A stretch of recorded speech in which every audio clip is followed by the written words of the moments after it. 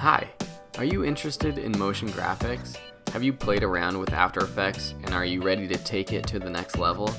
Well, I've been making professional motion graphics using Adobe After Effects, and I have an exciting course for you. This is the Advanced Shape Layer course, brought to you by videoschoolonline.com.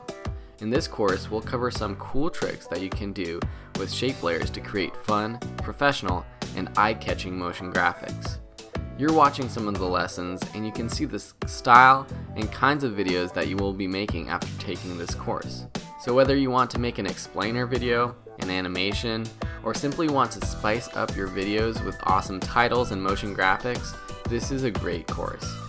You also get the project files with the course, so you can follow along. If you're brand new to After Effects, I encourage you to check out my After Effects Complete course, which is the perfect course for beginners. But if you know your way around After Effects or are just adventurous, feel free to jump right in this course today.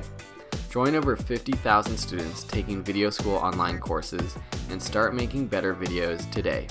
See you inside.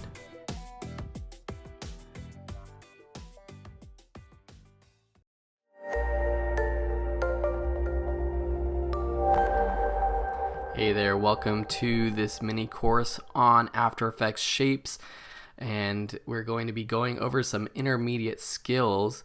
And actually a lot of these techniques can be used to make some really advanced motion graphics, so get ready for some awesome After Effects. My name is Phil Ebner. I'm from videoschoolonline.com, and I'm really happy to have you here. I'm not going to waste too much time, especially in the following lessons, but I just wanted to say, hey, thank you for joining this course. I picked this nice San Francisco backdrop for this course, and because I live in Berkeley now, right over here across the bay. Really excited to have you here. So let's get straight into After Effects. So in this lesson, I'm going to be giving you an overview of the shape tool, just a brief overview, going over some of the basics so that you guys know how to use it, and then we're going to get into more of the intermediate stuff in the following lessons.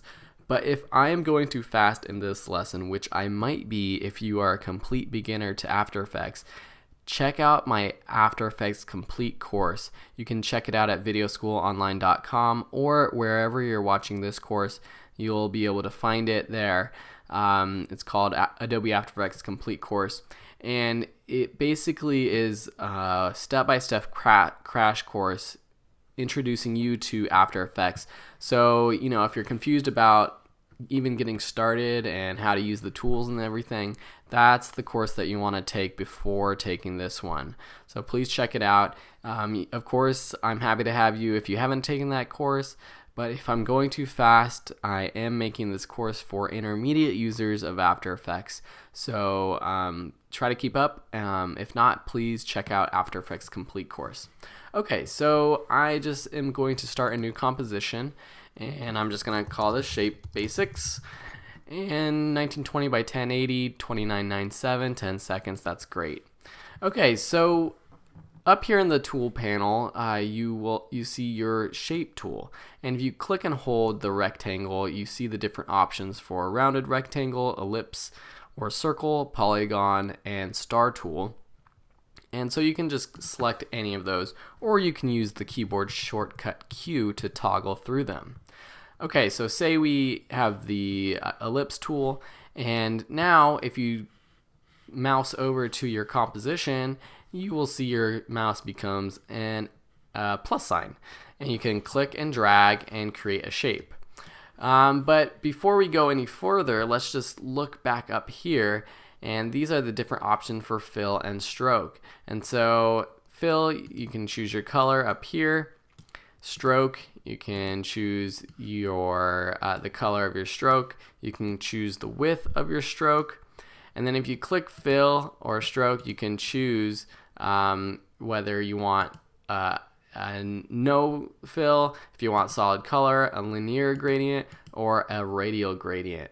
And those options are down here in the content, under the ellipse content in your layer for changing the radial gradient and linear gradient, or really any of the fill options. Okay, so we'll talk more about the stroke and the fill in the next lesson, but that's basically all you need to know about that. Okay, so now let me just talk a little bit more about options for creating shapes. So as I said, you can, if you have your shape tool selected, you can click and drag, and you can basically create a really wide shape, a really tall and skinny shape. And to create a perfectly symmetrical shape, you can click Shift and drag, and that creates a perfectly symmetrical shape. Another option is to create a perfectly symmetrical shape from where your mouse clicks. So say you have a composition, and for example, I'm just going to type out some words, videoschoolonline.com. Okay, so we have our words, our text right here, and say we wanted to create a circle, perfectly starting from, the dot, for example. Well, it'd be kind of difficult to create a circle, drag, and create, and then you'd have to move it and, figure out where it goes. And a really easy way to create a shape is to, with your shape tool, just click and then hold down Command Shift, and then as you drag out, it creates a shape from where you clicked. So now we have this perfect circle from where we clicked, from the period. And so that's a cool trick that I often use when creating shapes. Okay, so now I want to talk about a couple other more intermediate skills with shapes. So let's just take our polygon tool. We're going to create a shape. Okay, so the standard for the polygon tool is a 5-sided shape. That's a pentagon. But if you twirl down the Polystar 1 option, and then you twirl down, let's see, Polystar Path, and then underneath that you see, I'm just gonna decrease the size of my composition so you can see better. You will see points, and this will change the amount of points that your polygon has. And so as you see, I can scroll through them, and 3 points is obviously a triangle. You can get hectagon, octagon, and you can actually create some pretty cool animations with this by creating, setting keyframes, and from a triangle to a circle. That's kind of cool. But yeah, so basically all these options are keyframeable. But that is the polygon tool. Just make sure you know about the points. Just wanted to make sure you knew about that.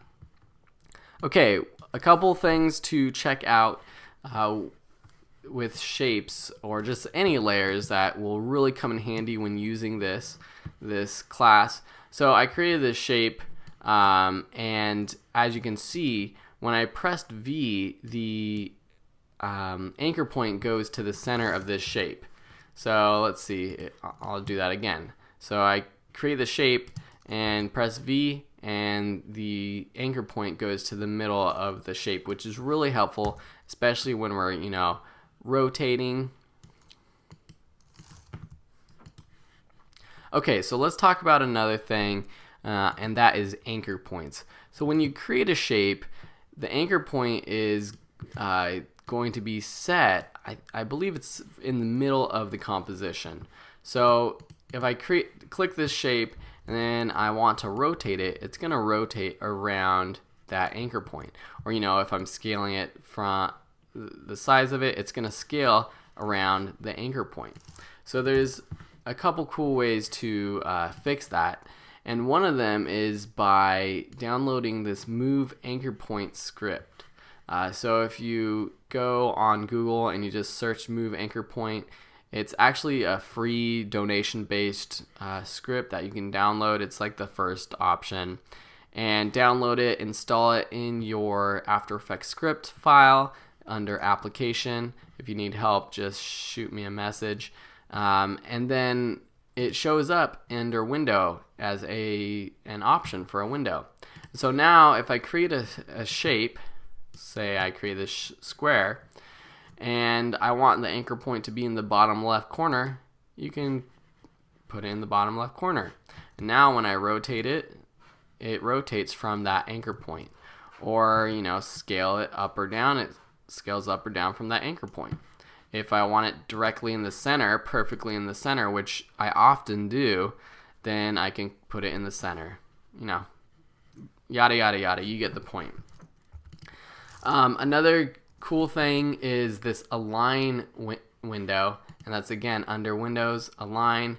I always have this open now. I didn't use it in my previous class because I actually didn't know about it when I was creating the After Effects basic course. But it's really awesome because you can basically align layers perfectly center or whatever. I was spending lots of time using my title action safe trying to move my layers to the center, but it's actually a built-in script. You can just align things perfectly to the center, and this really helps when you are say you have multiple layers, something like this, and I want to align them all. I can go ahead and align them all, and then I could put them all in the center or whatever. I could even, well, now I can't distribute them evenly, but there's these different distribute options where if you have them lined up, I think it should distribute them evenly. I guess it depends on what shape your layers are in, but it really comes in handy. So check out the align window and the move anchor point window. Okay, so a couple things that we're going to go over in the next few lessons are talking more about the fill and the stroke. I think I'm going to leave it for here. This lesson's been 10 minutes, and I've covered a lot, and I hope that you've gotten all the basics that you need. But in the next few lessons, we're going to be covering some more basics like fill and stroke, path options, transform tools, and everything else that's under this content menu. So thank you so much for watching this lesson. If you have any questions, please hit me up on videoschoolonline.com, and otherwise we'll see you in the next lesson.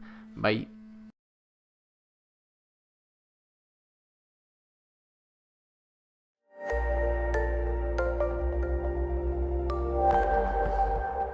Hey everyone, welcome back to another lesson in the After Effects Shapes course. Today we're going to be talking about stroke versus fill. So let me bring up my After Effects composition.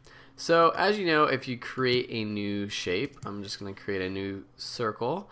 You have the options for fill and stroke up here. You can change the stroke width, you can change the fill color. You can also change the fill options from having none to a solid color, gradients, etc. So you can do all of this for the stroke as well by clicking the stroke text. So none, color, gradient, radial gradient. It doesn't show up, but you have to change the different colors down here in the contents menu. So if you go under the shape, under contents, just twirl down the shape, twirl down contents, and then twirl down your shape. This one is called ellipse 1. You can rename it to whatever you want. And then under here there are some more options. You can play with the fill color, so change the color down here as well. You can change the opacity, and this is I actually like using the opacity, changing it to 0 rather than just deleting the fill, because you can just delete the fill and there's no fill, but just in case you want it later, you can always add it back too, but I always just change the opacity to 0 to get rid of the fill. That's pretty much the only thing we're going to be playing with in this lesson and most of this course in terms of the fill.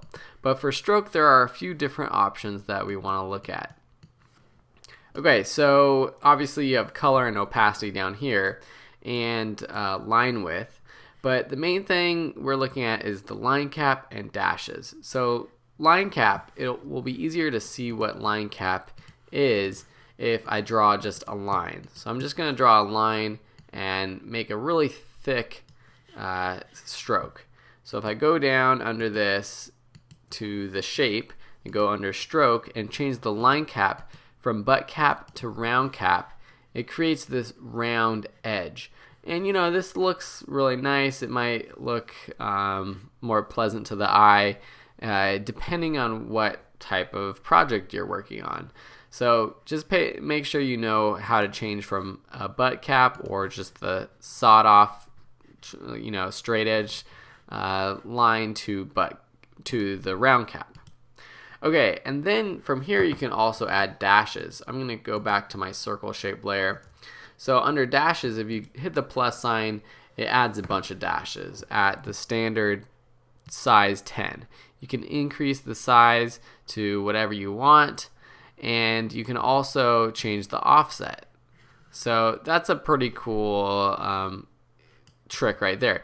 You can of course animate all of these properties. You know, if you want to go from a certain offset to another, you know, you can have a spinning wheel of dashes. But another thing to take note of is, I'm just going to get rid of these keyframes, is if you hit the plus sign twice, so before you just hit it once, now you hit it a second time, now you get this gap option. So now you can actually change what the gap is between the dashes. So say you want a huge gap between just, you know, 3 dashes or whatever, you can do that. And then if you want really small gap, you know, you can change the dash size down really low and then just change the gap to something really small. So something like this. You can even make it smaller. So this, you know, can even turn into just sort of a dotted line. If we change the stroke width down to something like this, it may be hard to see for you, but let me try to bring it up, make it a little bigger. So now you just have a dotted line. And of course, if you change to round cap and then decrease the dash size and maybe increase the gap, you know, now you just have sort of little dots, little balls. Change it to 1 pixel. So now you have a spinning, or just a round ball of dashes.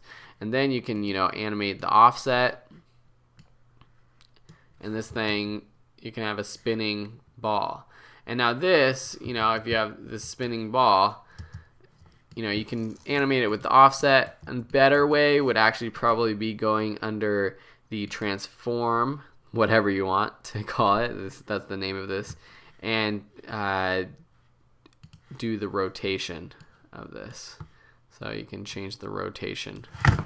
Now make sure your anchor point's in the middle.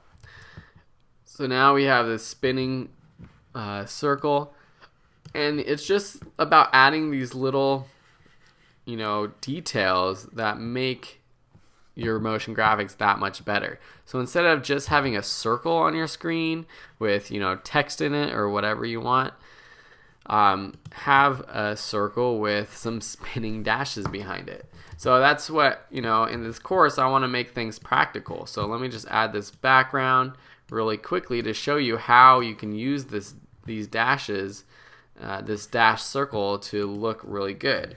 Okay, I'm going to change the color of this. I use Command-Shift-Y to change the color of this solid to something, you know, something maybe darker so that the dashes are more pronounced.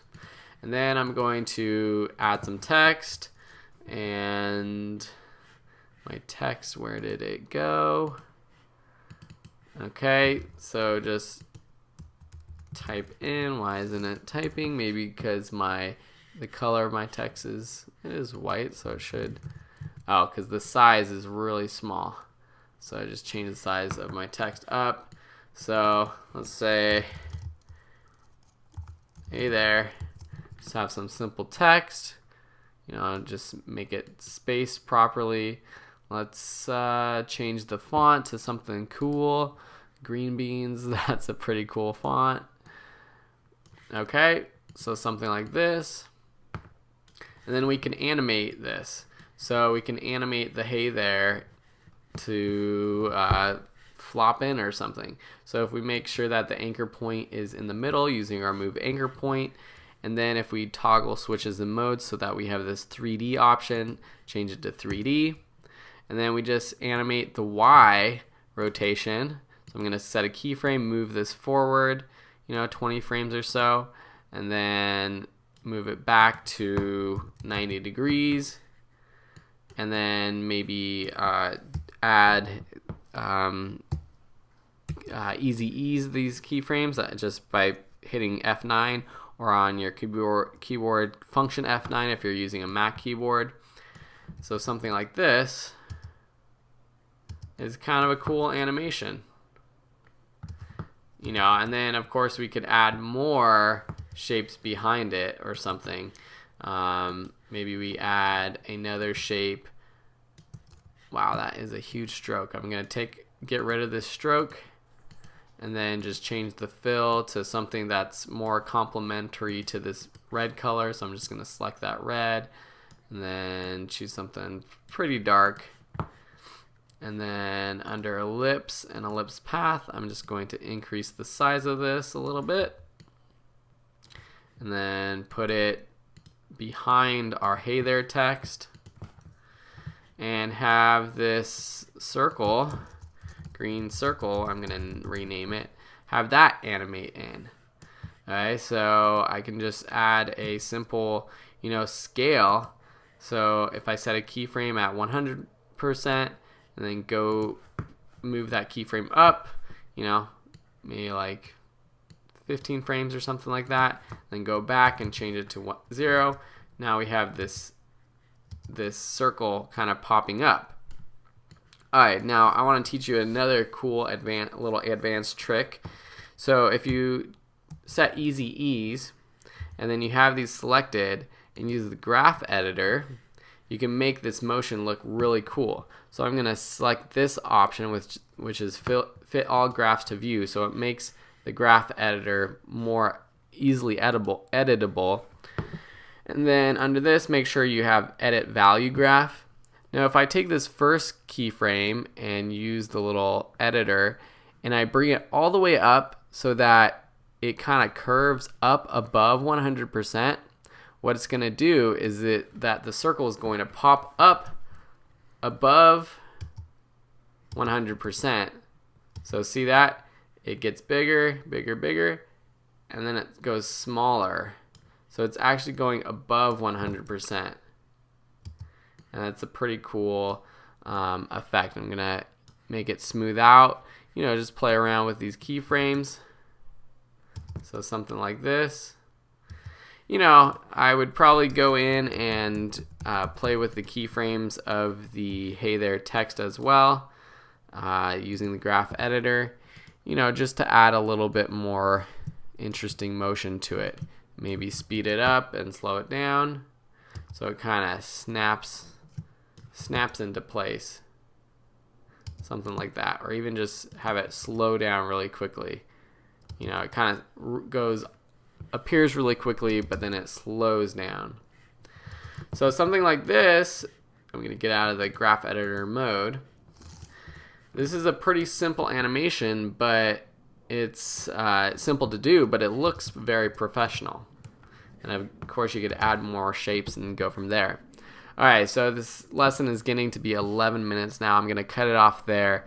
I hope, we just played with the stroke and the fill, but you get the idea that, you can create some pretty cool animations just playing with that stroke and fill, and then the standard position, size, scale, and rotation functions of each property of each layer and animating those.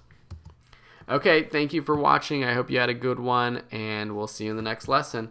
Make sure you check out videoschoolonline.com for more great tips, tricks, tutorials, free blog posts, and discounts to my online courses. All right, have a good one. Bye.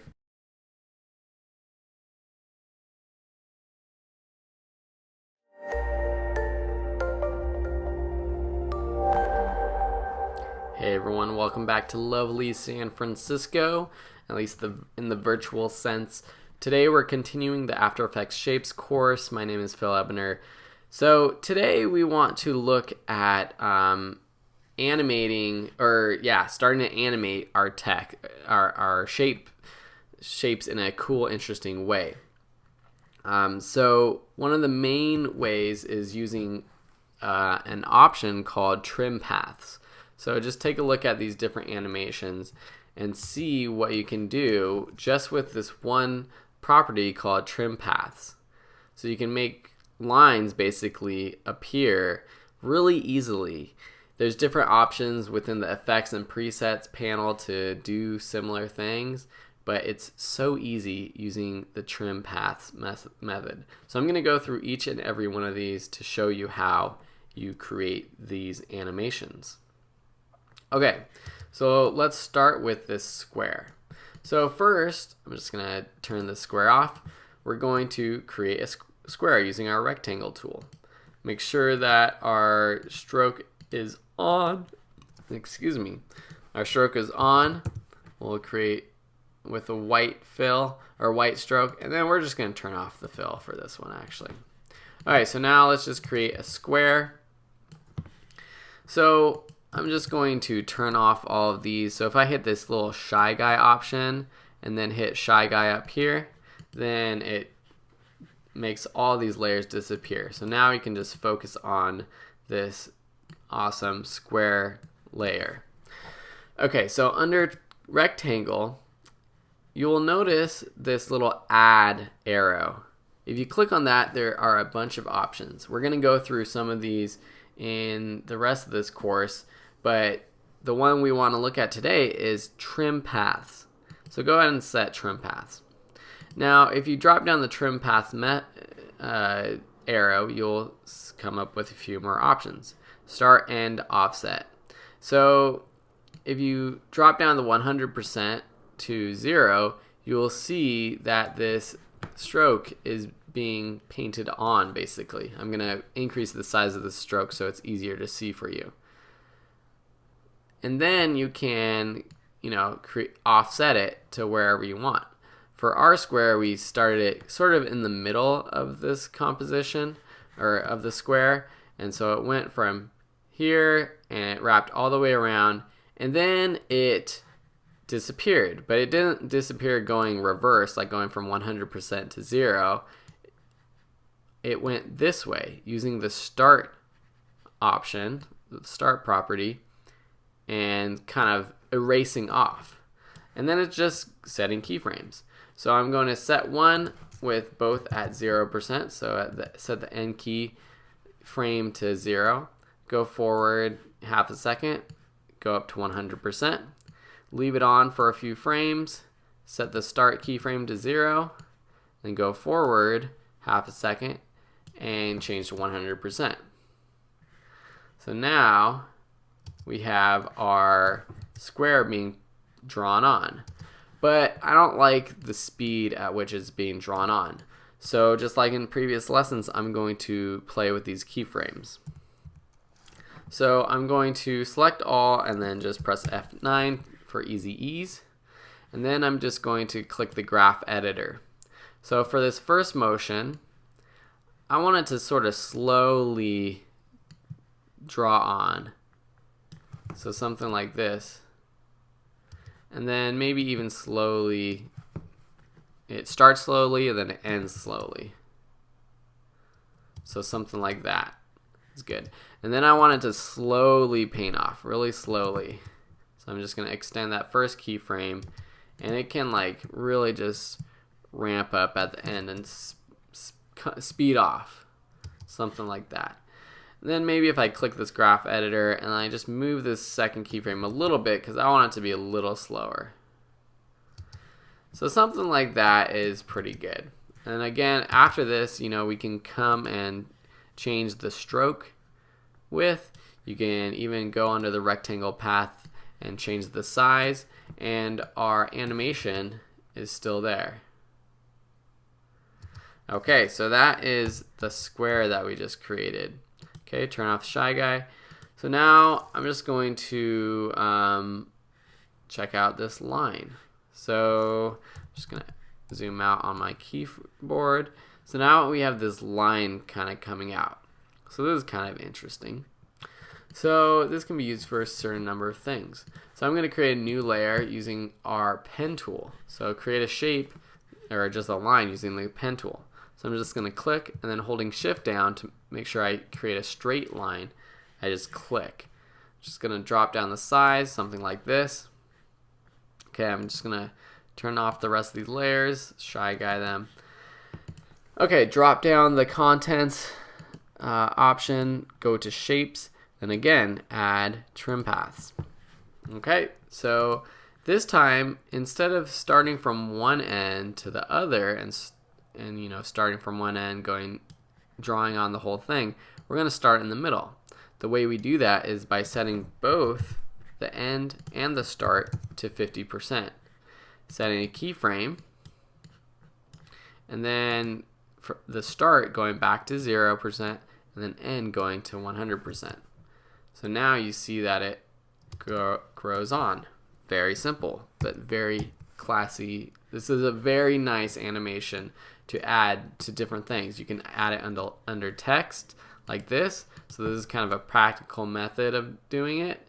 Add your titles, and this could be a lower third or the intro to your video, whatever it is.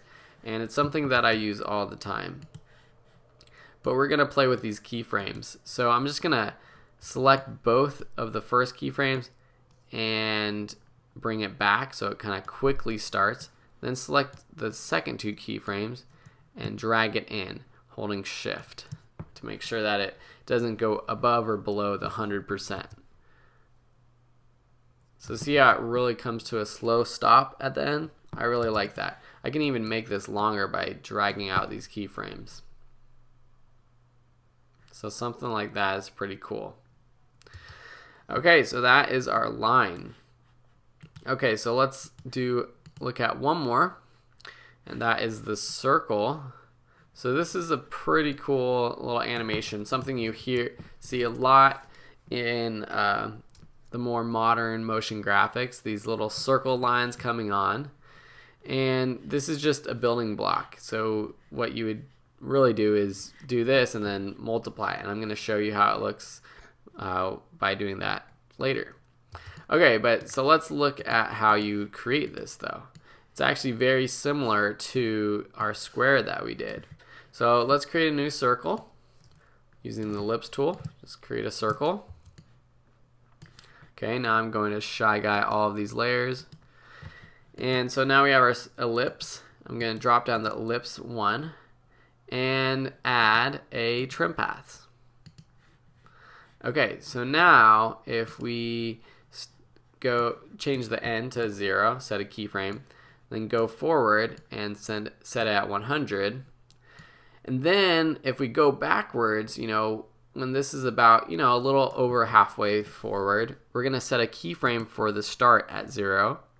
And then go forward, a half second after it completes, and then change the start to 0. So you see that it kind of paints on, and then at this point it starts erasing already. So basically this is the same as the square animation, but we just shifted the start keyframes forward. So they actually start animating before the end keyframes finish. Okay, so now let's easy ease these, and using the graph editor, just make it a little interesting. I just typically play around, see what to see what it looks like. There's no real set rules on how you're supposed to do this. Let's see something like this. So something like that is pretty cool. I don't like how the first end keyframe kind of ends all abruptly, so I'm just gonna ease it out a little bit. So that's pretty cool. Get out of this graph view. But you'll notice that in the original composition, we don't have this butt cap, we have this round end cap. So under stroke, I'm gonna go change the line cap to round. Okay, so now we have this cool circle animation. We can, of course, change the stroke width, drop it down, make it super skinny, something like that, and that looks pretty clean and fresh. So how do you actually turn this into something really awesome? Well, you kind of just repeat it. So I'm going to turn off the shy guy, and I'm going to just look at our original circle. Okay, so basically what I did with this, if I drop down the contents menu, I added 4 ellipses. They're just not turned on yet, so I'm going to turn them all on, and let's watch this. So this is basically just using the method that I showed you. I basically repeated this first ellipse, and I messed with the settings.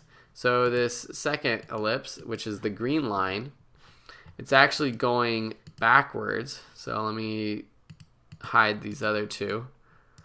So the white stroke is rotating counterclockwise. The green stroke is, take that back. The green stroke is rotating counterclockwise. The white stroke is rotating clockwise. And then I just decrease the stroke width, and I move the keyframes around, and that's a pretty cool effect. Now with ellipse 3, this sort of circle that appears, it's still a stroke. It's not actually the fill that appears. If I drop down the fill menu, or the ellipse 3 menu, and then look at stroke, you can see that it's actually just a really thick stroke. So try to make it perfect so that it fills in completely. Change that to 170. So now it looks kind of like a Pac-Man right there anyways. And it closes and erases. Now I turn on ellipse 4. And same thing. It's pretty much the same as the white stroke. The keyframes are just a little bit lengthier. So how do you kind of quickly do this? Just by repeating these. So if I take ellipse 1, I duplicate it, so it's now ellipse 5. I'm just going to move it to the top so it's in order. And then if I take the ellipse path and make it bigger, how about? And then change the stroke width, something like this maybe. Make it super thick. And then we change it from round cap to butt cap. We can change the color to something, how about something pinkish? Something like this. And then play with the trim path keyframes. So I'm just gonna, maybe I'll flop these. So take the first 2 and move them behind the second 2. And then just move them around. So now we have this circle kind of come on and then come off. And that was just repeating the keyframes of the ellipse 1. Something like that. It's kind of cool. Alright, so that's we're gonna go into in depth with this a lot in a future project-based lesson, but you get the basis of a lot of what we're going to be doing, and that's with the trim paths option underneath contents, and then you just add it using this add button, and then trim paths. Okay, we are going on 14 minutes. I'm going to end it there. If you have any questions, please let me know, but I really hope you enjoyed this lesson. If you want more, check out videoschoolonline.com, more blog posts, more free videos, and more online courses. So check it out. Thank you for watching, and stay classy, friends. Bye.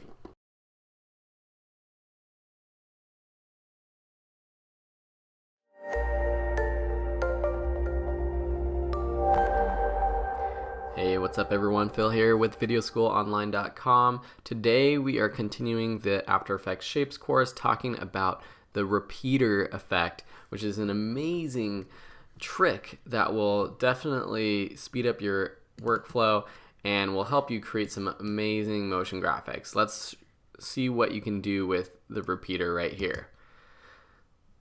Ba-bam, check that out. Let's watch it again while I talk about it. So you see all of these different objects flying out of the center of the screen, and it's just a really cool effect that you can use as a transition, or helping to make different things appear. You know, you could have text pop up after that, or an image, or anything.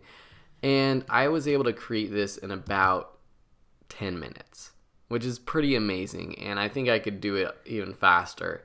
But with you guys, we're going to aim at being able to do all of this in just about 10 minutes. So let's get straight into After Effects. The clock is ticking. So we're going to start a new composition. 1920 by 1080 is fine. Then let's just create a background by creating a new solid. So we'll just use that same blue. And now we're going to create a new shape. So using the rectangle tool, I'm going to create a shape and just create a square. Now with the stroke, I'm just going to create, how about let's do something a little bit different. Something like this, really light green. Okay, now I'm going to make sure my anchor point is in the center. So using the move anchor point script, I'm just going to set that to the center. And then using the align, which is under window, you can center this object. Okay, so now under our shape layer, under rectangle, we're going to take the fill and turn that down to 0. Okay, so now first thing we want to do is kind of create some sort of interesting motion with this. So under stroke, let's go ahead and set a keyframe for stroke width there. And then let's go forward about 1 second and change the stroke width to 0. So already we have some sort of something interesting happening.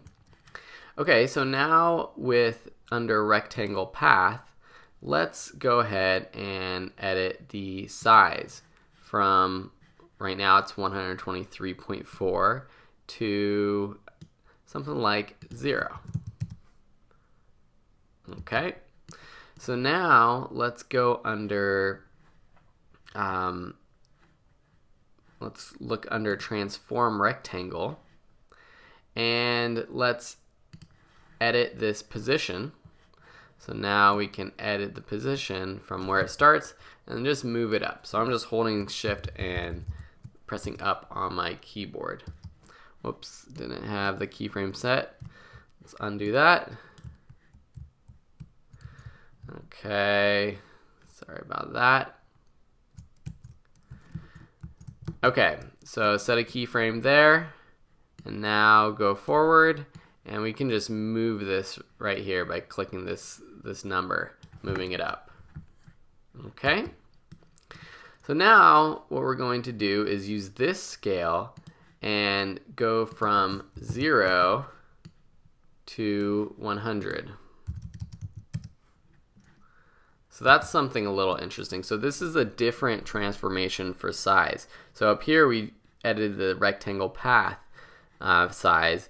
Down here we have the transform rectangle scale. So two different options for editing the size of this. I'm just going to zoom in on this so you can see a little better. Okay, so now I'm going to select all of these keyframes, easy ease them, and then go into my graph editor. Make sure that you have edit speed graph selected. Select these second keyframes and drag them forward. And this is just going to create a little bit more interesting motion. Okay, so you see that is already pretty interesting. Okay, so now we're going to add what we call a group. You thought I was going to say repeater. But first we're going to add a group, and we're going to put this rectangle inside of the group. The reason we do that is because if we didn't put the rectangle inside the group, we wouldn't have these extra transform tools that we might use to edit the rotation, size, and different things. And then also we're going to add repeater. Okay, so now you see that this repeater effect has increased the number of squares that we created to 3. But they're kind of showing up in a linear way. So the reason is because under repeater, there are different options. So first you can see the number of copies. So we can go from 0 to however many. So say we pick something like 9. You can also change the offset and move them however you want.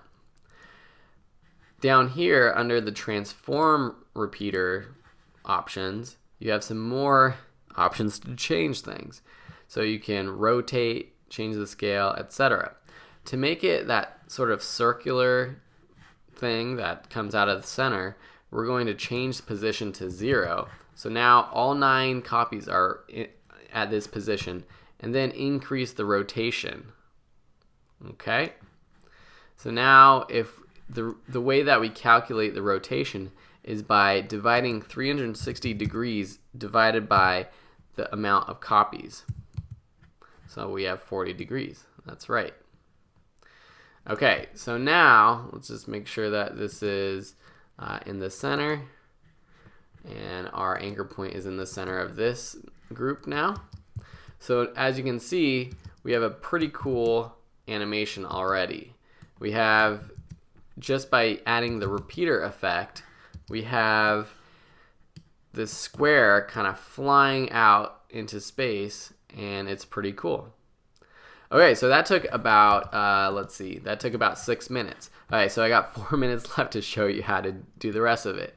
So basically, you can just repeat this shape, and I'm just going to drag it over so that it starts a little later. And then we just change some of the properties. So press UU to bring up the properties. So now instead of having the stroke width start at 0, maybe we'll add the fill. So let's just delete the stroke entirely, and then let's add back the fill. Okay, so now we have squares coming out. And how about instead of this rotation being 40, so which rotation are we going to change? We want to rotate the whole object, so let's just press R and rotate the whole object. So something like that. I did that by selecting the whole object and pressing R and bringing up rotation. And then let's increase the number of copies to something like 12. So 360 divided by 12 is 30. Okay, so now we have these squares coming out. So that's pretty cool. Okay, so let's repeat again. So I'm just duplicating Command D on the keyboard, and I'm dragging it over. So now let's do something a little bit different. So let's press UU. So now I don't want this the size to go this way from scale 0 to 100. I'm going to change this from 100 to 0. So let's just see what that looks like. So now it starts at 100. We don't want that. So we want this scale size to be 0. And then this final size right here, we're going to uncheck this link and then drag out the either one of these size properties. So now it creates these really skinny lines. Now let's just make this, the first one, like something like 10.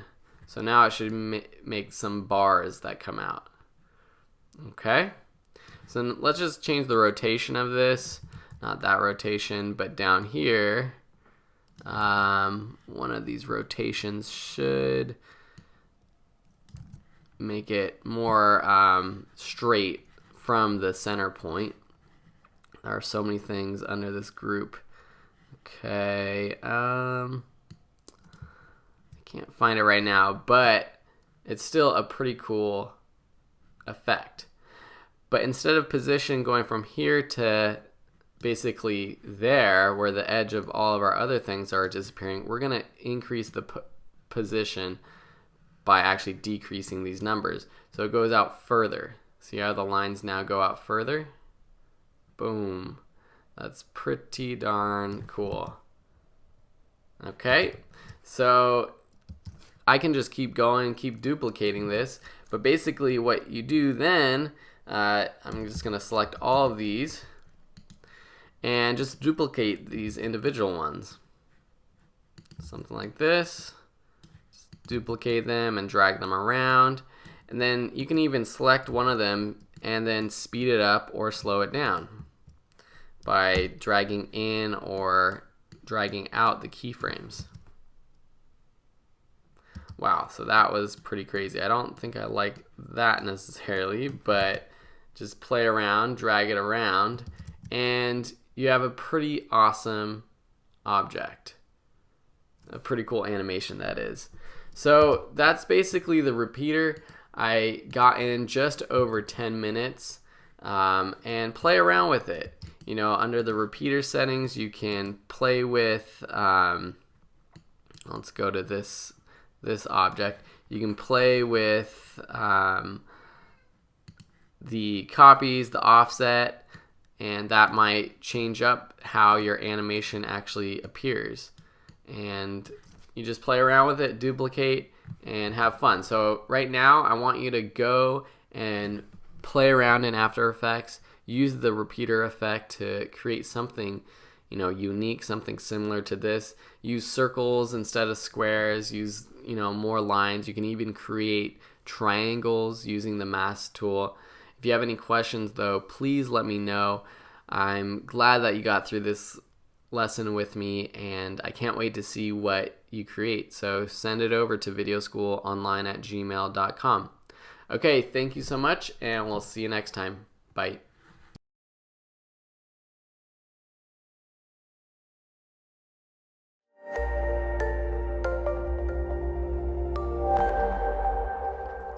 Hey everyone, welcome back to another lesson in the After Effects Shapes Booster Pack course.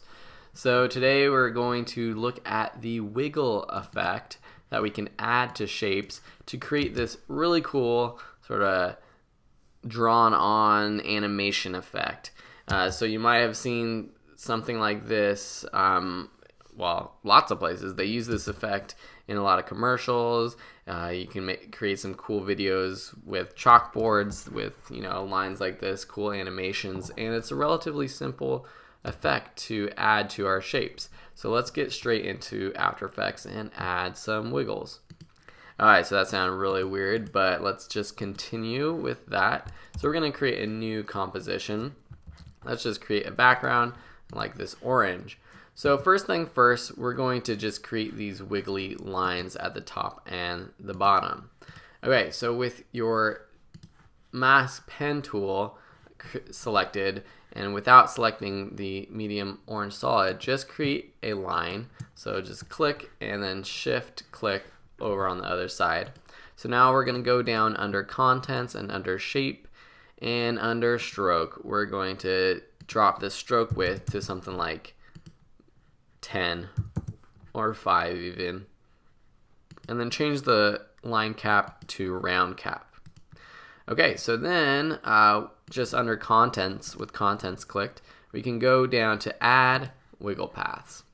Okay, so under wiggle paths there's different things to look at. So now we have a wiggle already with our line, but we can change different things. So the points we can change from round to corner to smooth.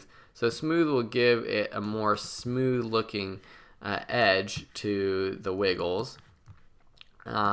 And then change the detail up. So now, you know, as I increase it, there's lots more little wiggles within this.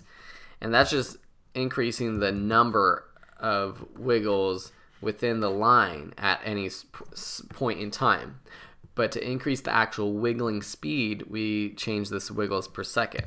So let's do something like 5. So that's pretty fast already. And we can change the size, you know, to decrease the size of the actual wiggles, something like that. Actually, we're gonna, let's see if we boost it, what happens. So see, if you boost it, it really gets crazy. We don't want that for this purpose. So let's do something in the middle, like 7. Alright, so there's different options to like spatial and temporal phase, which I'm not gonna go over in this course, because honestly I don't even know what those do, and I don't need to right now for this animation.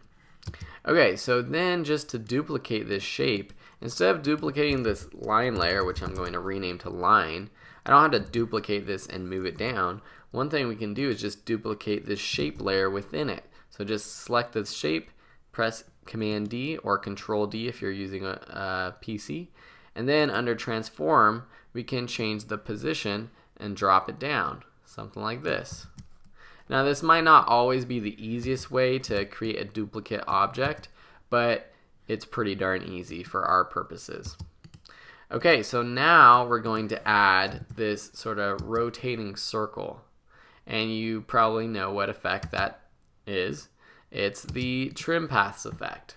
Okay, so let's just create an ellipse, something like this. Make sure our anchor point's in the center. Make sure that it is centered in our composition. Okay, so now under stroke, we're just going to decrease that to 10. And then we are just going to add our wiggle paths again. And we can do something similar, so under the detail and everything, we can increase the details like 15, drop the size to 7, and drop the wiggle or increase the wiggles per second to 5, and change points to smooth. Okay, so something like that's pretty cool. And then we just have to add a trim paths. So go ahead and add trim paths, and then kind of do what we did at the very beginning of this course. We created this cool effect by setting keyframes for the starting and ending point. So now it's drawing on from 0 to 100%. But about here we wanted to start erasing. So set a keyframe, go forward, and with this start, change that to 100. So now it kind of draws on. But it doesn't look too good because the speed is really off. So we're just going to easy ease that. And then with our graph editor, we just want to slowly ease into it and then slowly ease out of it. So see something like that. That's a lot better. One thing that we can do to make this sort of match the look of these other lines is under stroke, change the line cap to round cap. Okay, so now we have one circle kind of coming on and coming off. And then we can just go under trim paths and duplicate these keyframes and sort of, well, that was weird. What happened? Actually, we're not going to duplicate those keyframes. What we're going to do is just duplicate this ellipse a few times. So like 4 times. However many you need, then just press U on the keyboard. Now select the keyframes for the 3 newly created circles and drag the keyframes out. And then select the top 2, and then the last one, and just drag it. And the keyframes are a little bit overlapping. So now we have something like this. So that looks pretty darn awesome. And see, again, I use the just duplicating the shape underneath this shape layer. So now I have 4 ellipses, is that right? Underneath this shape layer, and I don't have to clog up my entire composition or timeline with 4 different shape layers. So that's awesome. So now all we have to do is add this cool wiggly text. So this is pretty easy to do. So let's just type some text on. So I'm using this cool green beans font, but it doesn't have to be. We can select something like Avenir and make it something a little bit skinnier. I think skinnier looks better when it's wiggling. And let's just change this to all caps and just decrease the size. So this is going to be a little different than the one we have in our original project. And then what we can do is you can't just add wiggles to the text layer. So we're going to have to right click and then choose this create shapes from text. So now this creates a new shape layer, and it's this whole wiggle text as shapes. And then we can add wiggle paths. Okay, so now it's a little funky. You can see right there in the text if I zoom in. It's really funky. So we're going to have to play with these options. So let's decrease the size, decrease the detail, and we'll increase the speed to something like 4. And that's pretty darn cool. Okay, so let me zoom out and see what we did. So we basically just recreated that awesome composition that I had created already. So this is a really cool effect if you want to do more whimsical animations, and it's just really fun using the wiggle effect to add, make your shapes and text a little bit more dynamic. Obviously it's not for every purpose, but for something fun, it could be really cool. Alright, thank you so much for watching. If you have any questions about using the wiggle effect, please hit me up on Facebook. You can find the Video School Online page by searching for Video School Online. You can also find me at videoschoolonline.com, obviously, where I post blog articles, free tutorials, and you can check out all my other classes.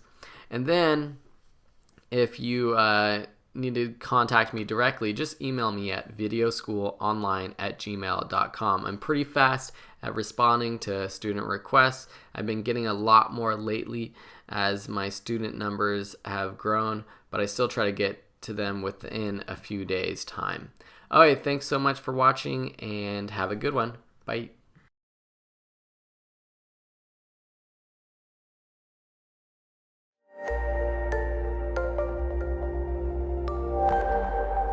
Hey everyone, welcome back to the After Effects Shapes course. Today we are continuing our lessons and we're going to talk about using accents. So basically this is a very important lesson and it will really take your motion graphics to the next level, because I don't know if accents is the right technical term, but it's just what I call adding little details to your motion graphics that really make them stand out. Whether it's adding little shapes coming out of a title, or when your logo pops up, or just adding little details. So I want to show you what I mean by that, and you'll also learn another cool little animation technique. So let's just say we have our accents. We're just going to center this in the page in our comp, and I want to just have this kind of bounce or kind of pop up. I'm going to also move the anchor point to the center. Then I'm going to set a keyframe for scale. Then I'm going to press Option Shift right on the keyboard to move that over 20 frames. Then set the scale down to 0. Select both keyframes, easy ease. Function F9 on a Mac keyboard, or just F9. Then I'm going to go into this graph and select these keyframes and just make them a little bit more interesting, so it has a little bit of a pop. Boop. So it's a little faster, and maybe I want it to even sort of get bigger and then smaller and like kind of pop into place. So I'm going to go back to my graph, go to Edit Value Graph, and then I'm going to have this kind of go actually above 100%. So you have the percent side over here for the scale. See how that kind of now goes above 100%, something like that. So it kind of pops into place. Boop. Okay, so now as this comes out, I want a few lines to kind of shoot out from it. This is the accent, because sure, this is kind of cool title popping up, but that's beginner stuff. We want to make this super cool. So we're going to add a new shape. So right click, click new, and shape layer. And then I'm going to do some lines. So I'm just going to, from the very center, this is important because if you don't do it from the center of the comp, it's going to not work out later, and I'll explain that later why. But just draw a line. So I'm just going to draw that line. It's got a width of 5 pixels. Oops, I'm going to have to go under the shape layer and under the contents of the shape to make it a little bigger. So I'm going to make this like maybe 10 pixels. Then I'm going to make this a round cap. So I'm going to move this around later, but I just want to create the motion of this line first. So I'm just going to go under transform, I'm going to set a position keyframe there. I'm going to go forward 20 keyframes and just move it up out of, move it a ways. Right here it's negative 350 pixels. And then I'm going to add how about a scale animation. I'm going to go from 0 to 100. Boop. Something like that. And as that's growing, I'm actually going to make the width of the stroke go back down to 0. So something like that. So that's kind of interesting. Maybe I won't start decreasing the scale until the very end. Something like that. So now let's just select these, easy ease them, get into our graph, select all these keyframes over on the right. Actually, make sure you're on the speed graph. Select them on the right. Just pull them up, something like that. So that's a little more interesting. Okay, so now we're going to go and add a repeater. So now we have 3 lines coming up. But as we did in the past lessons, we want to change the position to 0 and then rotate something like 45 degrees. So it's kind of a corner. These accents are coming out from the corner. And that already looks kind of cool with it kind of shooting out as the accents text grows. So something like that. Okay? So now, where are we going to put this? I want this to go kind of on the right corner, upper left corner of the A. So under the shape, just under the shape, I'm just going to press P and kind of move it over. And then go back to where it's kind of smaller right here. I'm going to actually rotate it. So press R and I'm going to rotate it sort of diagonal. So it's going to grow that way. See that? And maybe it actually has to start more in the center. Something like this. Something like that is looking pretty good. So let's just play this. So it looks good, but right around here, I don't know, it doesn't look even. So I'm just going to actually move it down a little bit. Maybe rotate it a little bit more. Something like this. So that's pretty cool. So let's actually just go ahead and duplicate this accent, line accent. And then we're going to rotate it the other way. So something like negative 13 or positive 13 degrees. And just move it over. So it's coming off the S. And maybe make this one even like smaller. Just I'm changing the actual scale of the entire shape. See how it's smaller? And now I'm just going to move it over because as it's smaller, the accents text kind of overlaps it. I don't want it to do that. So I'm just going to move it over a little bit. See, this is pretty cool, I think. And we can even go in here and on this second line accent, go under the contents and play with the shape or scale. Maybe we want to, under shape, let's see, maybe we can make the stroke even bigger at the start. So maybe make it like 50 or something. And maybe instead of, actually let's do it the opposite. So we're going to make the ending stroke 25, the starting stroke 0, but now we don't really have it disappearing at the end. So under transform shape, we're going to go, instead of from scale 100 or 0 to 100, we're going to go from 100 to 0.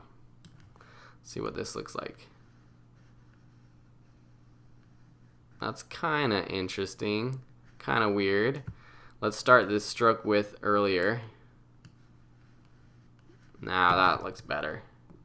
So it's just a little bit different, not much different, but you can tell that the stroke, these lines, they disappear by shrinking in height rather than width.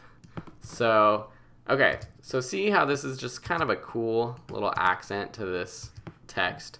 Now this text is kind of lame. Let's change the text up to something like, wow, with like 5 exclamation points. Ooh, that's kind of cool on both sides. Okay, kind of lame, but still better than accents. Because this could be, you know, used overlaying some video footage or something. And then we could, you know, add another shape. How about we add a circle? Let's change up the color. That will make this pop a little bit.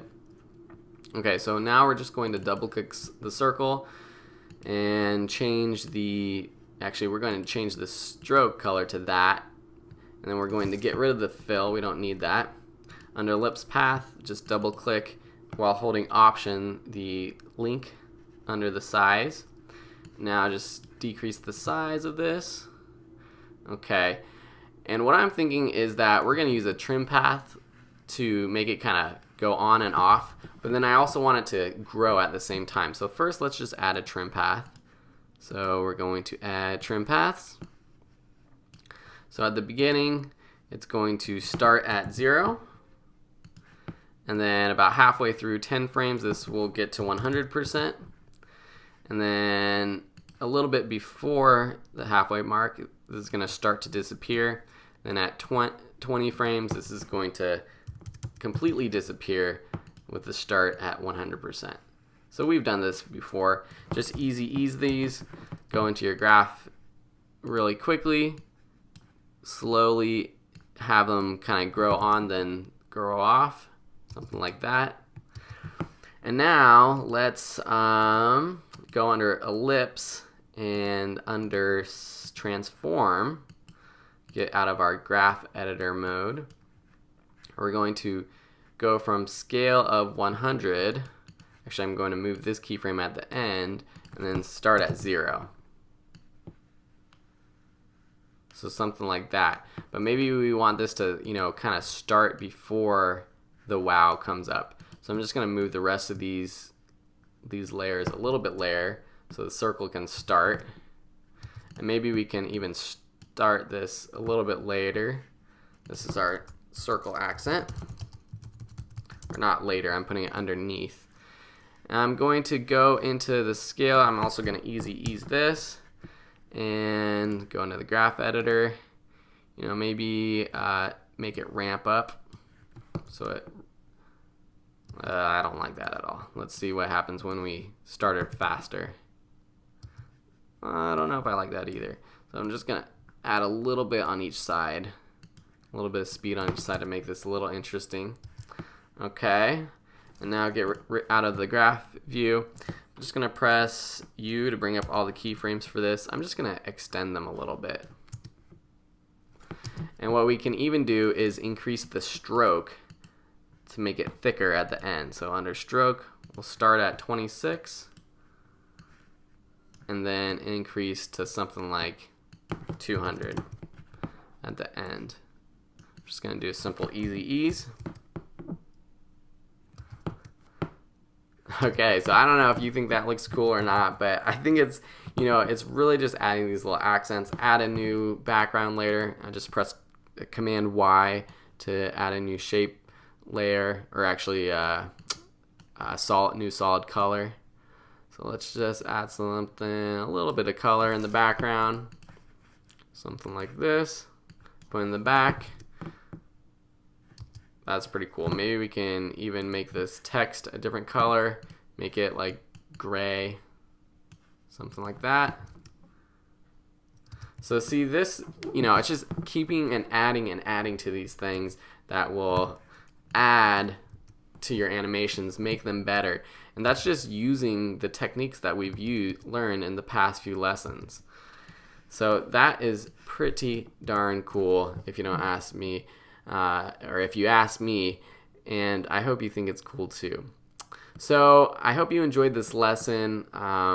It's basically just taking what we learned and putting it into practice and spending that extra, you know, this just took us 5-10 minutes. And if I wasn't explaining it to you, it would have only taken me really 1 or 2 minutes. And it's just makes it a little bit better. Wow, super cool. Okay, I hope you enjoyed this lesson. If you have any questions, please let me know. Otherwise, head over to videoschoolonline.com for more great tutorials. And as always, check us out on Facebook, YouTube, like our videos, like our posts, and we'll see you in the next lesson. Bye.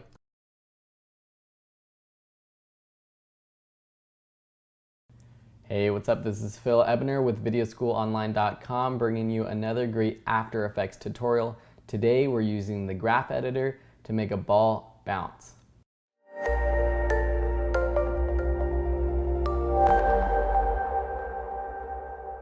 Hey, so we're back and we're going to get right into this tutorial, trying a new sort of format of these videos, and I'm slowly going to be, increasing the quality of the tutorials and maybe figure out how to put them in a better order and kind of build out an actual course here on YouTube using these more advanced After Effects tutorials. But for now, I'm just kind of testing it out, and I wanted to show you this quick tutorial on using the graph editor.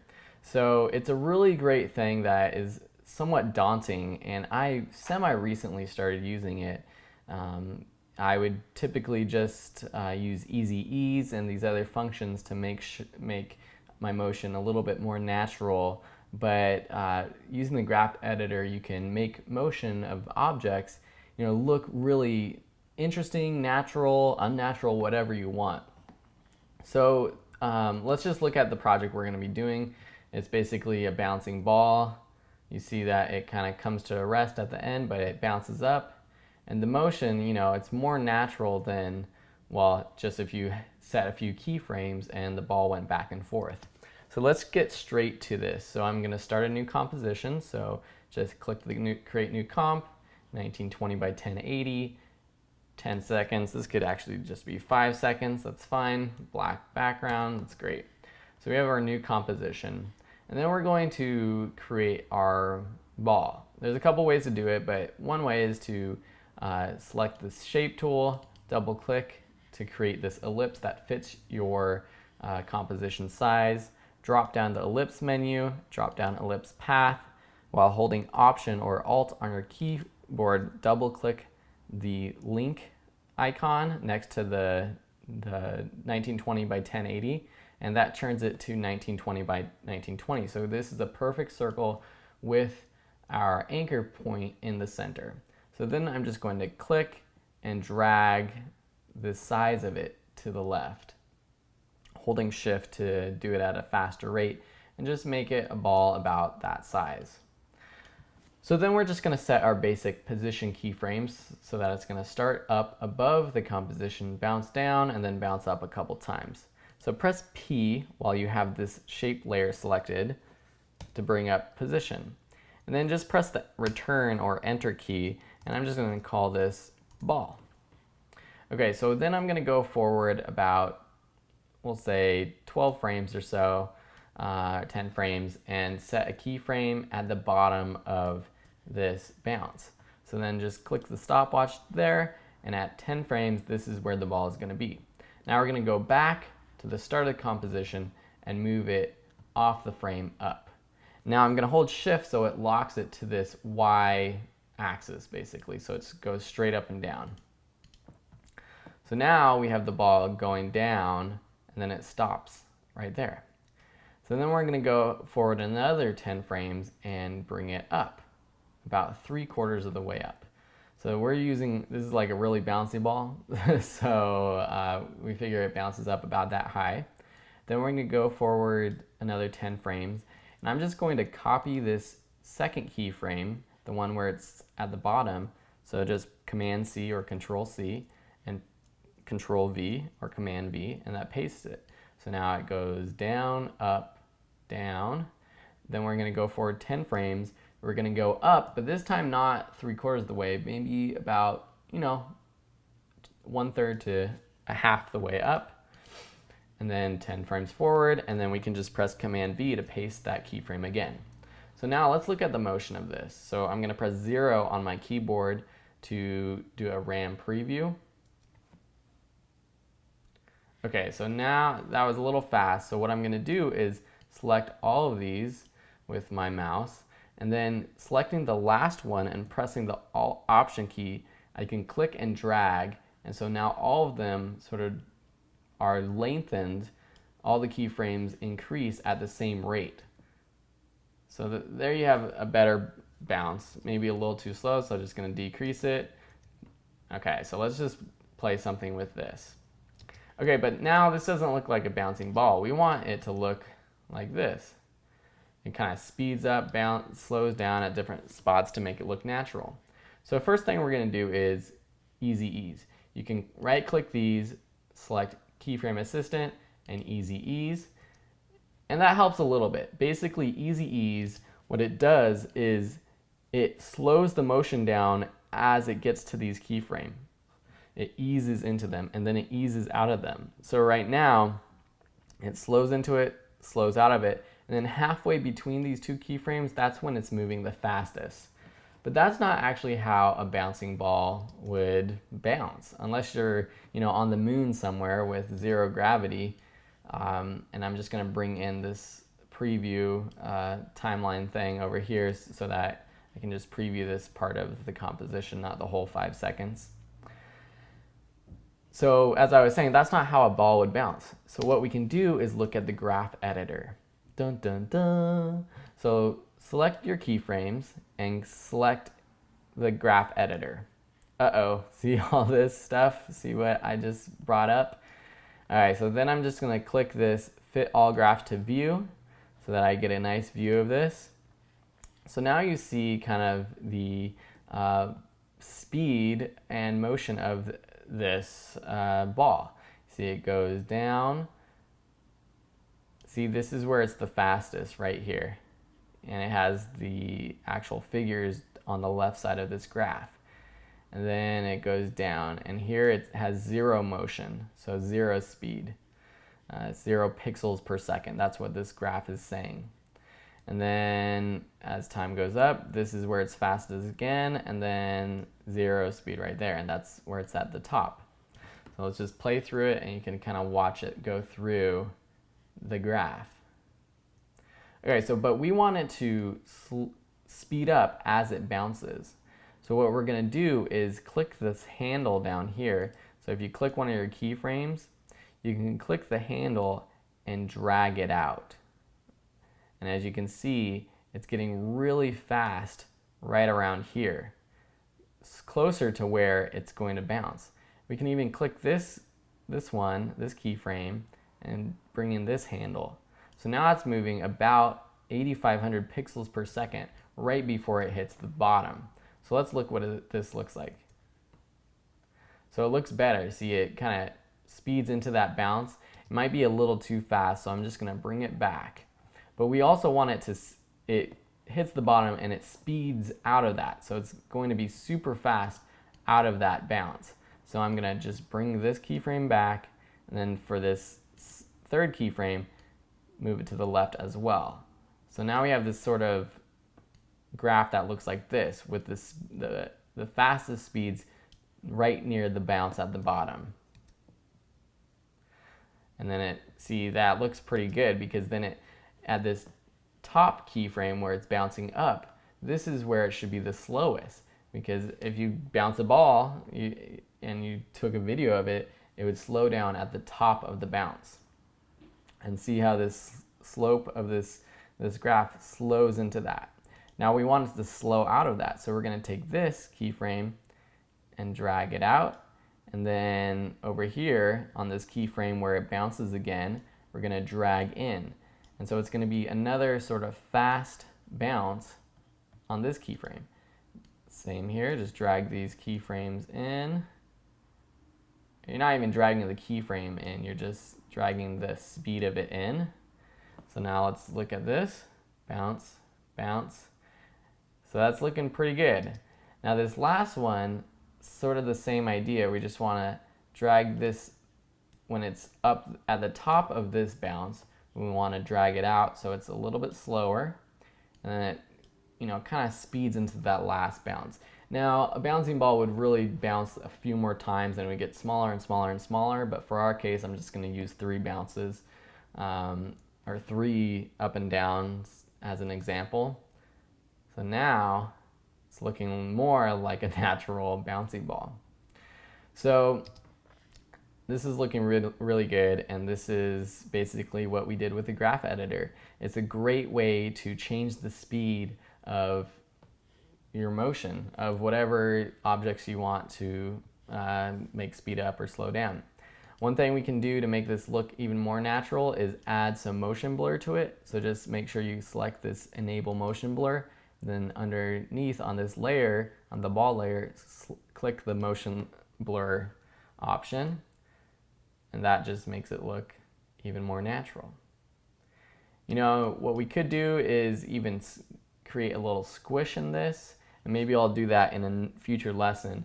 But for now, that is how to use the graph editor to make your motion look more natural. Thank you for watching, and we'll see you in the next lessons. Please, please, please subscribe to the Video School Online YouTube channel. Please like this video, send me a comment. If you need help with anything, let me know and I'll create a tutorial for you. Share it with your friends, and we'll see you next time. Bye.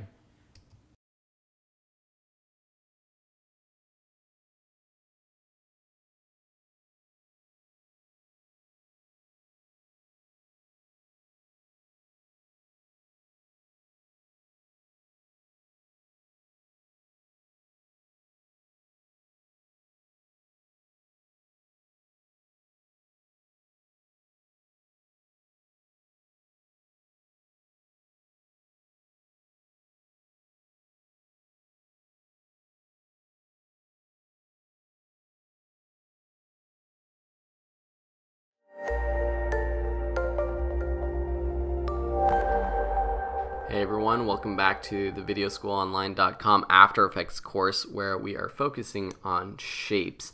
So today we are doing some projects, and I want to show you a project for my logo using some After Effects shapes, and we're going to be using the principles of adding accents to make this look really awesome. So I already did this as not to waste your time. I have my logo kind of flying in and flying out, and I used Easy Ease, some graphs, and motion blur to make it look like this. So pretty simple, you know, this is pretty basic stuff. This is what I was doing about 3 years ago when I first started using After Effects. So nothing fancy, but we're about to get super fancy, and that's going to be awesome. So let's create a thick line. So I'm just going to make sure that I have a stroke on. Okay, and I'm going to select the color of my logo. Then I'm just going to create a line going from the logo to the side.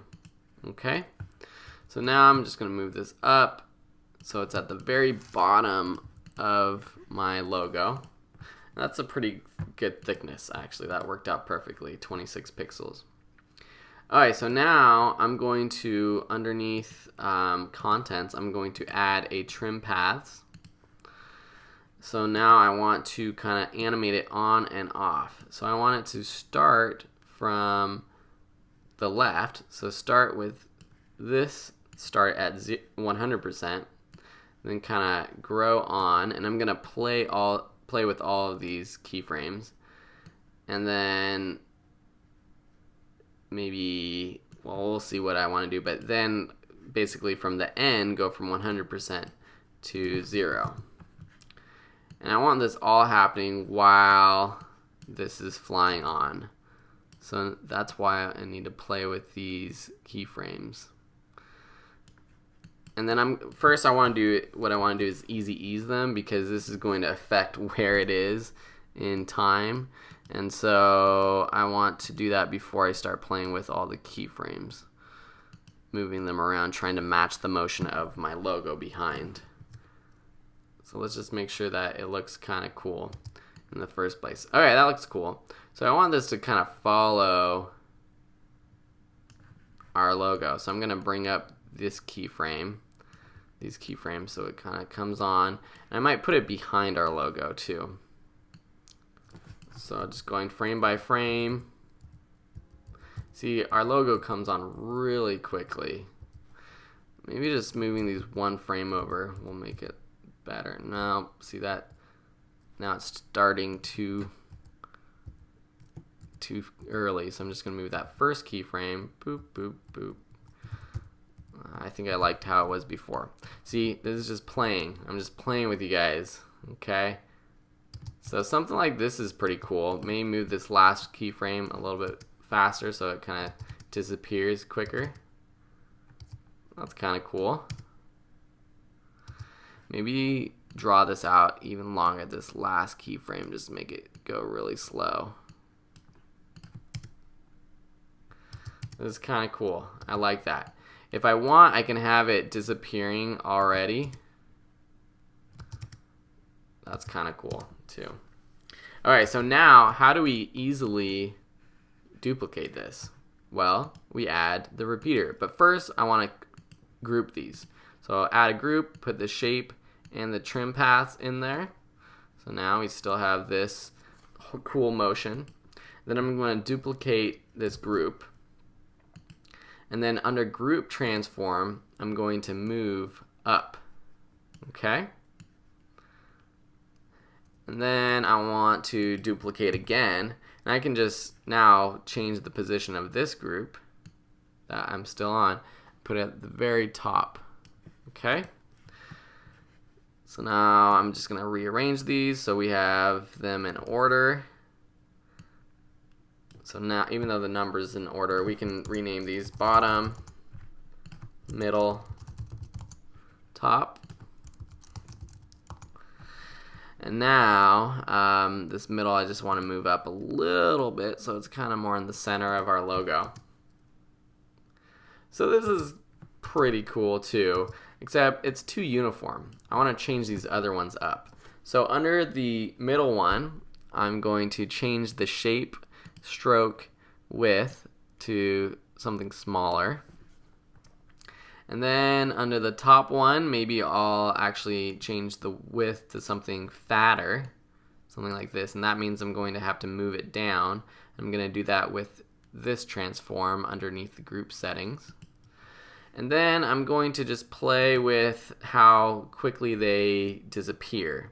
So under trim paths, I'm just going to have this top one disappear faster. And then maybe have the middle one take the longest. So under trim paths of the middle one, I'm gonna move this out.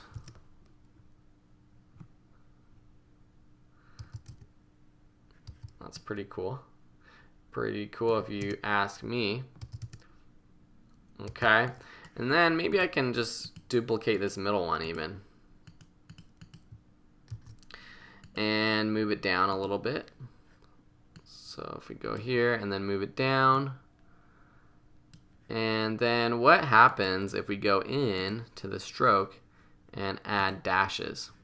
Wow, that is crazy, Phil. I don't know what you're doing. So under trim paths, let's just make this one a little faster than that top one. Let's play it. Pretty cool. So that is our start of the logo. Now what's going to happen at the end? I think I want to see kind of like a little dotted line kind of come out and then it follows it. Okay? So I'm going to add just a completely new shape layer, start fresh. So adding a straight line, I'm doing that by holding shift and clicking, and it just makes it kind of straight. Make it kind of smaller. Now under contents, shape, stroke, let's just do dashes. Okay. I'll add that again so I can play with the gap. I like that. I liked how it was actually. But let's make sure that the dash and gap are equal. So that looks pretty uniform. Not that we always want things uniform. Under path, no, I was trying to see how we can make these dots round. Let's do round cap. So something like that. Actually, yeah. And then making the dash really small. Actually, that looks pretty cool.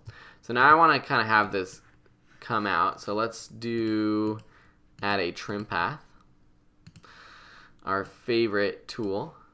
Okay, so now let's just play with this. Okay, so yeah, this is perfect. We'll play with the end keyframes. So go from 0 to 100. And we'll probably play with where these go in a second, just after we see what they look like. Let's just add easy ease. You know, just play a little bit with it. Let's see what it looks like.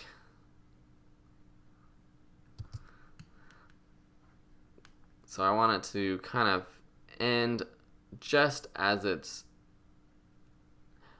moving. So maybe just move them over a little bit, make it a little faster. Then after the logo starts to move, we have to edit the start part of the trim paths. So when it goes off frame, this should be at 100%. Okay, so that's pretty cool. I like where this is going.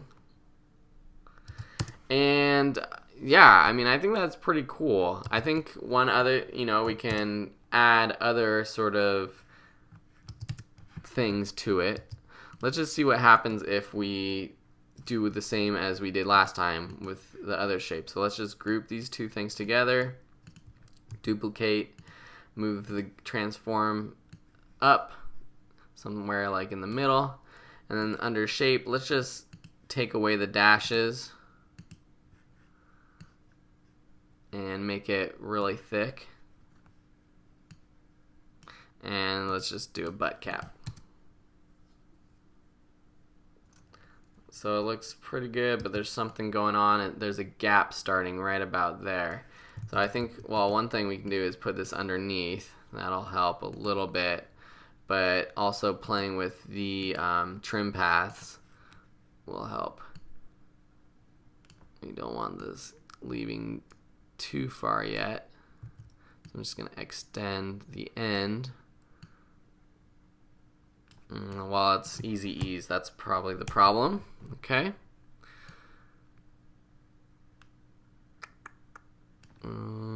Just playing with this, something like here. And this will look pretty good, I think. Maybe if we add motion blur to this. Yeah, that'll look better. We can motion blur both of them, actually. Yep. Now you can't even see that gap as it goes by.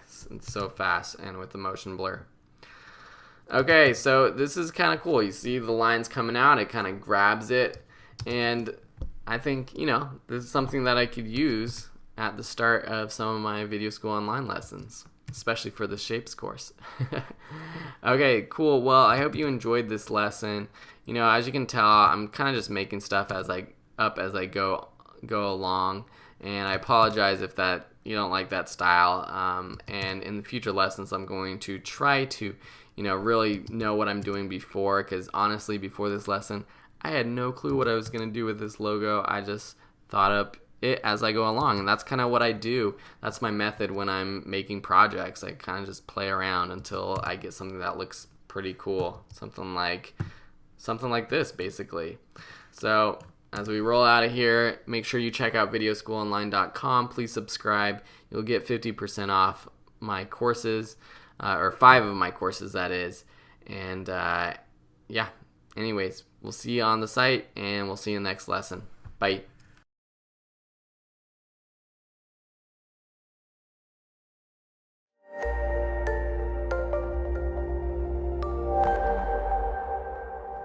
Hey everyone, welcome back to the After Effects Shapes course. So today I want to do another practical project with you, and this one I'm actually taking from a real project that I was hired to do. I was hired to do this Kickstarter video for pedal powered smoothies.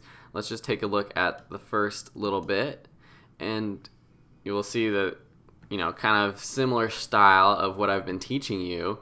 you know, I have these different transitions, so that's what we're going to be working on today, specifically this transition right here. And I use it again later, but I also use this other one that was the starting transition, something like that. And so really the techniques that I'm teaching you right now, here's another one. That one we'll talk about in another lesson. So these techniques I'm teaching you are very practical and something that you can use in your actual videos. This isn't just, you know, for fun. This is stuff that I'm actually using, and it's definitely a certain style. You can't use it for everything. I wouldn't use it for, you know, like a medical promotion corporate video or anything like that.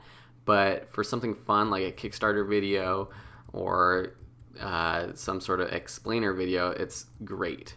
Okay, so let's go back, and I think we'll be able to see it easier in this version. So basically we have different things going on. We have this green line going around. That's pretty simple. You know how to do that. We have these squares flying out. We also know how to do that. These lines flying out. This sort of white stroke going out. And then at the same time we have this purple background, you know, going around and creating this nice transition. So let's get straight into After Effects and start working on this. Okay, so we have our transitions comp. First thing we're going to do is work on, let's just do this purple background. There's different ways to do this, but I'm going to do it using the shapes the shape method that we've been doing before. So I'm just going to go to add a new shape layer.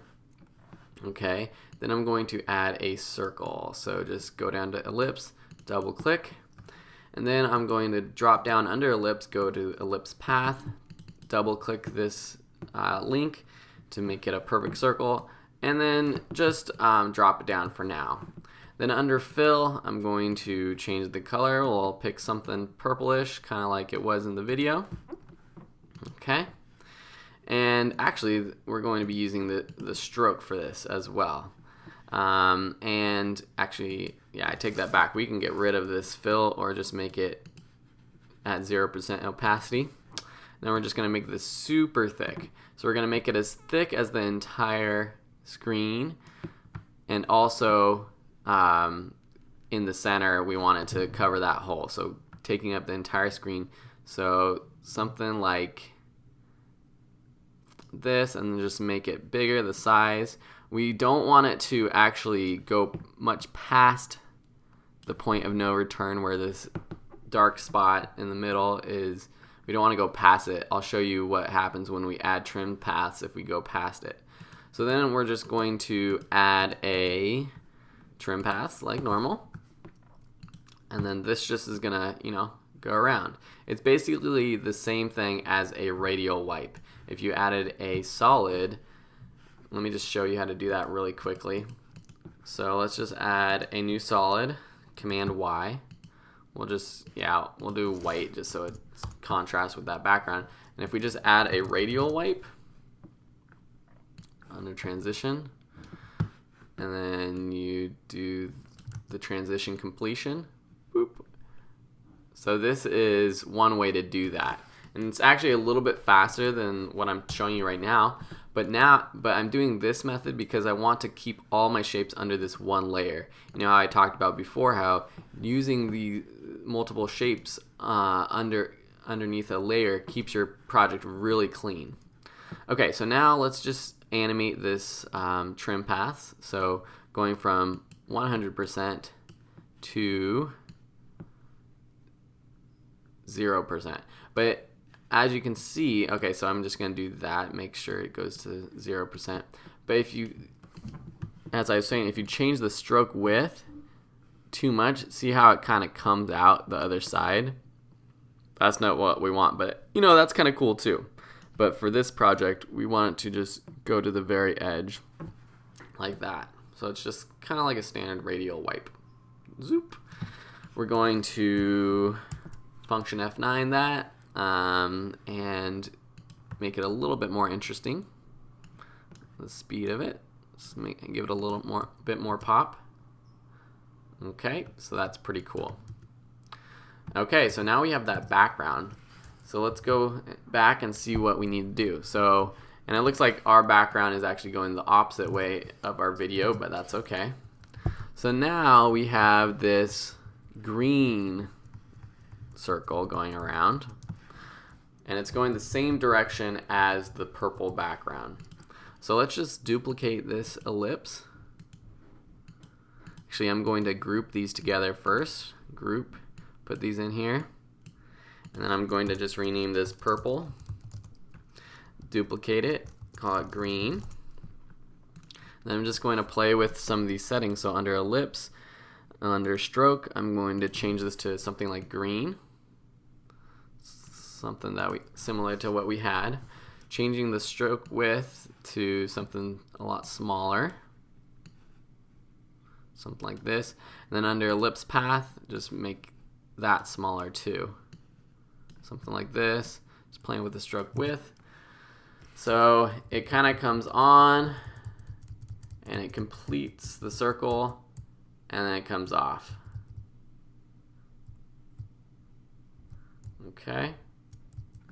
So let's see. And we're going to actually have to animate the purple to do that as well. So under purple, let's just bring up trim paths. So now it comes on all the way, and at the same keyframe as the starting point gets to 0%, let's set a keyframe for end, then go forward 20 frames and make this 0. I should have done this first.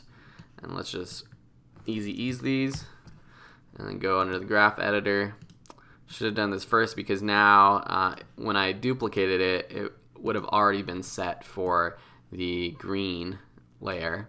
But we can actually probably just copy and paste this trim paths. I'm just going to delete this trim paths from the green, go under and paste it. So now if I move these keyframes up a little bit, it basically does the same thing. And I kind of like how it follows the purple and it's not at this exact same time. Something like that. This whole thing might need to be a little faster, so I'm going to select all my keyframes and then select the one on the furthest right while holding the Option or Alt key and then dragging to the left, and it basically speeds up all of the keyframes. So that's looking pretty good. Now we have this white stroke line thing that's rotating, and it's very similar to these strokes. So we're just going to use the same one. We're just going to use the green duplicate, rename it white, and then play with the ellipse stroke. So go in here, we're going to change it to white, change the stroke width, something like this, and then we're going to just play with the trim paths keyframes. First we're going to flip these so that it's going the opposite way. See how it's all rotating the same way? It's rotating counterclockwise. We're just going to flip these keyframes so that the starting and the ending are flopped, so now it's going the opposite way. But see how in here it's just a thin sort of band that's rotating? We can do that by changing these middle two keyframes like so. Just bringing them in. So this should work. Yep. So see how much change you can make with just keyframes? And maybe we'll just make this super fast in the middle of everything going on. Okay, maybe a little faster. And then we want to kind of like offset it. Oops. Let's get back to this transition. So it's not overlapping the green. We want it to be smaller than the green. So let's just change the ellipse path size, something smaller. That also means we're going to have to drop the stroke width a little bit more. Something like this. And something like this is cool. Cool. So that's pretty cool. You can even make it a little slower at the end. Okay.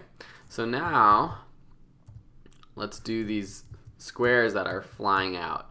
And we've done this before, but let's just do it for memory's sake, redo it. So this is going to be, we're just going to call this circles, and then this is going to be a new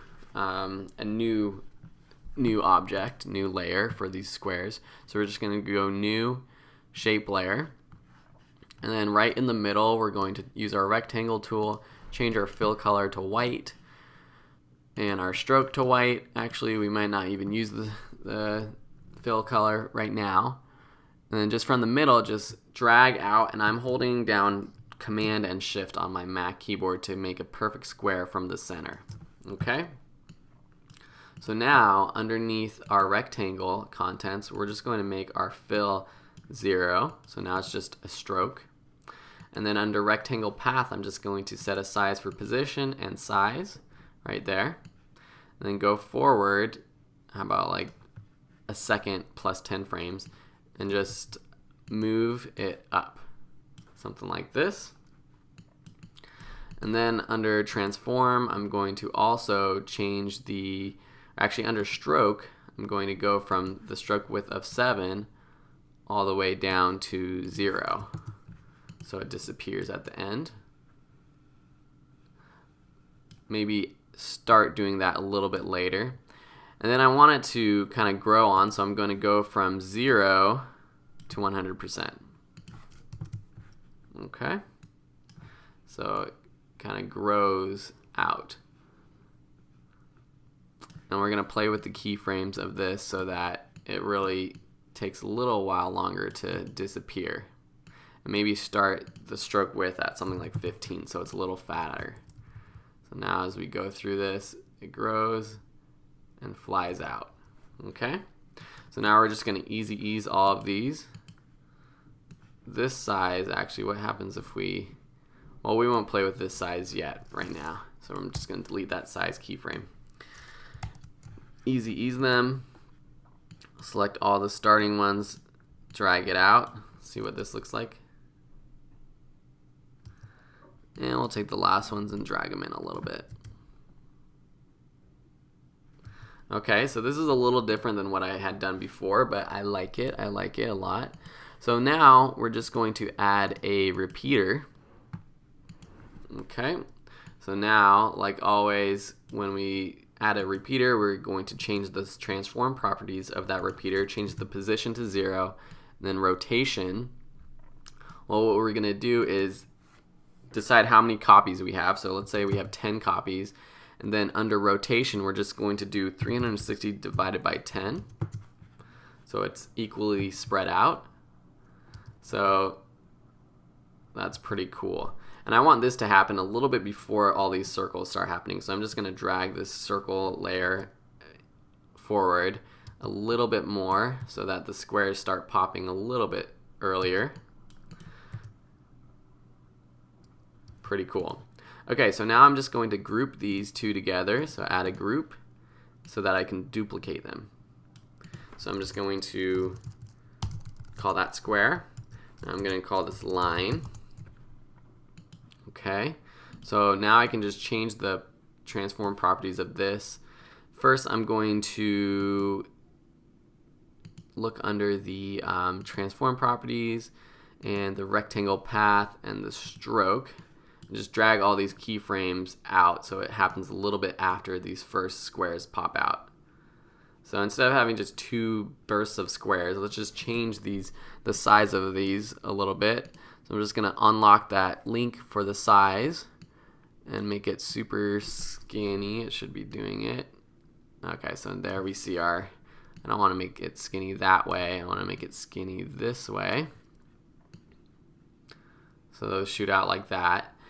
And instead of the stroke width getting smaller, let's just say we want it to shrink a different way. So let's go from this size to 0. See what that does. See how that kind of does that. And then position, we're just going to make it fly out a little bit further even. So just increasing that keyframe right here of position, or actually decreasing it so it goes a little further. It's kind of cool. And I'm just going to easy ease these keyframes for size and it's looking pretty darn good. And that's pretty much what we have right here. It's a little bit different, but that's okay with me. So let's just play through this again. Pretty cool. And now let's play through our transition. Cool. Okay, so how would you actually add this to a project? There's different ways, but let me actually open up Adobe Premiere and we'll add it that way. So I'll just rename this layer lines while we're waiting for Adobe Premiere to open. And this is how I basically create these transitions and add them to Premiere Pro. It's using Adobe Dynamic Link. It's a really cool function within the Adobe projects where basically you can create different assets in a Premiere or in After Effects or in Illustrator or in Photoshop and bring them into other projects. Okay, so let's just we'll open up this wedding video that I've been working on of my friends. I'm not going to use this transition in their wedding video, but it could be pretty cool. So let's just use this as an example. Okay, so while this is opening, I really hope you're enjoying these lessons. Please check out the YouTube channel, Video School Online. You can search it in YouTube or just go to youtube.com/videoschoolonline. Okay, so this media is it is importing. It's just pending a little bit. So let me just go into our video and just pick some random clips. So say we have these clips of this shoe. I'm just going to bring down to the timeline that I've been working on. Just zoom in so you can see better. Okay, then we have, let's find another clip. I don't know what these clips are. Alright, the clip of the bride. So I'm just going to butt those up next to each other, and then I want a transition point. So what we do is just in our After Effects project, I can click and drag this transitions comp, and then tab over using Command Tab on my keyboard and drop it into our project window. Now this transition is in this project, and I can add it to this project. So I'm just going to go through, scrub through until this transition is complete, set an out point. And then just selecting the video, I don't want to just drag this because it'll drag audio down. I don't need that. I can just click this option and drag the video down. And then I'm just going to nudge it over. So holding down Command Shift, just nudge it to the left, or just Command, just one frame by one frame. I'm just going to go to where these two clips meet, and I want to make sure that this transition is complete at this point. So where these two clips butt up, I want this transition. It's freezing on me. I've got too many things going on. I want it to meet up. So I want the transition to complete. Okay. Move it back a couple frames. Okay, so now see, yep, that's about right. So it goes on, and then when it completes, right there, the other clip starts. Okay? So there's not much room for error. We could space this out so that it's a completely covered image right here for a few extra frames, but for now it's just that one single frame where it completes and then it starts opening up again. But if we play through this, that's a pretty funky transition for this wedding video. But if you're doing some sort of Kickstarter explainer video, it's perfect, especially when it has to do with pedal powered smoothies. Okay, so awesome. This is a sweet project that I hope you enjoyed watching and learning. We went over some of the things you can do with Adobe Dynamic Link. You can basically do that with anything, any of these other projects as well. If you create something that you want to add to a video project, instead of editing within After Effects, you can just click and drag over this wiggle path thing. So say I wanted this to be the title of this video, so I just have this wiggle paths comp, drag it, and now it's the title of our video. Pretty cool. Goes into the video, sweet transitions, madness. Okay, so thank you so much for watching. If you have any questions, please let me know. Otherwise, we'll see you online and see you in the next lesson. Bye.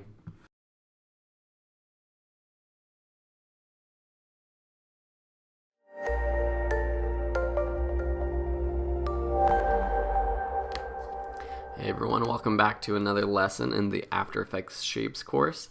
Today I want to go over a really cool transition that it's another transition I used in this Kickstarter video, and I want to give a shout out to Evan Abrams over on YouTube. He's actually the one that I learned this from. It's a super cool sort of radial transition, and it has these wedges kind of coming out and taking up the entire screen.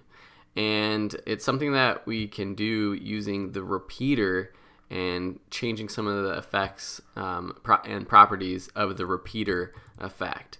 So it's actually not as hard as it seems. If we didn't use the repeater, we would be creating individual shapes, these little wedges, and then individually rotating them, adding a size transition, and it would just be insane. But actually using the repeater is going to be quite easy.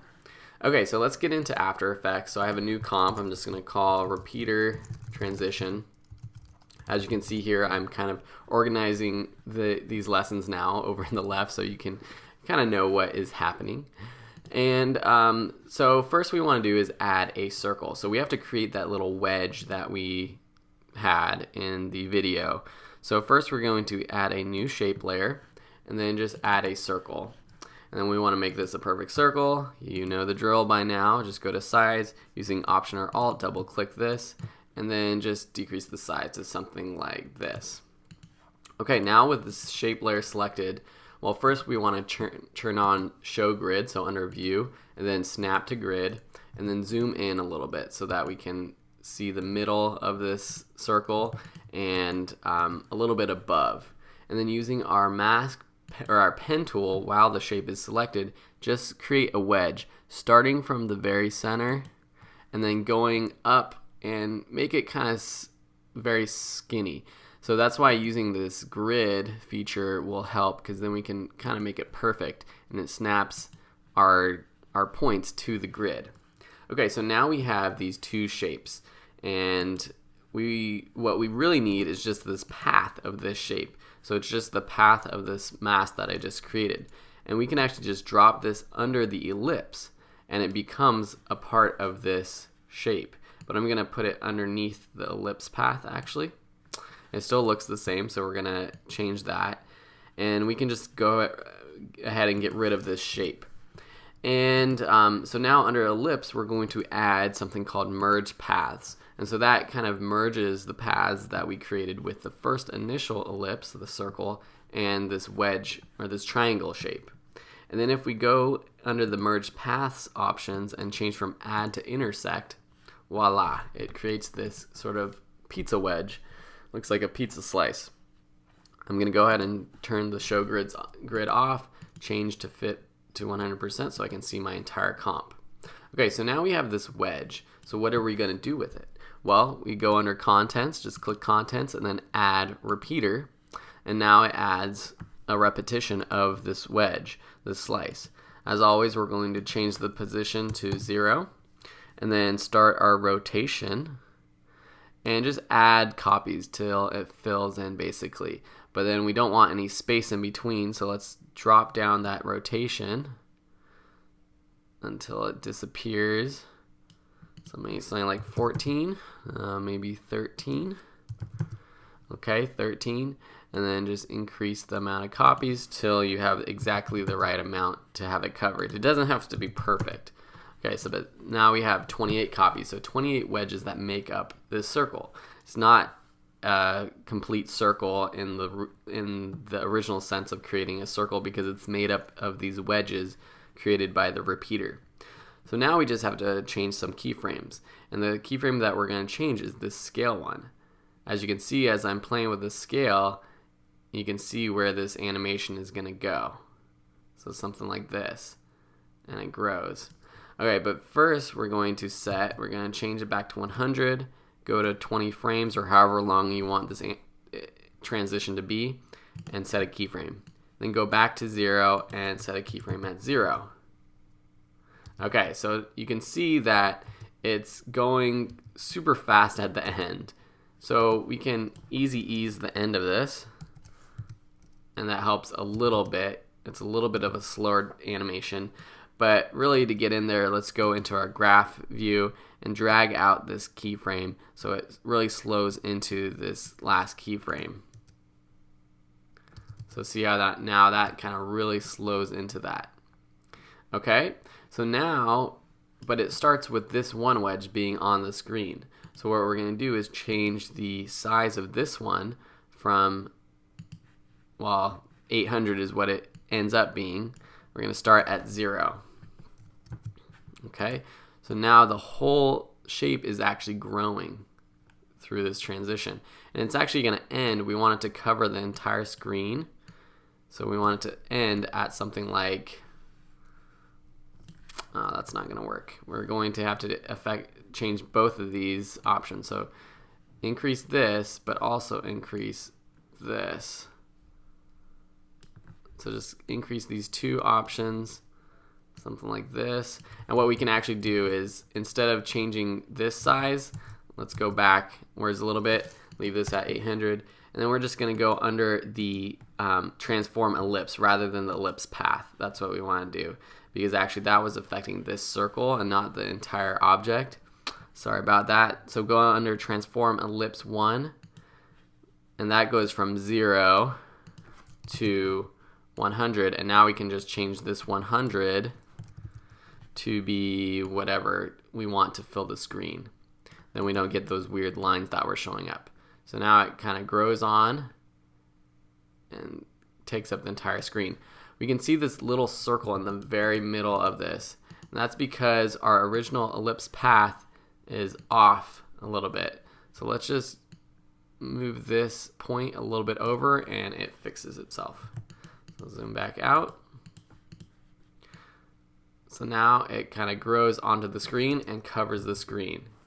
Same thing, we want to easy ease this last keyframe, go into the graph editor and just draw it out so that it slows down at the end.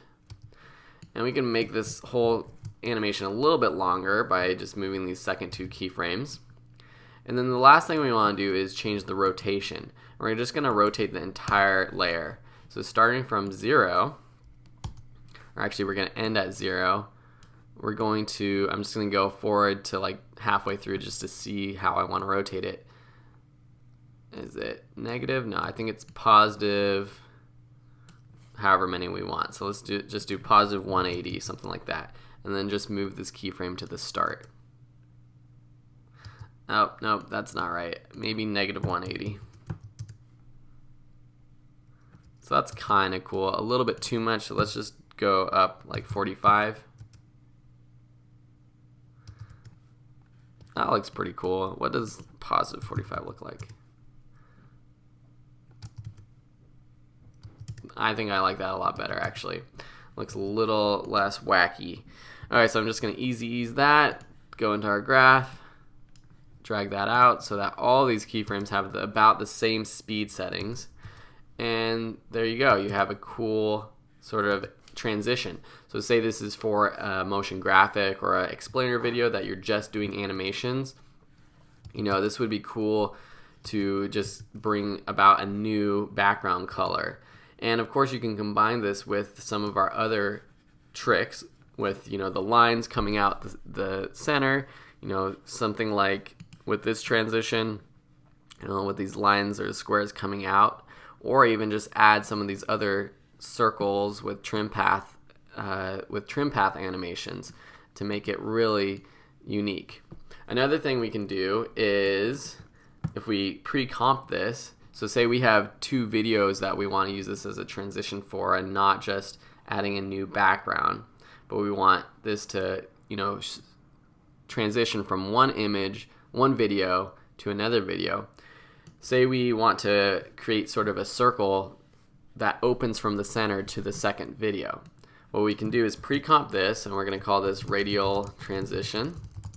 And now using our mask, our circle ellipse, we can create a mask. So I just double click that and that creates the mask. I'm going to double click, how do I make this to be a perfect circle? Let's see. If I change the scale, no, that's going to change the scale of the comp itself. What I can do, instead of adding that mask that way, I'm just going to select this, and then from the center, just click and drag out, holding Command and Shift. And it doesn't matter how big, because I'm just going to change the mask expansion. And so just have it actually in the entire way. I'm going to change this mask from add to subtract. So see what I'm doing? I'm creating this circle in the middle. So what I'm going to want to do is wait until this transition completes, and then set that mask expansion point where it's completely closed, and now have it completely open. And then I'm just going to go to that first keyframe and get it as close to where that circle is completely filled in as possible. So something like that, negative 360 pixels. And then I can easy ease these. I can even, what I can do is add motion blur to this. This will look a lot better, I think. I don't know if it looks better or not. Actually, you can play with motion blur, but sometimes it makes it look a little bit more natural, or just make it a little slower. So now you would do the same thing, just add this to your Adobe Premiere project using the Adobe Dynamic Link feature, and place this over 2 clips where they butt up, and it will be a nice transition from one clip to another. Cool. Well, thanks for watching. Again, Evan Abrams, thanks for teaching me how to do this transition. It's super cool, and I really appreciate it. And everyone else, check out Evan Abrams' YouTube channel. He's got some great stuff. But for now, check out videoschoolonline.com for more great tutorials, and we'll see you in the next lesson. Bye.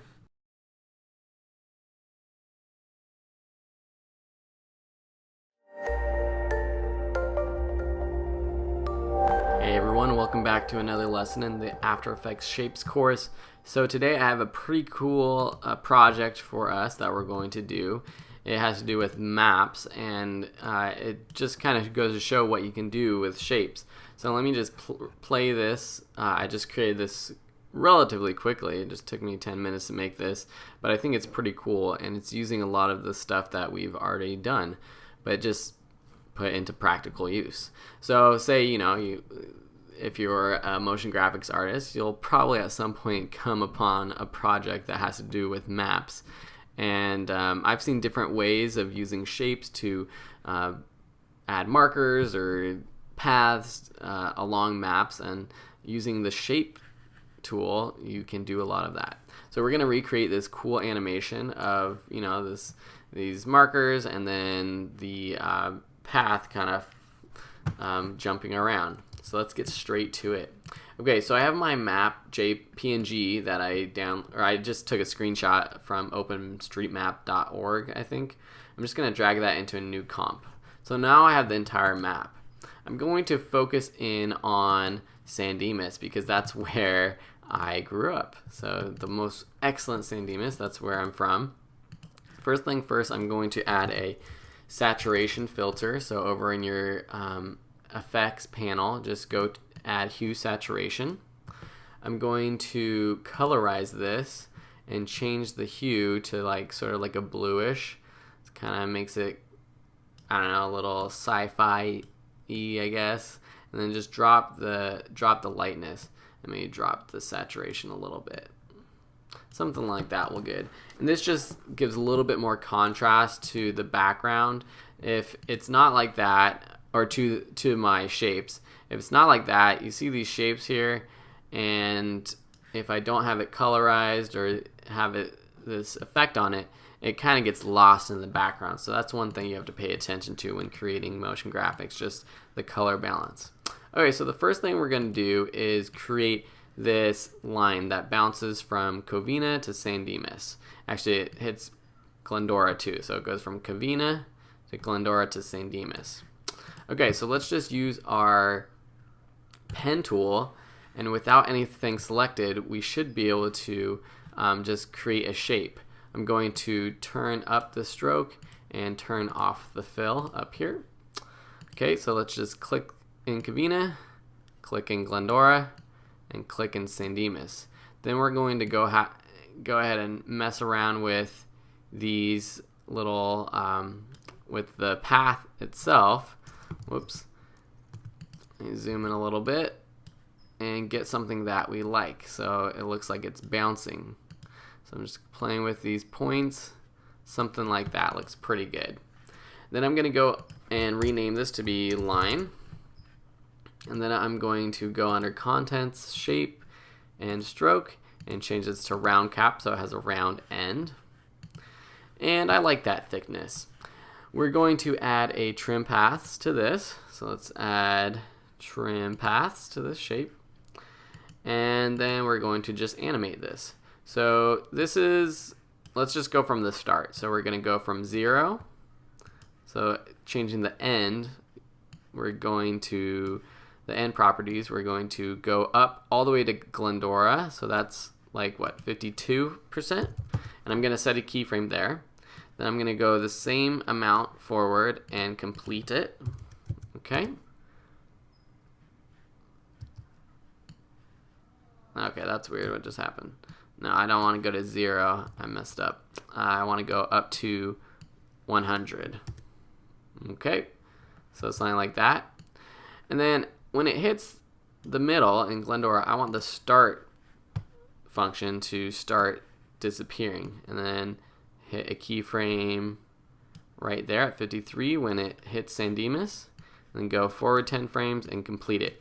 The reason why I'm putting keyframes in the middle is because I'm now going to add easy ease and kind of have it bounce into the middle. If I just had one keyframe at the start and the end, it would just look like a line that just gets drawn onto, you know, the whole thing.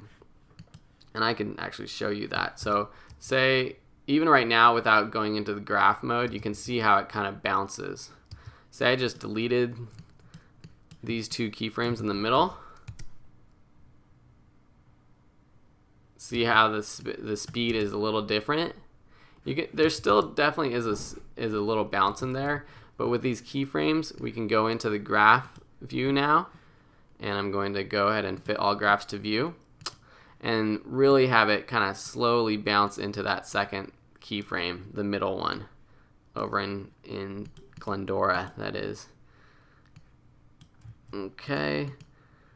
If any of you guys are from San Dimas, that is pretty awesome. I don't expect any of you to be from San Dimas. So let's just see what this looks like. That's a pretty cool bounce.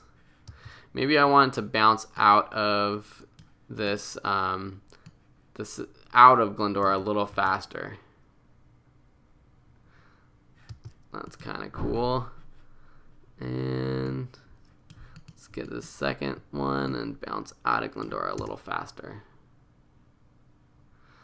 So that's pretty good motion. I like that. Okay, so now I'm going to work on our little marker right here. And I'm doing a few different things there, but we're gonna turn off this line right here, just make it invisible. And I'm just gonna create this marker.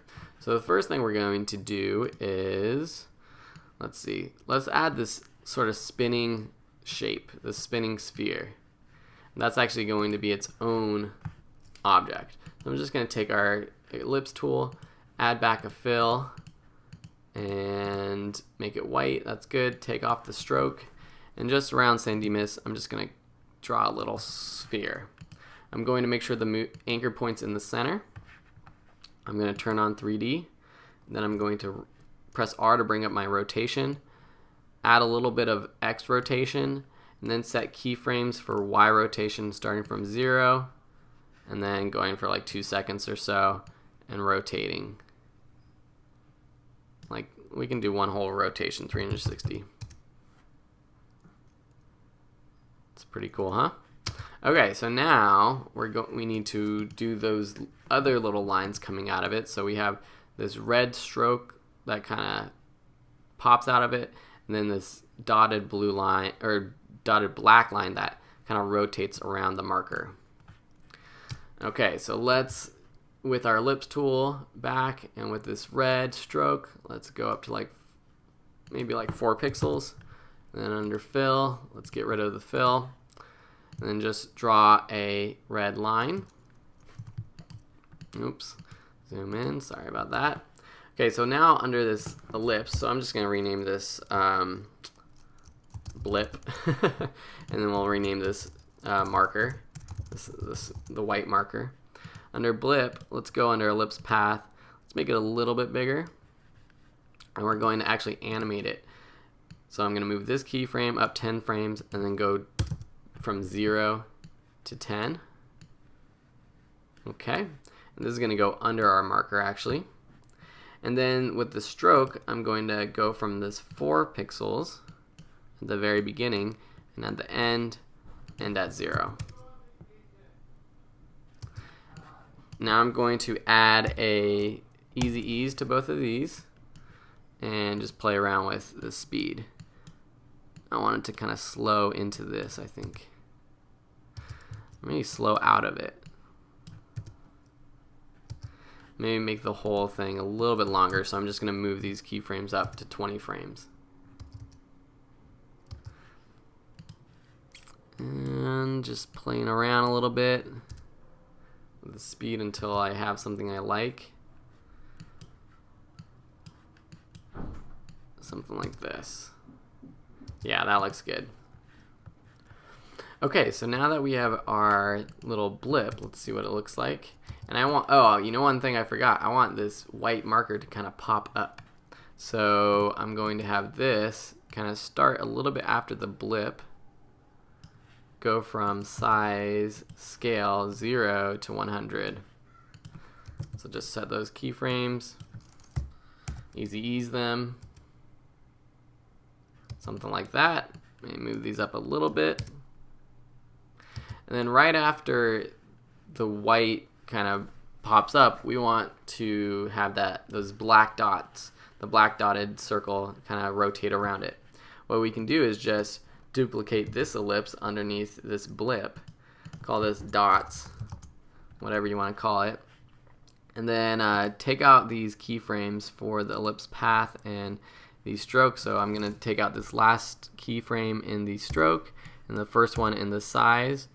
So, and then change the color to black, and then add dashes, and add one more dashes, and decrease the dashes, decrease the stroke width, so we just have some small dots. Decrease the gap, so there's a few more, something like that, and then rotate them.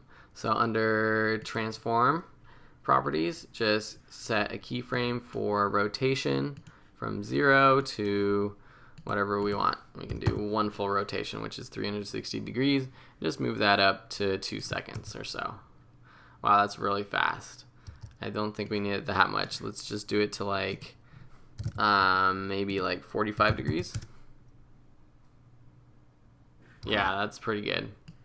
All right, we still have this. Oh, now we have a animation of the stroke width from 4 to 2 because I changed it over here. Let's just get rid of that first stroke width. So it's just 2. The width is 2 the entire time. But we still want it to pop on. So under transform dots, let's change the scale from 0 to 100. Okay, easy ease that. And then let's just move all the keyframes for this dots, for the dots ellipse back a little bit. Okay. Whoops. Let me just bring up all the whole dots thing. This will make it easier. And then grab all these keyframes up above here and just drag them back a little bit. So now the red pops up and the dots pop up as the white marker pops up. Okay, so that's looking pretty cool. So now we have our marker, we have our blip, and we have our line. Let's just open up our line again. So our line is going to start over here.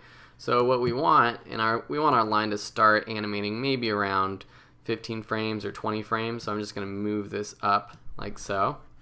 Then I'm going to take these two, and what I'm going to do is pre-comp them. So Command-Shift-C pre-comps them into, we'll just call it marker blip. And then let's move this over to where Kavina is. So it pops up in Kavina, and then maybe around 1 second, our line starts to go. As our line starts to go, we're just going to decrease the scale of this to 0. Well, and we want our anchor point to be, I think, in the center of this. Where is our anchor point for this pre-comp? Okay, it's down here. So taking our pan behind tool, I'm just going to move this anchor point to where our blip is. And now if we move it to 0, it's going to go from that point. So it's going to shrink from the marker, but now we have to move it back to where Kavina is. Okay, just easy ease those. So now it pops up in Kavina, and it shrinks as the line starts to go. And then now we can just duplicate this marker blip, move it over so that it starts as soon as it hits San Dimas, and just move this pre-comp over to San Dimas. So let's render this out and see what it looks like. Got 4 seconds of animation. So you're going from Kavina to San Dimas. And we don't want this to shrink at the end, so I'm just going to press U to bring up the keyframes, delete this, actually both of these scale keyframes, so that San Dimas marker just kind of stays up there. Pretty cool, huh? Okay, so now we have to create this cool little motion that we did here with the zoom in. And what we're going to do is just create a new comp. We'll call this map comp 2. And we could just make this, 4 seconds. We're going to drag our map 2 into here. And fit up to 100% so we can see the whole thing. And we're just going to play with the scale and position. So maybe we'll start here at scale and then set up a keyframe for position. And then at the end, we will zoom in like 220% and kind of center it around San Dimas. Now if we zoom in, it's a pretty cool animation. So this is the kind of thing you can do using the shaped features that we've learned in this course so far. And I really hope you kind of enjoy and appreciate, the complexity of these little things. I mean, some of this stuff I would tweak a little bit. The marker that pops up on Kavina, I feel like it doesn't stay up long enough. Maybe it should disappear right there when the line starts disappearing. So I can just go in there and move these keyframes over, go back to our map comp, and that looks a lot better, I think. Don't you think? Cool. Well, I hope you enjoyed this lesson. I really appreciate you being here and following along with the projects. If you have any projects you're working on, please post a little video clip in the course materials or on the course page, or hit me up on YouTube at youtube.com/videoschoolonline. And I would love to see your work. Okay, if you have any questions, or actually if you have any requests, because I'm only going to do another 1 or 2 projects for this course, if you have any requests for things that you would like to do with shapes, please let me know, and I'll try to get to it and add a lesson or 2 to this course. All right, thank you so much for watching, and we'll see you in the next lesson. Bye.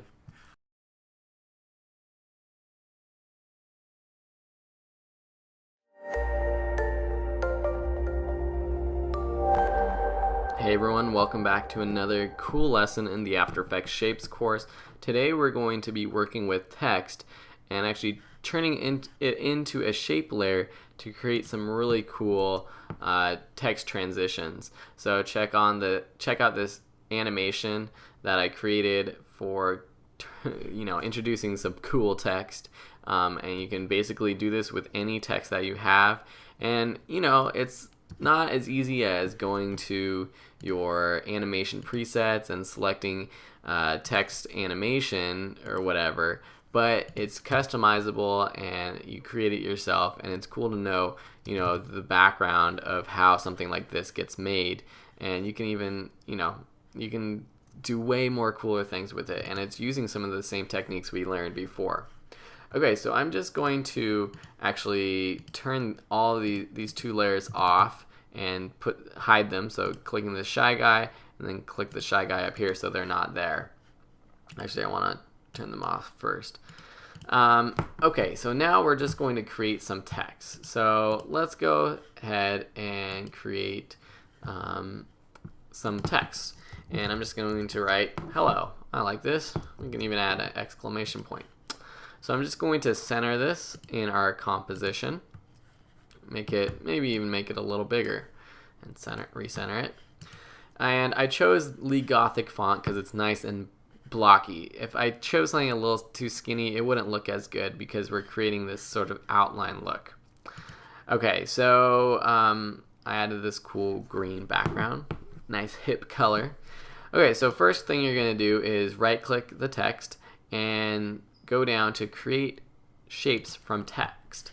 Okay, so now this creates a new layer and it turns off this original text layer, and it's just shapes that you can actually edit however you want. I'm going to turn off the fill and turn on the stroke, and we'll make it like 10 pixels, something like that's kind of cool. So already this is looking pretty cool, I think. But now we're going to basically create that custom animation of it writing on. And one way we can do that is by adding trim paths to this. So it's the trim paths, we're actually animating on the entire text. Okay? So what we can do is just create an animation first from 0. Let me put this all the way at the beginning of our comp. And then, 15 frames in, go to 100. And what this looks like is it does the whole thing all at once. I'm going to make this longer, actually, like 1 second. And then I'm going to easy ease and go into my graph editor and maybe slow it into this animation. It's kind of cool. Maybe a little slowdown at the end. That's pretty cool. Make it a little bit longer, just like 5 frames longer. That's looking pretty good. Okay, so now basically what we have to do is add this to each letter. Unfortunately, that's what we have to do in this project. So I can just drag this first one into the H. So now it just is affecting the H. Okay? And then I'm just going to copy this and then click E and then paste. L paste, O paste, exclamation point, paste it. And what we can do even is underneath each trim pass, we can change the offset so that it starts in the upper right hand corner. That's pretty much where you would start writing. Most of these already are doing that, like the E and the L's, but for the O, that's the only other one it looks like we have to transform. Go to trim pass and then offset it. So it's starting, in the upper left. So it's all writing on from the upper left. Now if we press U, we just bring up all of these keyframes. We know that the H is the one at the top, so we're going to select all the rest of these, move them ahead, 6 or 7 frames. Same thing. I'm not being perfectionistic about this right now, but we could be perfectionistic and count all of our keyframes. But now it's all offset, and it basically writes on. Pretty cool, huh? So we have that first write on effect. How did I get that cool other effect? Let me show it to you really quickly. So with it looks like these lines kind of coming through, filling in the font. Well, that's actually a Venetian blind effect that we're going to add to it. So let me just turn these off and turn back on our hello. Okay. Okay, so actually, yeah, what I did and what you want to do is turn back on the hello original text. Go to your effects and presets, select Venetian blinds, just the transitions, not the transition wipes. And then we're just going to animate this from transition completion 0, then go back in time. Hey, what's up? This is Phil Ebener back with videoschoolonline.com, and we're continuing our graph editor tutorial. Today we're talking about using squeeze and stretch to make our bouncy ball look even more natural.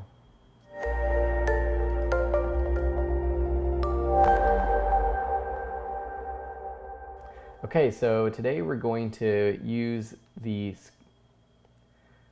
today we're going to edit the shape path of our ball to make our bouncing ball look even more natural. So just like in the real world of physics, when things are moving and stopping and bouncing against different things, things stretch and things squeeze, things compress. One thing we can do actually to make this look pretty good is to add a little ground right here. So I'm just going to press Command Y to make, how about a gray sidewalk. Just going to put this down at the bottom of our bounce. And maybe we'll just create a sky backdrop. So pick sort of like a grayish blue, light grayish blue, and put that behind. And so now we actually have our bouncy ball bouncing on something, not in the middle of the air. Okay, but that's not what this tutorial is. Today I want to make this ball sort of stretch and squeeze. So the way we do that is we're going to drop down this ball menu, twirl up the transform, we're not going to be editing that, twirl down contents, ellipse 1, and then ellipse path. So now this is actually the path that creates this ellipse, this circle.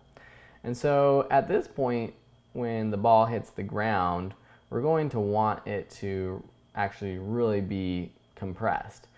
And so first though, let's set a keyframe up here where it's not compressed. So just set a size keyframe right there. Let's set another position keyframe as well. Now this we could have actually created these other keyframes for the bounce within this position keyframe under ellipse path, but either way will work. So now we're going to go where it hits the ground and we're going to compress this. So we're going to unlink this, the unconstrained proportions, and then just drop down the squeeze amount to something like that, so it looks like it's squeezing. But now it's not bouncing on the floor, so that's why we use this position function to create a keyframe, and now we're just going to make it bounce right there. Okay, so now if we render this, it falls down, squeezes, and now it stays squeezed. So now we're going to go forward a few frames and basically unsqueeze it. So I'm just going to copy and paste this size keyframe right there. So now you can see it squeezes down at the bottom. I'm going to turn off motion blur because now it'll make us see it a little bit better. It's going really fast, so it's kind of hard to see. And then you'll notice now here on this other keyframe, it goes below the ground. And that's because our position is kind of messed up now. But we want to add a squeeze right here anyways. So let's go a few frames before this other keyframe, the transform keyframe right here that we set last time. Set keyframes by clicking the diamond next to size and position, and go forward. And we can just copy and paste these two things, or the size anyways. And now it's at the perfect location. Then we're going to go forward and then copy the size again so it unsqueezes, and then there you go. So it bounces, squeezes, and then it comes to rest. So let's just make sure that the keyframe position is at the right spot right here. So something like that. Now again, these position keyframes, this isn't really how you should do it. I should have done the position here, or just use the position here to edit right now, but you get the point of what I'm doing. I'm just fixing what I kind of messed up. But maybe there should be a little squeeze right here at the end. So I'm going to set a keyframe right there, a few frames before this bounce, or the last kind of settle. And then I'm going to have it squeeze. And I can actually delete this keyframe right there. So then it's at the perfect spot, squeezes, and then we'll just have it kind of unsqueeze, and it stays rested. But so now I'm going to set a keyframe, set the right spot, and then I'm going to unsqueeze. So I'm going to just copy and paste this keyframe and move up with the position. So now it kind of has that little squeeze, unsqueeze at the end. I can make it a little bit slower too by bringing out those keyframes. That was too slow. Maybe it was better before.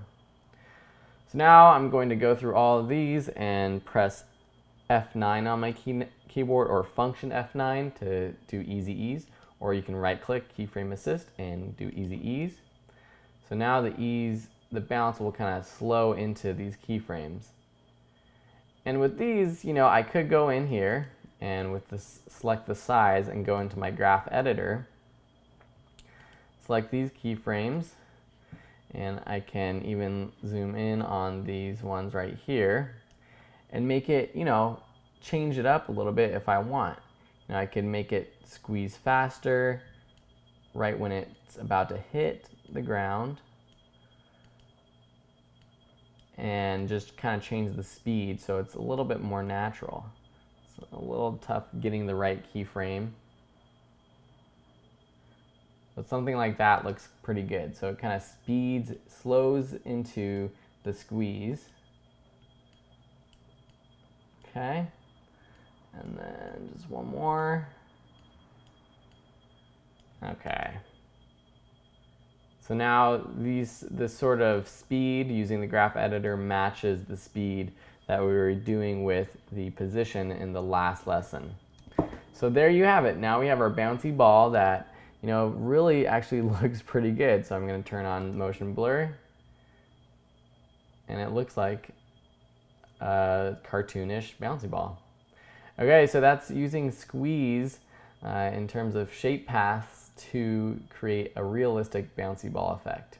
Thanks for watching. Please subscribe, like this video, and share. I really appreciate it when you guys do that.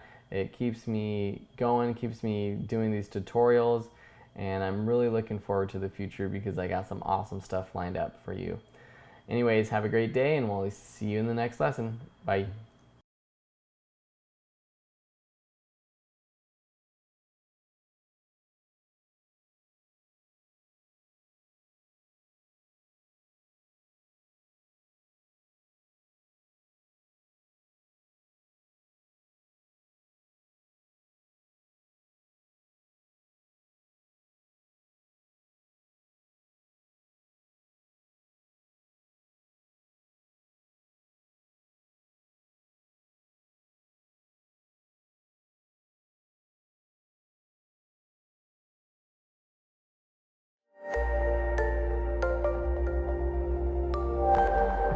Hey everyone, welcome back to the After Effects Shapes course. Today I want to talk to you about creating another cool project, something practical, using the hipster circles that we've learned to make. So you may be thinking, okay Phil, cool, you've taught me some cool effects and they're pretty neat, but when would I actually use these effects that you are showing me? In the past couple lessons, I hope I've shown you that there are, in fact, practical ways that you can use this. But what about these hipster circles? Well, let's use them. So I am going to create sort of a scene from an explainer video. This is from scratch. I haven't done this yet. So this is kind of, you're just watching me do my process of making an explainer video. So sorry if this one's a little bit longer, but I think it's important for you to kind of see how I come about my animations. So I don't know what company we're making this for, but I like sort of like this range of blue colors, maybe a little gray. So let's just create a background that's this color.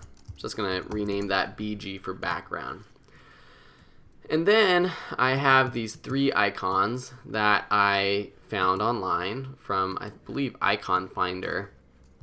I think 2 of them are from the same person. That's why they're both gray. And I like that color, so I'm going to actually change this camera icon that comes from another person who creates icons and change the color. So I'm just going to add a fill. So type in fill under effects and presets, add that to the camera, and I'm just going to take the eyedropper and grab this gray. Okay? So I'm going to go one at a time, but it's going to be pretty quick because once I have one done, it'll be quick to add to the second 2. Okay, so we have this little map icon over here on the left. So how do we introduce this to the viewer? Well, we could just have it fly in, we could just have it fade on, but that's kind of boring. I want to create a cool hipster circle. So I'm just going to create an ellipse with, actually it's cool that it was already set up, no fill, just a stroke of like 25 or something. We'll call this hipster circles. And I don't know why I call it hipster circles. I just feel like it's totally cool to do these right now, and yeah, a lot of hipsters do stuff like this, hipster motion graphics. Okay, so then I'm going to create a circle about a little bit larger than this icon. I'm just going to put this icon in the center of the page using align layers. Okay, so that looks pretty good. So first we're going to create one sort of circle drawing on. And let's do that with a trim path effect. Okay, so trim paths, we're just going to create keyframes going from 0 to 100. And as always, just play with the speed of it. Where is that? Okay, so there you go. Play with the speed a little bit, make it a little interesting. Something like that looks pretty cool. Okay, so then we're just going to duplicate this, and we're going to play with the stroke, make it a little skinnier, play with the ellipse path, make it smaller, and then play with the trim paths and get out of the graph view. We're just gonna reverse this. Okay, so it's going to, actually no, we don't want to reverse it that way. Actually, yeah, we can reverse it that way. So it starts at, yeah, so it goes from 0 to 100%. Okay. Actually, am I doing this right? No, I want it to go the other way. Why is this working? Okay, yeah, so it starts at 100%, but we don't want it to start at 100%. We want it to start off the screen. So we're going to set a keyframe for start, right about there, and then change it back to 0. Easy ease, F9 on your keyboard, get to your graph, and play with the easy ease. Okay, get out of the graph view. I'm just going to drag these keyframes so that it starts disappearing. Okay, something's funky happening with this ellipse. Okay, so now I want to duplicate this ellipse and do something else with it. So under trim paths, I'm gonna actually, first I'm going to shrink it so I can see what I'm dealing with. And then I'm going to kind of complete the circle. So using start, I'm going to change that from 0 to 100%. Okay, now easy ease that and go into my graph and make sure that it is easy ease. Okay, I can't grab that easily enough. Okay, error, I don't know what happened right there, but okay, I just want the start. Okay, there it is. Okay, start. Make the motion a little bit cooler. Okay, so we're going to then play with the stroke, make it super skinny, and then play with these keyframes, kind of drag them over so it's kind of a skinnier line that's going, something like that. We can even play with the color, maybe do something like a little wacky, just add a little bit more color to this. Okay, so that's cool. Okay, now I want to duplicate this, but I want to reverse it now. Okay, so I'm just going to take these trim paths and basically swap them. Okay, so it's something like this. And then I'm going to change the ellipse path and the stroke. Maybe I'll make it super thick, something like this, and change the color to something kind of bright, something like that. Okay, then I'm going to put this ellipse beneath everything. Wow, there's something going on right there, right there. Sometimes this happens and you just have to play with the keyframes. Just kind of edit them, move them over. Something like that works. Okay. Maybe speed it up a little bit. Oh, it's got this weird thing happening again. So just play with these keyframes. Okay, so something like that looks good. And then, last but not least, I want to add sort of a background for my icon. So let's just go ahead and duplicate this first ellipse. Duplicate that. I'm going to put this one on the bottom as well. And then I'm going to play with the stroke. And I'm just going to make the stroke width something pretty thick, but also make the ellipse path smaller, just until it kind of closes that circle in the middle, that gap. And we're actually going to put this hipster circles beneath our site icon. Okay, so let's see what's going on right here. So that's pretty cool actually, but I want to offset this final sort of circle animation that I'm just doing right here and make it happen a little bit later. And maybe instead of rotating that way, I want to rotate it the other way. So I'm just going to delete these keyframes for the end and do it from the start. And that should work. Yep, so now it's rotating on the other way. And while I'm at it, I'm just going to change the color of this initial ellipse 1 so that it's different than this final white circle, because I want the circle to be white at the end. Oh, I sound like that's pretty cool. Okay. So now at the end, let's see what we have. So now we have this white circle with a red sort of outline. So now, do I want that red outline on the end, at the end of it, or not? What I'm going to do is just use this transform ellipse to decrease the size, something like that. Yeah, maybe so it just has the border. Okay, so this is pretty cool. But now I just want to sort of then animate the site icon, this little map icon at the end. And I think I just want it to sort of, let's see what I want it to do. Maybe I want it to drop in, okay? So what I'm going to do is, using the ellipse tool, just create a shape that actually goes from the center. So let me turn on my proportional grid so I can see the center. Create a circle that covers basically everything in the circle. Turn on the fill. And turn off the stroke actually. Make this a little bit bigger so it covers our red circle, at least at the very top. Okay, so now I'm just going to put this above site icon, do toggle switch mode, do alpha matte. So now under track matte, when I change the track matte to alpha matte shape layer 1, now my site icon only appears wherever this shape is. So it kind of creates a mask in that sense. So now I can just kind of animate the position of my site icon. So just bring up position, make sure it's in the center. So that will be our end point. Set a keyframe for the position there. Go back a few frames. Might have to shift these over and then just move it up out of that circle that we created. So now it kind of comes onto the screen.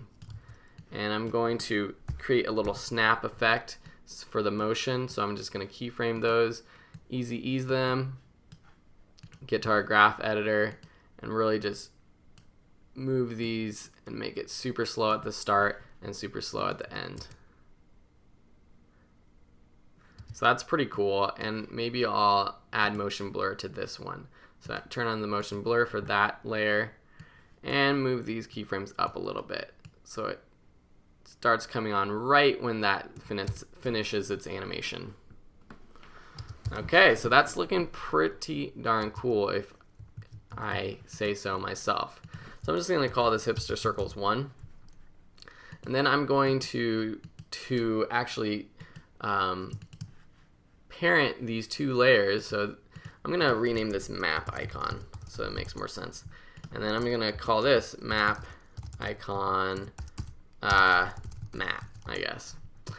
I'm going to select both those and parent them to Hipster Circles, because now I want to do a little size and position animation. So bring up size and position, I'm going to set keyframes where it is right now, then press U to bring up all the keyframes, then go forward like 10 frames, decrease the size, and bring it up something like, or actually, yeah, maybe just move it to the left, something like this. Okay, so that's pretty cool. Make it a little faster, and then easy ease it to make the motion a little more unique. I like this kind of snapping motion, so that you get that just by taking the keyframes on either side and making them a little bit slower. So the middle of the motion is the fastest part of it. So that's pretty cool. And then we could have like text pop up or something. But first, before I do that, I'm going to kind of duplicate what I just did with the rest of these icons. So I'm going to duplicate Hipster Circles, move it above and just below News PNG. So it's going to come up in the center. I'm going to turn on my News PNG right there. Okay, so let me just look at what I did with the map icon. Just press U to bring it up. And I'm just going to copy these position keyframes and paste it to the news right here. Whoop, that is not going to work. I'll just have to replicate what I just did. So I'm going to move this to the center. Okay, press P for position, set that keyframe, move it to the end of this, and then now move this up, and that sets another keyframe right there. So it moves in like so.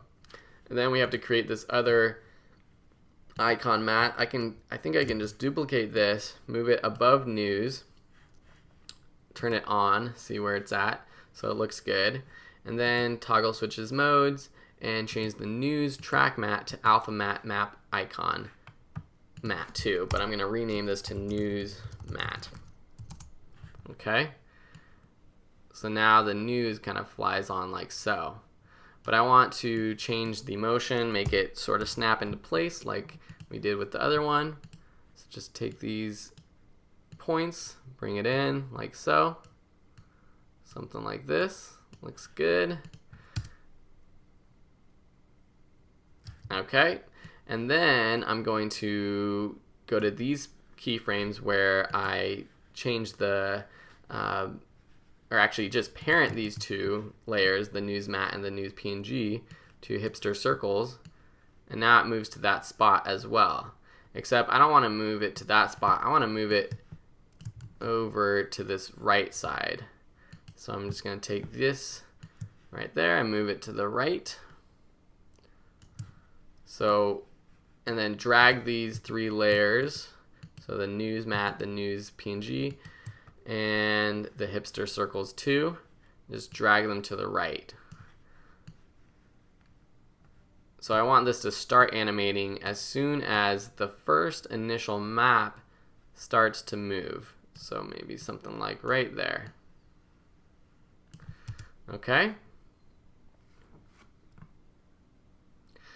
So you get the point of what I'm doing. I'm not going to actually replicate what I just did for this last icon, but what I can do is kind of show you what I would do next. So say this is, you know, an explainer video about an app that does mapping and has a news feed or whatever. Then I would just add text and do something like this. So find yourself. I don't know if that's what you can do with this app or not, but just add this text and maybe it'll kind of pop out from underneath this icon. Okay, so find yourself, I'm going to put below these layers right here. Right when it ends all of its animation, I'm just going to do the animation for this text. So bring up position and size or scale. Press U to bring both of them up. Kind of move them out a few frames. And then bring down the scale and move it up behind this icon. Then just, I'm going to cut the start of these layers away. So just Command Shift D and then get these first parts of these layers and delete them. So let me just grab our play area so that we can just render this out really quickly, see what it looks like. Okay, looks pretty cool, except, oh, I don't want to do that with hipster circles. I just wanted to do that with my find yourself layer. So drag that back out. First I'm going to add motion blur, so turn on this motion blur tab and then add a little snap motion to it. So get to our graph editor and zoom in over here and add a little snap to these keyframes. Okay, get out of the graph view, zoom out. So that's kind of cool, and maybe I'll have it pop out a little bit earlier as soon as this motion is kind of starting. Boop. That's pretty cool. Then I can just duplicate this actually. Slide it over a little bit. Make sure I'm where the keyframes are. Select both keyframes and move it to the right. And then whatever we say. And share. And now this is going to come from under this. Or we can even move it to the top. So it's a little different. And make it a little sooner. So it starts right when that gets to its endpoint. So that's pretty cool actually. I like how this is looking. So this is kind of the basics of what you do with an explainer video, and you can see that these little animations right here kind of help a lot. And you know, I could keep going with this, add more details. What is going on here? I don't want my, oh, I think I messed something up because now my map is sliding on over there. Well, I think I changed I messed it up when I played with the parenting or something. But yeah, I'll have to go back and check that out and fix that. But you get the idea of how it was before. It should look like that. Okay, well, thank you so much for watching. If you have any questions, please let me know. I hope you've enjoyed this course so much. If you have any more lessons that you would like me to do, any ideas, any videos that you see online and you're like, oh, I wonder how you do that, please let me know. All right, thanks so much for watching, and we'll see you next time. Bye.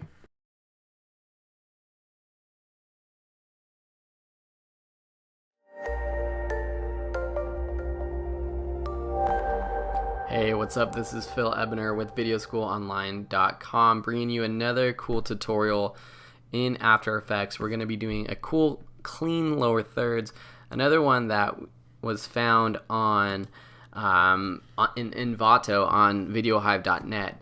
So this one is actually requested by Michael Humphreys, who saw another of my tutorials on YouTube. So thank you, Michael, for requesting this. I'm happy to show you how to create this lower third rather than have you pay this $8. And so I'm just gonna run through this, how it looks, and we're gonna recreate it in a minute. But basically it's the same idea for all of these. You have these like 4 boxes kind of flying up into the screen, and then they have some text on it.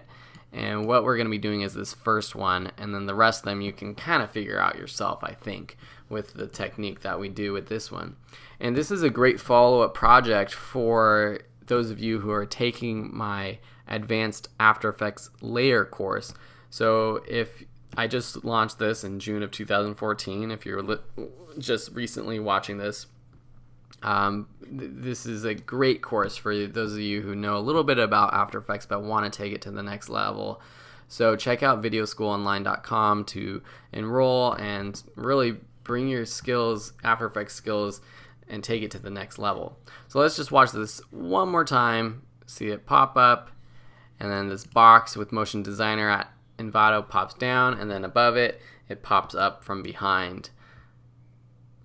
Okay, let's get straight into it. So I'm gonna open up my After Effects, and then I'm going to add a new comp, 1920 by 1080, that's good, 10 seconds, that's fine. Okay, so the first thing I wanna do is create a new rectangle. Okay, so I'm just going to set my fill to be something like a grayish color, not completely white, not pure white. I'm just gonna create this rectangle, something like this. I'm just going to set this in the corner. I'm just going to use my move anchor point script to the center. So you can just download this move anchor point script by searching for move anchor point script on Google. Okay, so then I'm going to add a little bit of motion to this rectangle. So underneath my shape layer, I'm just gonna call this block, block 1. I'm going to go under rectangle path and then set a couple keyframes. So one is I want to set a keyframe for size and position. So this is going to be my final size and position. So I'm going to put this around 1 second. Okay? And then I'm going to, whoops, don't want to do that yet. I want to go backwards, so around 0 frames. And then I'm going to stretch this out a little bit and move it down completely. So let's see what this looks like. Oh, I wasn't actually stretching out these properties. I was stretching out the entire layers properties. So I want to do that under here. So under size and position, I'm going to stretch out and move down. So let's see what this looks like. Boop. So now we have this shape kind of moving up, and it goes in this spot. So it's a little bit slower than I need, and the speed isn't right. So I'm going to ease these keyframes. So press function F9 or just F9 on your keyboard, and then just make it a little bit faster. And then I'm going to go into these keyframes, press the graph editor. Make sure that you have your edit speed graph up. And then I'm just going to slow into this motion. So it's going to go fast and slow down. And then I might have to, I want to go out of the graph editor and extend this now. So something like this. So let's look back at our animation. So yeah, it's actually pretty slow how that kind of goes in there. So let's see, make it even a little bit slower, I guess. Something like that. And I think it actually moves up even higher in the screen. It doesn't really matter, you can move it up however high you want. And something like this. Okay? So it might not match exactly, but you know, you get the idea. You can play around with this. Okay? So then I'm going to name this 1, rectangle 1. Then I'm going to duplicate this, and I'm actually going to put it underneath the one. Then I'm going to go under fill and change the color. Say we want something with a little bit of blue in it, but still grayish. Then I'm going to duplicate this again one more time, put it underneath. And it doesn't really matter if I'm putting it underneath, I just like keeping the numbers in order. And I'm going to make this even darker. Okay. And then one more time, put it underneath, duplicating. I'm duplicating by pressing Command D on my keyboard. Change the fill. I'll change this one back to something lighter. Something like that. Okay? Then I'm going to click on my shape and press U to bring up all the keyframes. And so the one on top I want to come up last. So I know these first two keyframes for size and position are going to be my top layer. Okay? And so then what I'm going to do is, and it looks like it's still on the screen right here, so I'm just going to go to this keyframe at 0 frames, and then in position, let's see if I can do this all in one. I'm just going to move down, yeah, with it all selected, move it down, move this position down a little bit. Okay, so now I'm going to take all the top 3 layers, the top 3 shapes, and just nudge it over a few frames. So I'm pressing Option or Alt and the right arrow on your keyboard, just a few frames. Then take the top 2, do the same, and the top layer and do the same. Okay, so you see where we're going with this. So I'm just going to make it a little bit slower.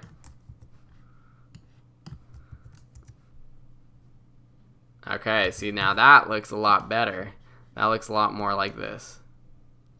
Okay, so in here it looks like they're even spread out a little bit more. So let's see if we spread these out a little bit more. Whoops. Something like that is pretty much exactly what they're doing. Okay, so now we have to add our text to this last sort of box. So what we can do is just go to this final frame where it stops its motion and add some text. So I'll just say Phil Ebner, change the color to something like maybe like a dark gray, not completely black, and just put this in here in this box. Alright, so the one thing about using motion in this in each individual shape layer is that I can't parent my text layer to this motion. Typically, if I added motion to a layer, I would just parent my text to that layer and have it move. If you don't understand that, sorry, but I'll explain it in another lesson. I don't want to take up too much time to explain it here. But what I can do is just add keyframes to this text to create that same motion. So I'm just going to, with my text layer selected, press P to bring up position, set a keyframe, and then go, and when this top layer is almost off the screen, just move this down below the screen. So something like this. Now the timing is going to be completely off, so we're going to have to try to match the graph editor of the shape layers with the graph editor of the text layer. So I'm going to easy ease these. Okay, and then I'm just going to go into the graph editor and slow it down at the end. Okay, so make it a little bit faster at the start. So something like that, so it matches. So that's pretty good. And I actually like that a lot. I think right in this video, it kind of just stays at the top the whole time. I don't know. I think it looks pretty good though here. There's lots of different ways to actually create this motion graphic. I use shape layers, but you could use individual or I created 4 shapes within this layer. You could actually do individual ones.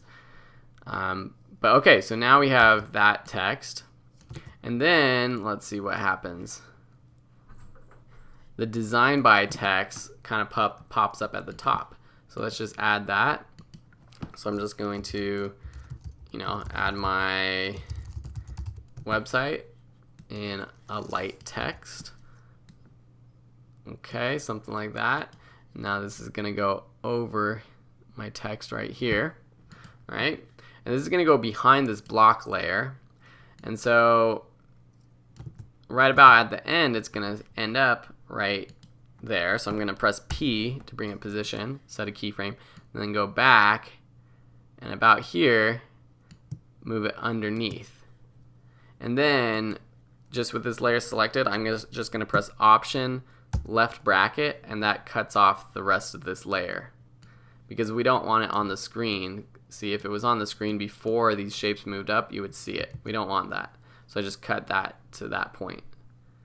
And then I'm just going to easy ease this to make the motion a little more interesting. Use the graph editor and just kind of slow it into the final spot. Okay, so we're getting there. We're getting there. Pretty good, pretty good. Okay, so now we're going to add another piece, another block with text. So let's just look at this. So this block pretty much matches up with the left side of this block. So I'm just going to go in here. Okay, and create another shape. So with no layer selected, I'm just going to create a new shape, and I'm gonna make it a different color. Maybe I'll make it, actually maybe I'll make it sort of a dark blue to complement the other blocks that we had flying up. Okay, so just make this block right here, something like that, and then I'm just gonna nudge it over to make sure that it's lined up perfectly. Okay, so then I'm going to add my text to this. So just create new text. I'll just say online instructor. Okay, move this up. Try to make all of these aligned. But if I move this video school online text, I'm gonna have to do it make sure that these keyframes also move. So I'm just gonna nudge it to the left with both keyframes selected. Okay, with online instructor, I'm just going to make this text a little bit smaller.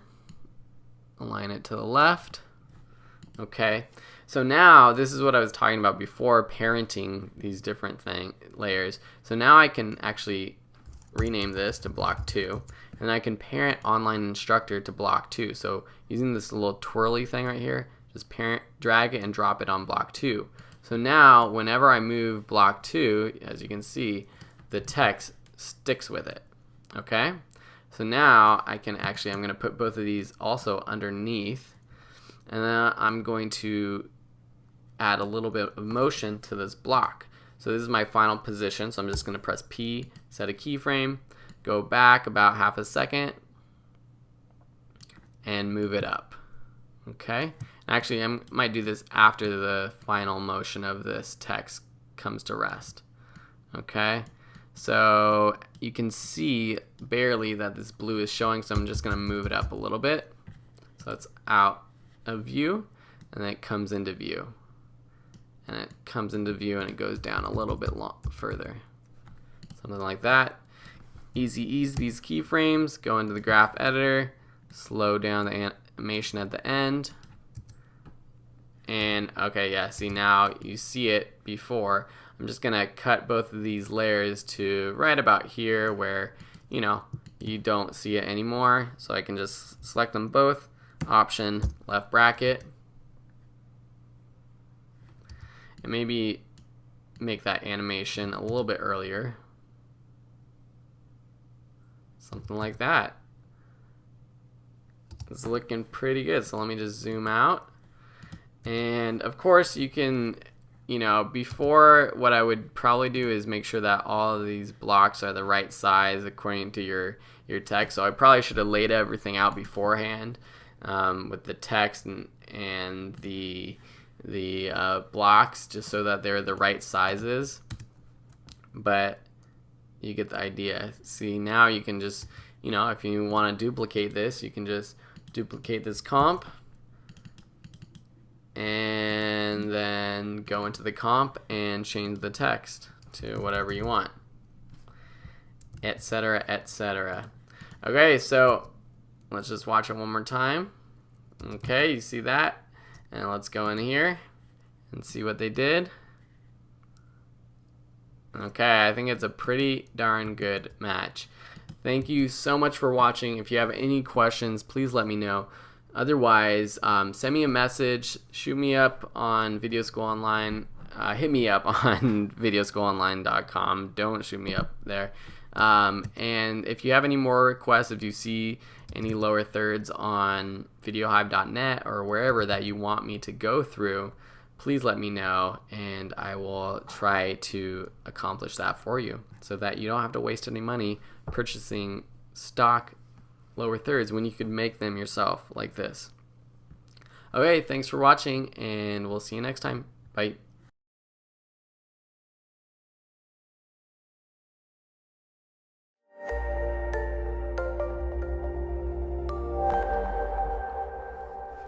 Hey, what's up? This is Phil Ebener with VideoSchoolOnline.com bringing you another cool After Effects tutorial.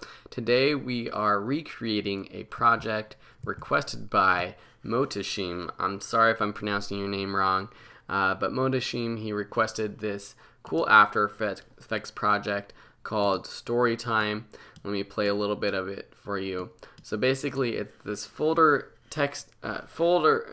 paper texture, and the camera is kind of zooming around it, and different photos are dissolving onto the paper. And so it's actually not too difficult to do. So let me get straight into it. So first you're going to need to download this paper texture. I'm just using this one that I found searching in Google, so just find something like this. If you search for folded paper texture, you'll find something like this from cartographersguild.com. And then you'll also need 4 pictures. I'm using 4 pictures from my photo colorizations that I'm doing. I also have a course in photo colorization if you're interested in that. But let me just play through what I created. So I did this in about 15 minutes, so to be honest, it's not as high quality as this project, but this probably took whoever created it a few hours, and this, with tweaking, with expansion, could be just as good. But this is the basic. I'm teaching you the basics of it, so that you can take it and run with it. So let me just play through it. So we have these pictures zooming around and fading on, and you get the idea. It's basically the same thing. So it starts with the logo in the center, and then photos kind of zoom in. So let's get straight to it and recreate this. So I'm going to put all these files into another folder, and I'll try to upload this project file somewhere so that you guys can download it as well. So put all these pictures in our project, and I'm just going to start from scratch. Okay, so basically what you do to start out with is create a new composition. I'm just going to do 1280 by 720, 2997 frame rate, 15 seconds. That should be good. Ultimately, you would want to do something bigger, so something like 1920 by 1080, which is full HD. This is HD, but not as good quality. But just for training purposes, this will be easier and it will render faster. Okay, so now I'm going to take our paper texture and just drop it in our composition and decrease the size. I'm going to rotate it the right way, so rotate it 90 degrees. And I'm pressing S to bring up scale and R to bring up rotation. And now just kind of plug it into this composition. Okay, so now, and you can press Option question mark to fill the composition in full screen.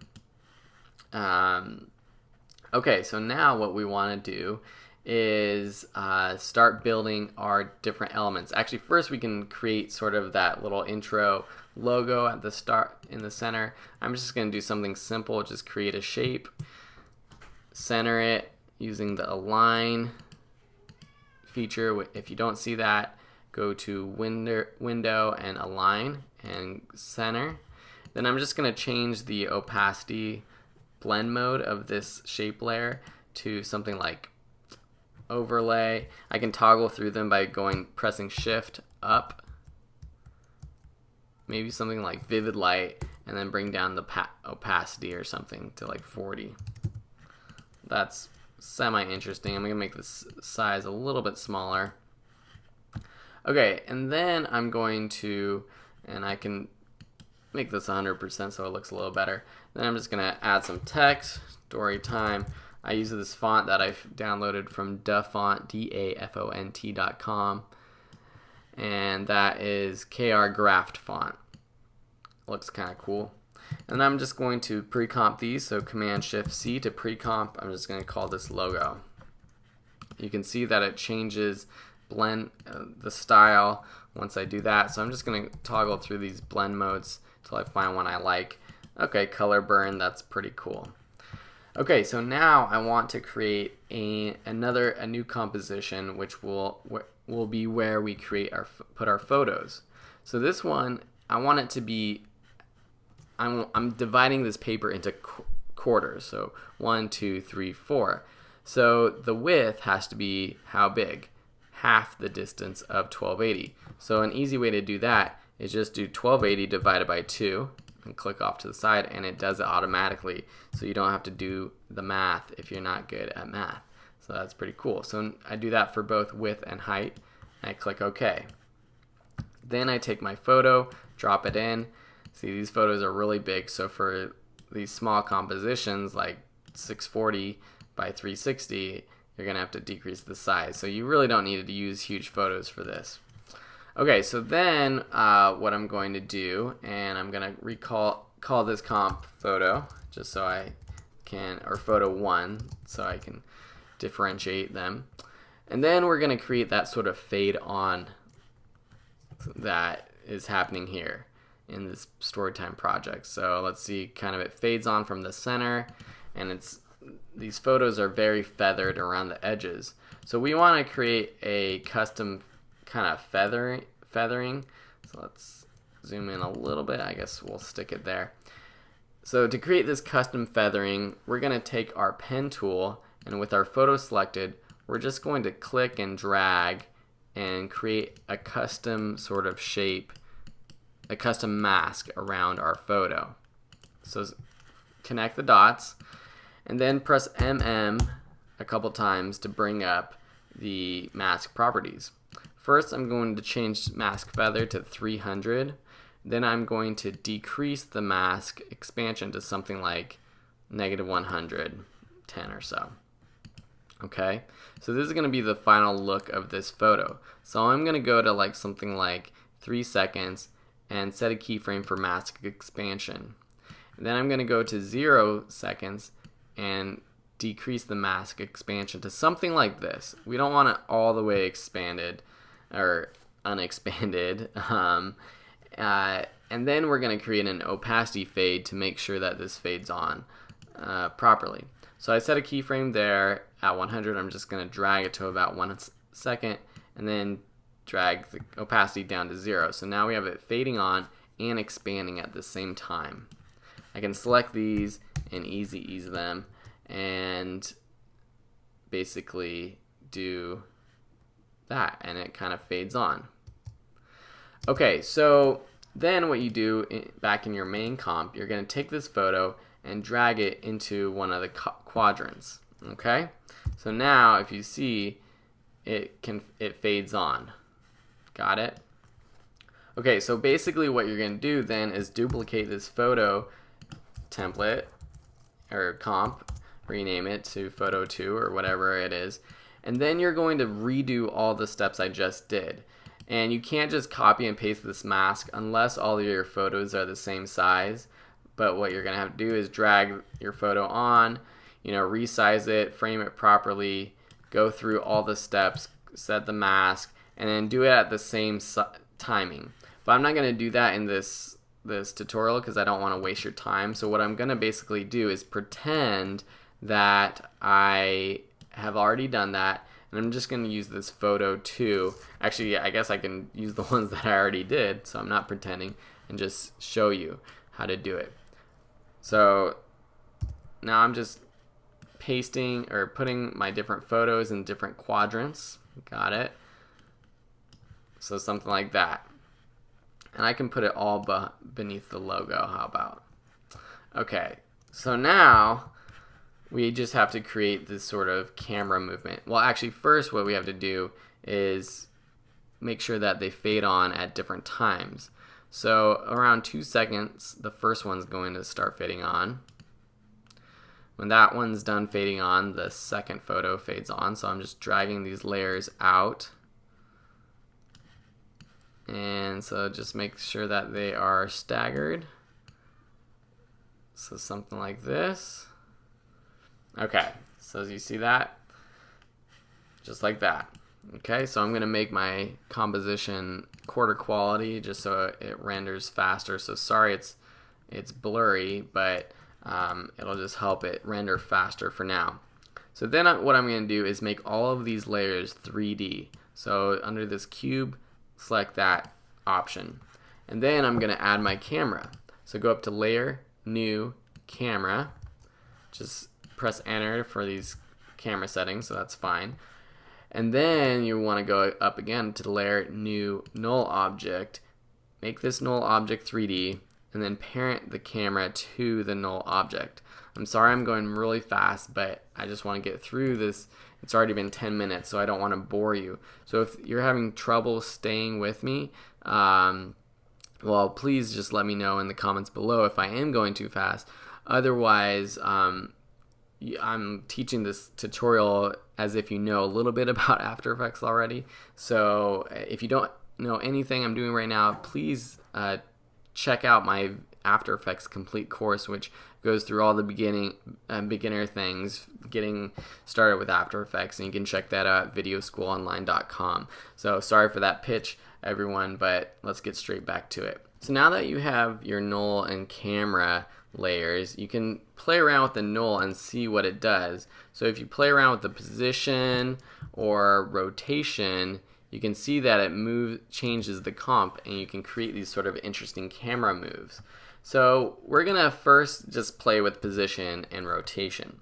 So first we're gonna just create sort of a zoom into this, or a zoom out of the story time maybe. Or maybe a zoom in. So maybe we'll start something like right here in position. So set a keyframe right there, and then go forward to right before, a little bit before this starts to fade on, and zoom in right there. And then we're gonna press R to bring up our rotation and just set a keyframe right there, because that's what we want the rotation to be at this point in time. And then select your position keyframes and right click it, and then just click keyframe interpolation and change it to linear. This just makes it not wacky in the future, so just do that. So if you're getting some weird moves, make sure you check that. So now it zooms in, and then it's going to go over to this photo of Lou Gehrig. So what we can do is just, change a little bit of these rotation properties, something like this. So just rotate it a little bit, and then with position, recenter it to where this photo is. Okay, so it takes a little bit of practice to figure out which setting over here you have to play with to get to the right one. And then this motion is too long, so I'm just going to drag all these keyframes over to the left. And I'm going to select them all and easy ease them. So function F9 on a Mac, or just F9, or right click and keyframe easy ease. So now if I render this out, you can see it zooms in, and then it goes to this photo. So that's a pretty nice move already. But you'll notice in the original composition, there's still sort of some motion as it fades on. So I'm just going to go in, and then for each of these, I'm just going to play with one of these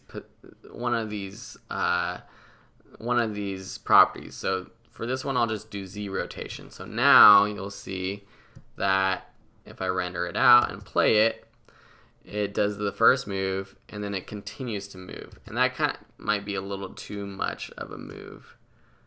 So maybe I'll just do a little bit less. Okay, so now for our next photo, before it pops up, first I want to set keyframes for all of these right here. So this is the starting point.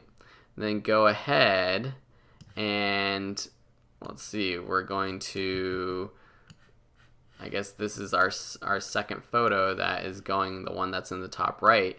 And I'm just gonna play around, just move the rotation, move the position so that it looks good.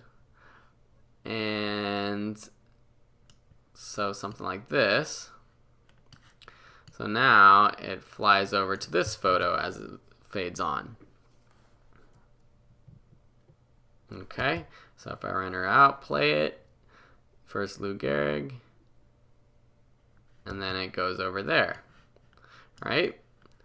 And then same thing, just set a keyframe for all of these functions, properties over here, and then go forward as it fades on and just play with one of these. So maybe we'll zoom out a little bit, but you'll see as I zoom out, you get this black over here, which is not in the, there's nothing there. So just make sure that you don't get that, or if you do see that, play with another one of these properties so that the black on the edges goes away. So now it kind of goes like that. Okay, so you basically just keep doing this, fly this null object around, or the camera, and get to all your photos, and that's basically how you create this composition. Okay, so I hope that sort of is a good representation of how to recreate this story time After Effects project. You can see here it's basically the same thing that I'm doing. The motion is pretty much the same, and you just have to play around with the different transitions from one photo to the next, so you can see. And you know, you see text here and different things. Well, you can add text to your photos. So for example, say I want to add text. Then I add text, you know, I call this Lou Gehrig, and I change the font to something that's readable. So something like, I don't know, something like that. Well, then you're gonna also have to create a fade on for this. I'm just gonna create a quick opacity fade, but you can do all sorts of different fades with different masks like we did. And so now if we come back to our main comp, you see that the Lou Gehrig fades on with our photo. And so within each of these photo compositions, you can add whatever you want, be it text or other motion graphics or anything really. Okay, so I hope that makes sense, and I hope you enjoyed this lesson. If you have any questions, please don't hesitate to comment, or wherever you're watching this, you can always connect with me at videoschoolonline.com. Check out my courses there. You can learn how to do photo colorizations. This entire project, all these photos are actually black and white photos that I colorized in Photoshop. And you can learn how to do that on videoschoolonline.com. Or you can learn more After Effects stuff, awesome tricks and tips. I have a full-blown course on basics After Effects. I have advanced courses on motion graphics, including lower thirds, shape layers, you name it. I've got a class on it. So check those out at videoschoolonline.com. And as always, have a great day, and we'll see you in the next video. Bye.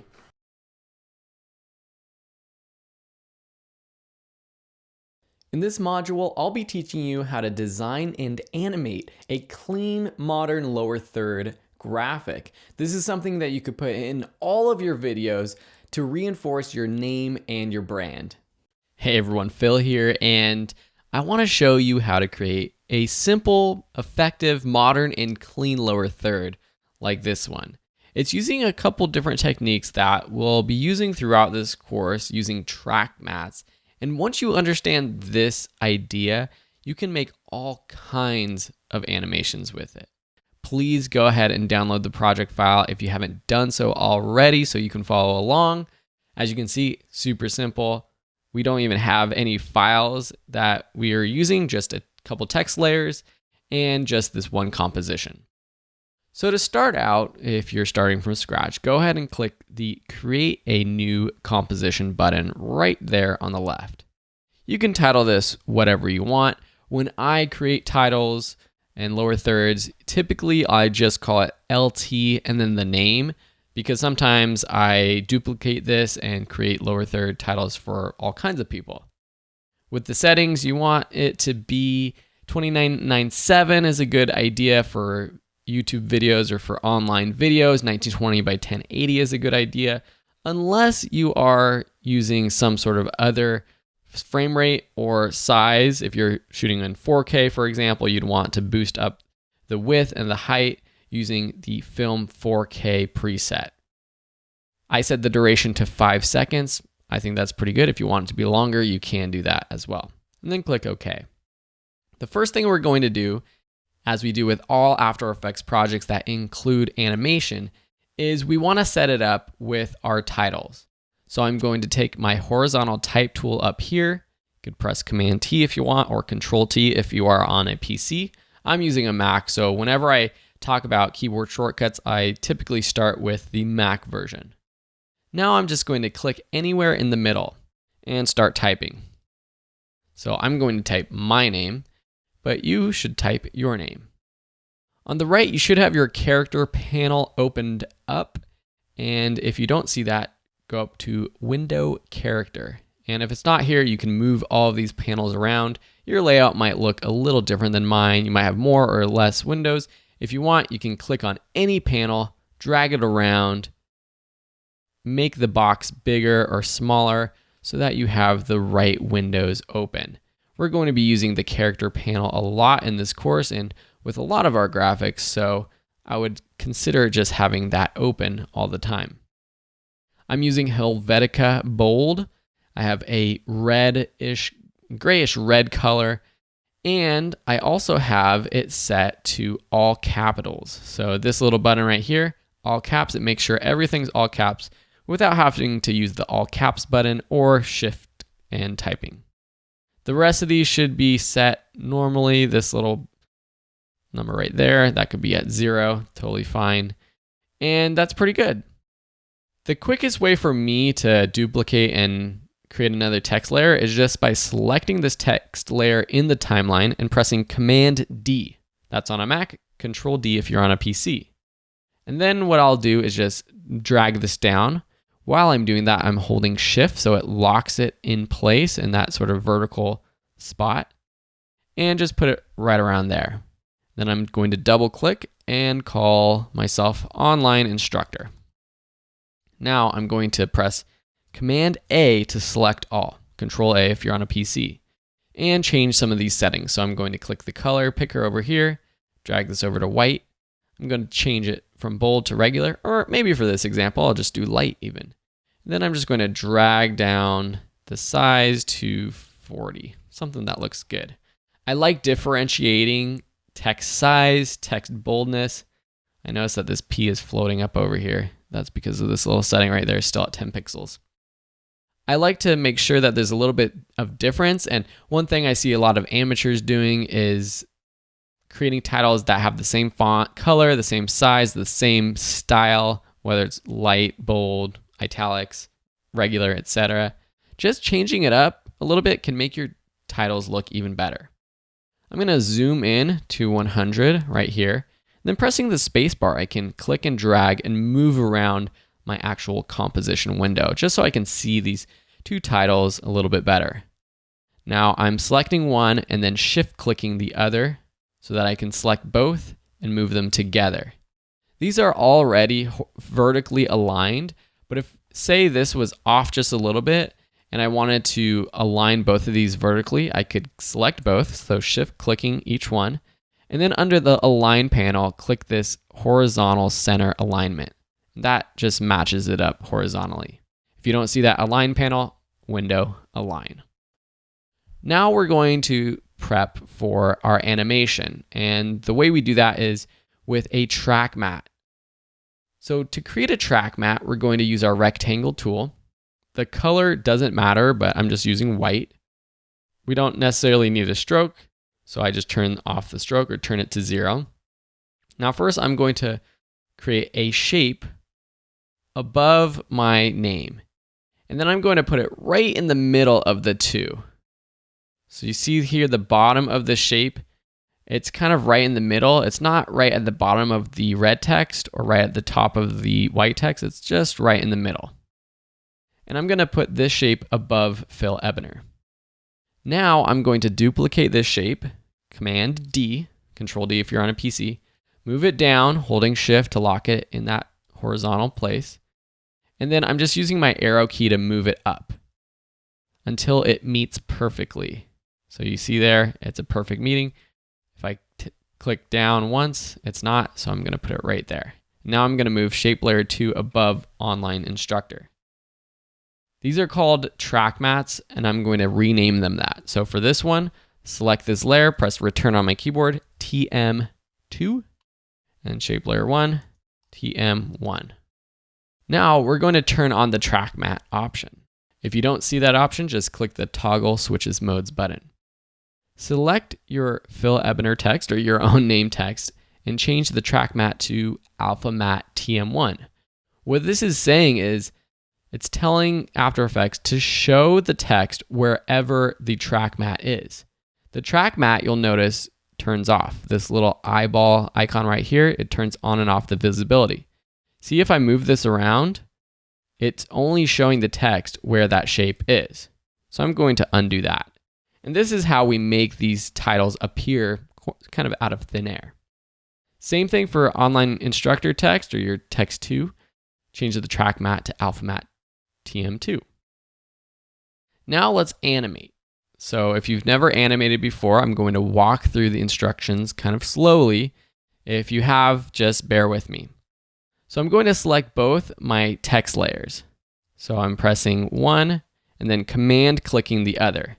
Now I'm not shift clicking the other because if I do that, it selects all of the layers between the ones that I clicked as well. So if I click this top one, then shift click this bottom one, it selects all of them. But if I command click or control click on a PC, you just select two. Now I'm going to press P on my keyboard to bring up the position of this layer. If I don't want to do that, I can just click this arrow over here on the left, then transform, and that brings up all of our transform properties, including position, scale, rotation, opacity, and anchor point. But I just want to see the position, so I'm going to press P. I'm going to click this little stopwatch icon, which sets a keyframe. That means that at this point in time, we're telling After Effects to put this text right at this position. And then I'm going to put these keyframes, which are highlighted. I can click one and move them both to 1 second. Now I'm going to click off of the text layers and then just select the Online Instructor text layer and move it up. I can either click and drag it up, I could press up on my keyboard with my arrows, or shift and then up to jump it up. Same thing for my Phil Ebner text. I'm going to shift and then press the down arrow to move it down. So now I'm just telling After Effects that at this point, I want my text to be down here. At this point, I want my text to be up. So what happens between? An animation. It moves from point A to point B. So if we play this through, which you can do if you have a full keyboard, you can press the 0 button on your full keyboard, or you can press the Control 0 button if you're on a Mac, or to do a RAM preview, you could also go up to your preview window, if you don't see that, window, preview, and then press this space play button. And you'll see that you can change the shortcut for playing from spacebar to shift space, numpad 0, or any of these other options. So if I press spacebar, depending on how fast your computer is, it'll play right through. If your computer's not fast enough, it might be a little jittery. Looks pretty good, but we're going to make this motion a little bit more fluid. It kind of starts slow and it ends abruptly. So what I'm going to do is select all of these keyframes and press F9 on my keyboard, or right click, keyframe assistant, easy ease. Now what this does is it ramps up the speed, it goes slower, it ramps it up to fast, and then it slows down into this keyframe. So if we play it, it has a little bit more of a bounce. And I think that looks a little bit better. To give it even more of a more unique motion, I'm going to click this graph editor button. So now we have this graph that represents the speed of this animation. You can see the pixels per second on the left-hand side. So it's at 0, and then it increases, and then it decreases. If I select the keyframes on the right, so there's 2 keyframes right here because I have both the position keyframes highlighted for both of these layers. If I click and drag over them, I get this little yellow handlebar, and I can drag this to the left. And when I drag this to the left, what this means is that it's going to start faster and it's going to take a really long time to get to its final resting spot. So let me just play through that. It's kind of more of a pop. See the difference than what we were seeing before? A nice little pop, and I like that for our motion. So I'm going to click off of the editor, and this looks pretty cool. But the last thing I'm going to do, or second to last thing I'm going to do, is actually stagger the animations. So I'm going to take the online instructor layer and drag it to the right about 10 frames. Play through and see how that looks. It's a little bit too long. So let's go around 5 frames or so. I like how the Phil Ebner text comes on first and then the online instructor text. So to reverse this animation, there's a couple ways to do it, but one kind of easy way to do it is just by recreating these keyframes. So to set a new keyframe at the end of this composition, what I can do for each layer is just click this little add or remove keyframe button. It's a little diamond on the far left. And if I do that, it adds a new keyframe. That's automatically easy eased, because if we have easy eased keyframes on a layer and then we add a new one, it automatically has that easy ease. If I click the stopwatch, what happens is it deletes all of the keyframes. So we don't want to do that. So click this little icon for adding a keyframe, and then let's go forward about a second. And then let's copy this first keyframe, because right now it's saying at this point, leave it at that same spot. But a second later, we want it to go back to this first spot where it started. And we can do that by just copying, selecting it, Command C, Command V. Select this other one, Command C, Command V. So now they animate off. But let's stagger them again. So we're going to drag the Phil Ebner text to the right a little bit, the keyframes, about 5 frames, so that the online instructor text comes off just before. And maybe not as dramatic as before, something like that. The motion is weird though. The timing of it's off. So we got to go back into our graph editor. So let's select all 4 of these keyframes at the end for that final animation. Click the graph editor, and you'll see, if I extend this, you'll see the motion, how there's this little pop in the motion. Over here on the right, there's not a pop. So let's select the first 2 part, actually the second 2, and then drag to the left. And let's see what that looks like. I actually don't like that. What I'm going to do is do the other way. So select the first 2 in that final animation and drag to the right to try to match the animation of the start. So it kind of slows and then pops off. Looks really good. The last thing I'm going to do is to turn on motion blur, which I have to do 2 things. For each of these layers that are moving, the text layers, I'm going to check on this little motion blur column, which is the 3 little circles right here. So check that on for both of those layers. That enables it for these layers, but it doesn't enable it for the composition. To do that, I have to click this Enable Motion Blur for All Layers button right here on top of the timeline. So now if I play through it, you'll see that it pops on, pops off. There's a little bit of motion blur. You can see right here, there's a little bit of blur at the top of the letters. If I turn this off, it's sharp. And that's a personal preference, but it more matches what we see with our human eyes. If things are moving, there's a little bit of blur. To test this out, wave your hand in front of your face. There's blur, it's not sharp. So adding motion blur makes things look a little bit more natural. Awesome, so that's how we create this lower third. In the next video, I'm going to show you how to export it so that you can use it on top of any of your videos and you can use it over and over and over. Now I'm going to teach you how to export this lower third for using in your video projects. And I'm going to show you two ways. One is by actually exporting the video file itself.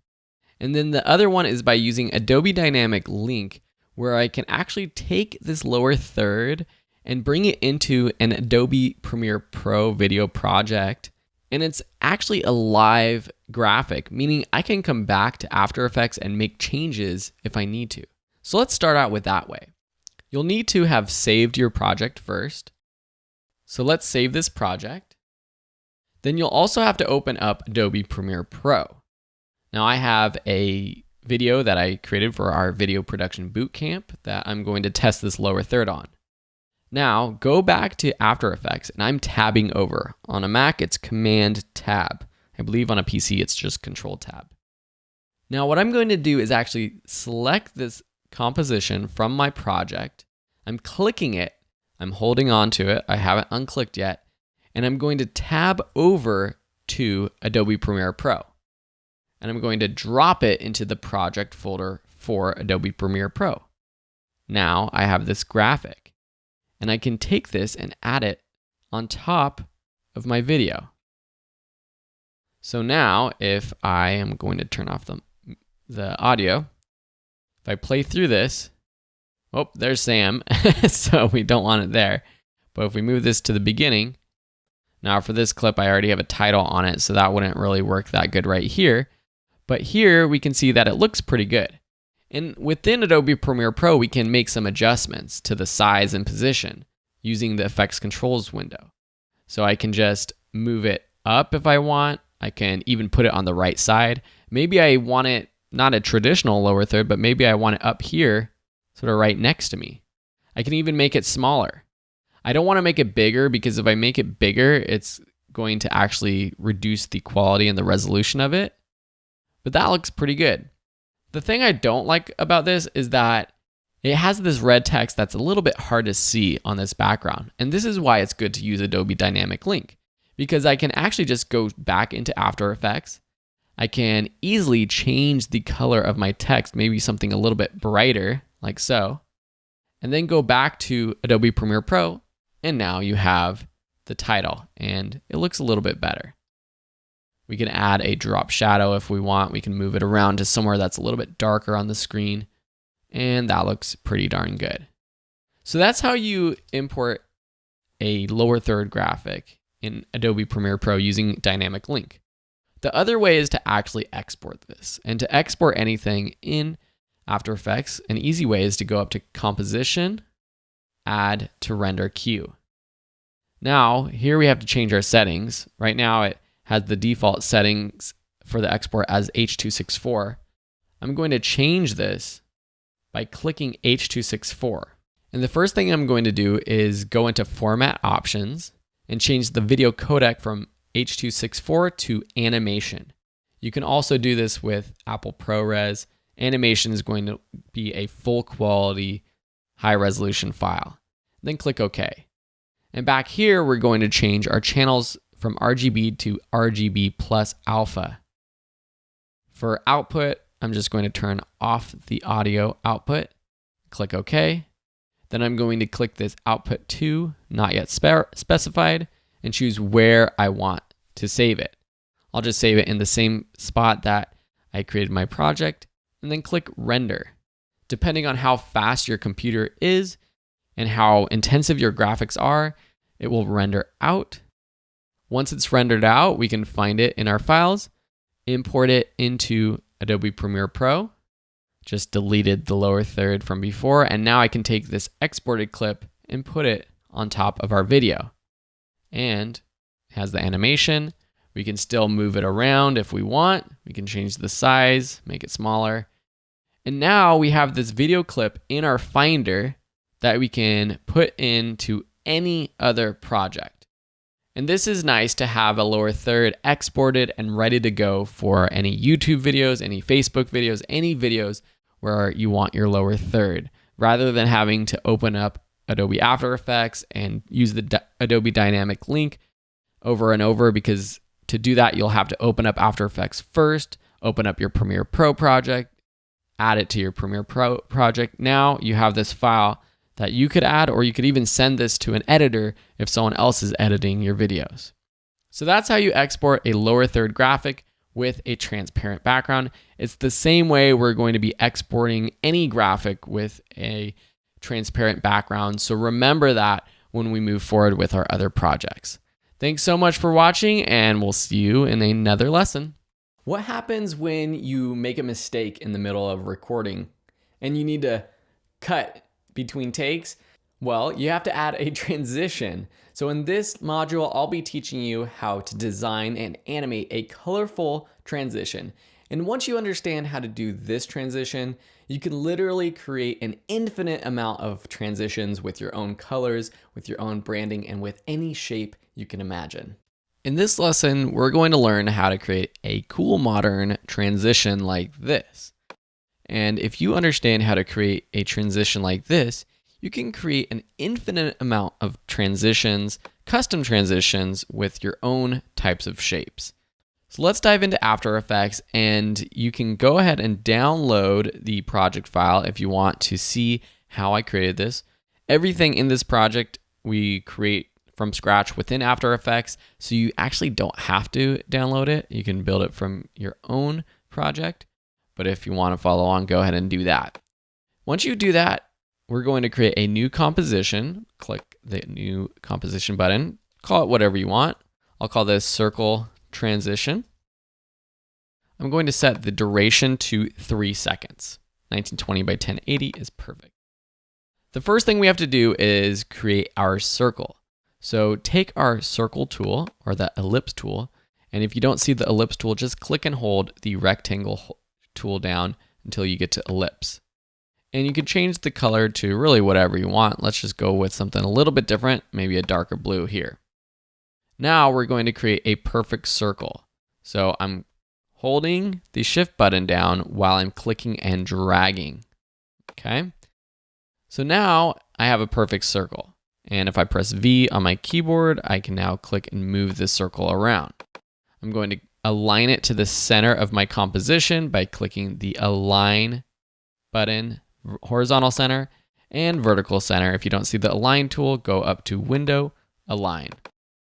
Now let's create our simple animation, and we're using the radial wipe effect. So there's different ways to do this, but as a beginner, an easy way to do it is with the radial wipe. So click this radial wipe that you can search for in your Effects and Presets window and drag it onto your project.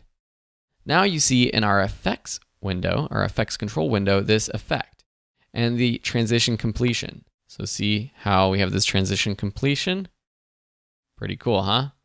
Okay, so what we need to do is animate this on first. So what we're going to do is at 0 seconds on our timeline, 0 frames, we're going to set a keyframe for transition completion at 100%. So click this keyframe button. Now we don't see the keyframe in our timeline, so to see this keyframe, what we can do is press U on our keyboard, the letter U. That brings up any of the keyframes on our timeline. Then let's go ahead to around 20 frames or so and change our completion transition to 0%. So now between 0 and 20 frames or so, we have this cool little transition.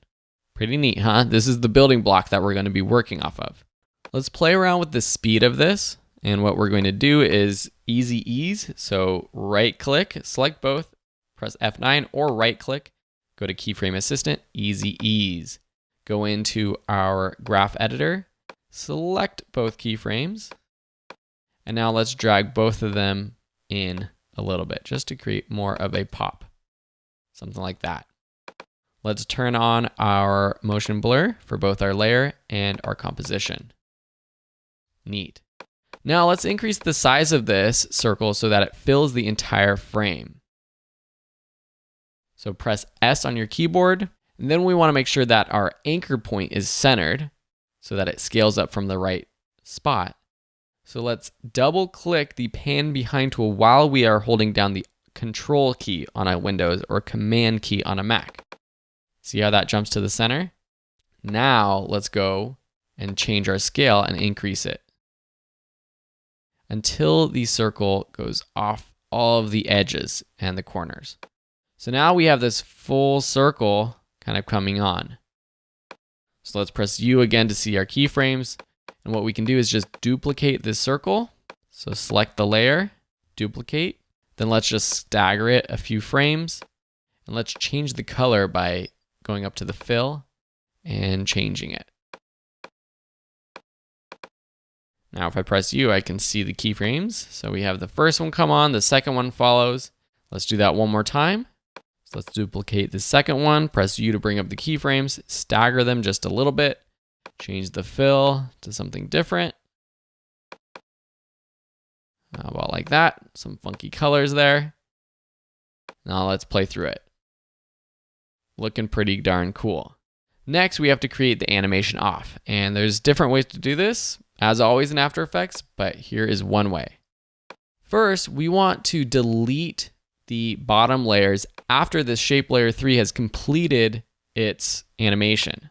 We no longer need the shape layer 1 and 2. So select both shape layer 1 and 2, press Option on your keyboard if you're on a Mac, Alt if you're on a PC, and press the right bracket button. And then we can just drag it in one frame. So now, if we go here and we turn off the shape layer 3, we'll see that there's nothing behind it. But there is something behind it up until that point. We'll also do that for shape layer 3, actually. So let's select shape layer 3, Option, right bracket. Now what we can do is duplicate this shape layer. We're going to butt it up to the end of this first one. So see how we have it butted up? 1, 2. But now we need to reverse this animation. There's different ways to do this. One way is by first pressing U on your keyboard and then just changing the keyframe. So go to this first one. We'll change this to 0. We'll go to the next one. An easy way to go to the next keyframe that's on your timeline is pressing K on your keyboard and changing that to 100. So now what happens is we go from 100% to 0.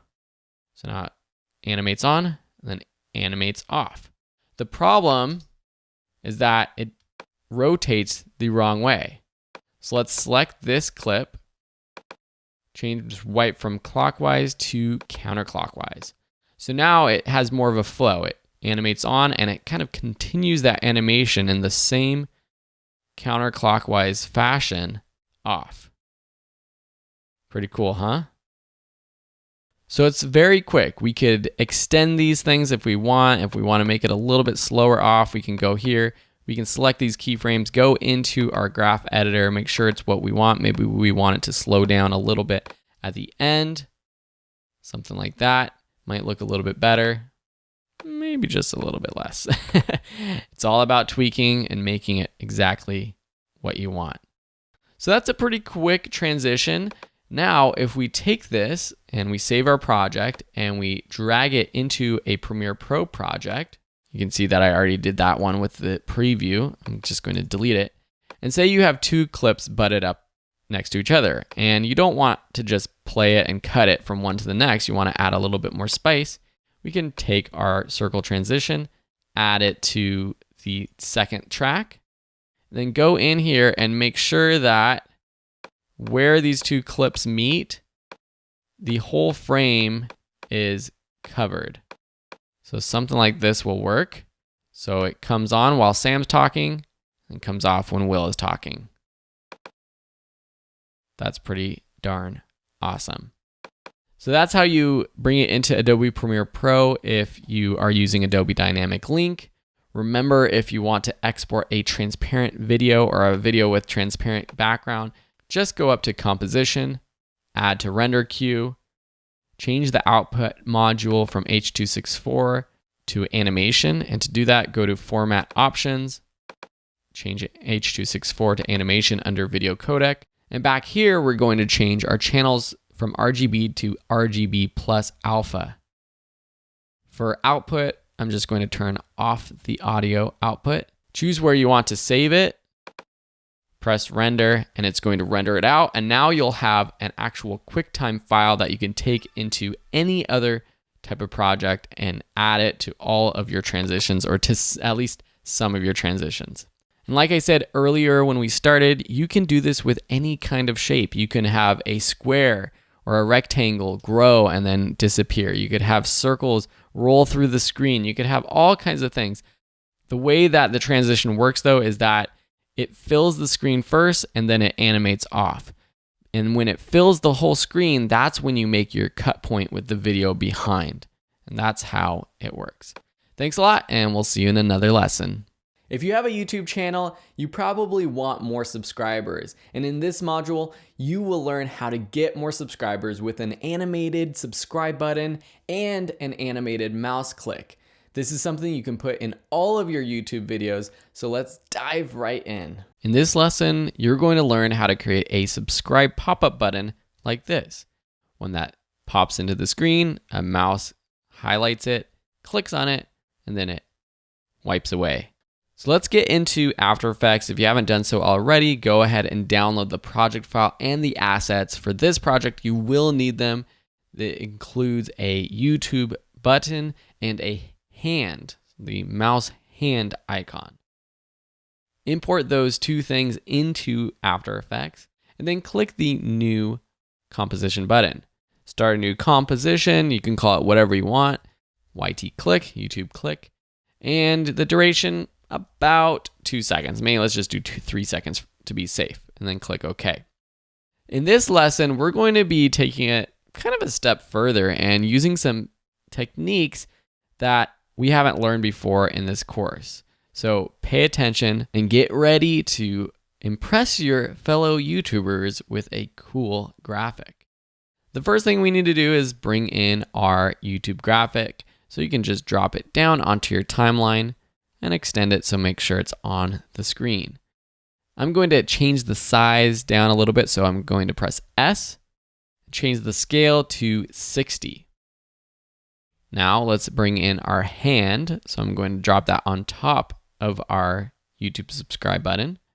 And the size is pretty good, actually. Maybe make it a little bit smaller, so let's just put it at 80.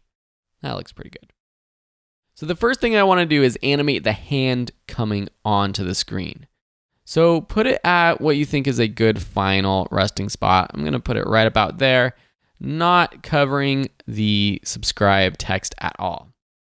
Then I'm going to go to about 20 frames, about 2/3 of a second, and bring up position for my hand, and then select the keyframe button or the stopwatch to add a keyframe. I'm also going to bring up the rotation, so R on my keyboard, then click the stopwatch to set a keyframe there, and press U again to see both the keyframes for position and rotation there on my frame. Now I'm going to go back to 0 frames, and I'm going to first rotate just slightly to the left to see a little bit of rotation, about -11, and then I'm going to click and move this off the screen down at the bottom. So now it kind of comes on and it rotates as well, just making it a little bit more dynamic. You might be able to make this a little bit more, maybe -20. So it's a little bit more dynamic. Of course, we're going to easy ease, so F9 on your keyboard or right click, keyframe assistant, easy ease. We're also going to turn on motion blur. Let's do it for both of these layers. And then go into our graph editor and add a little pop. You know I love the pop, so select all the keyframes, drag the left ones in and the right ones in as well.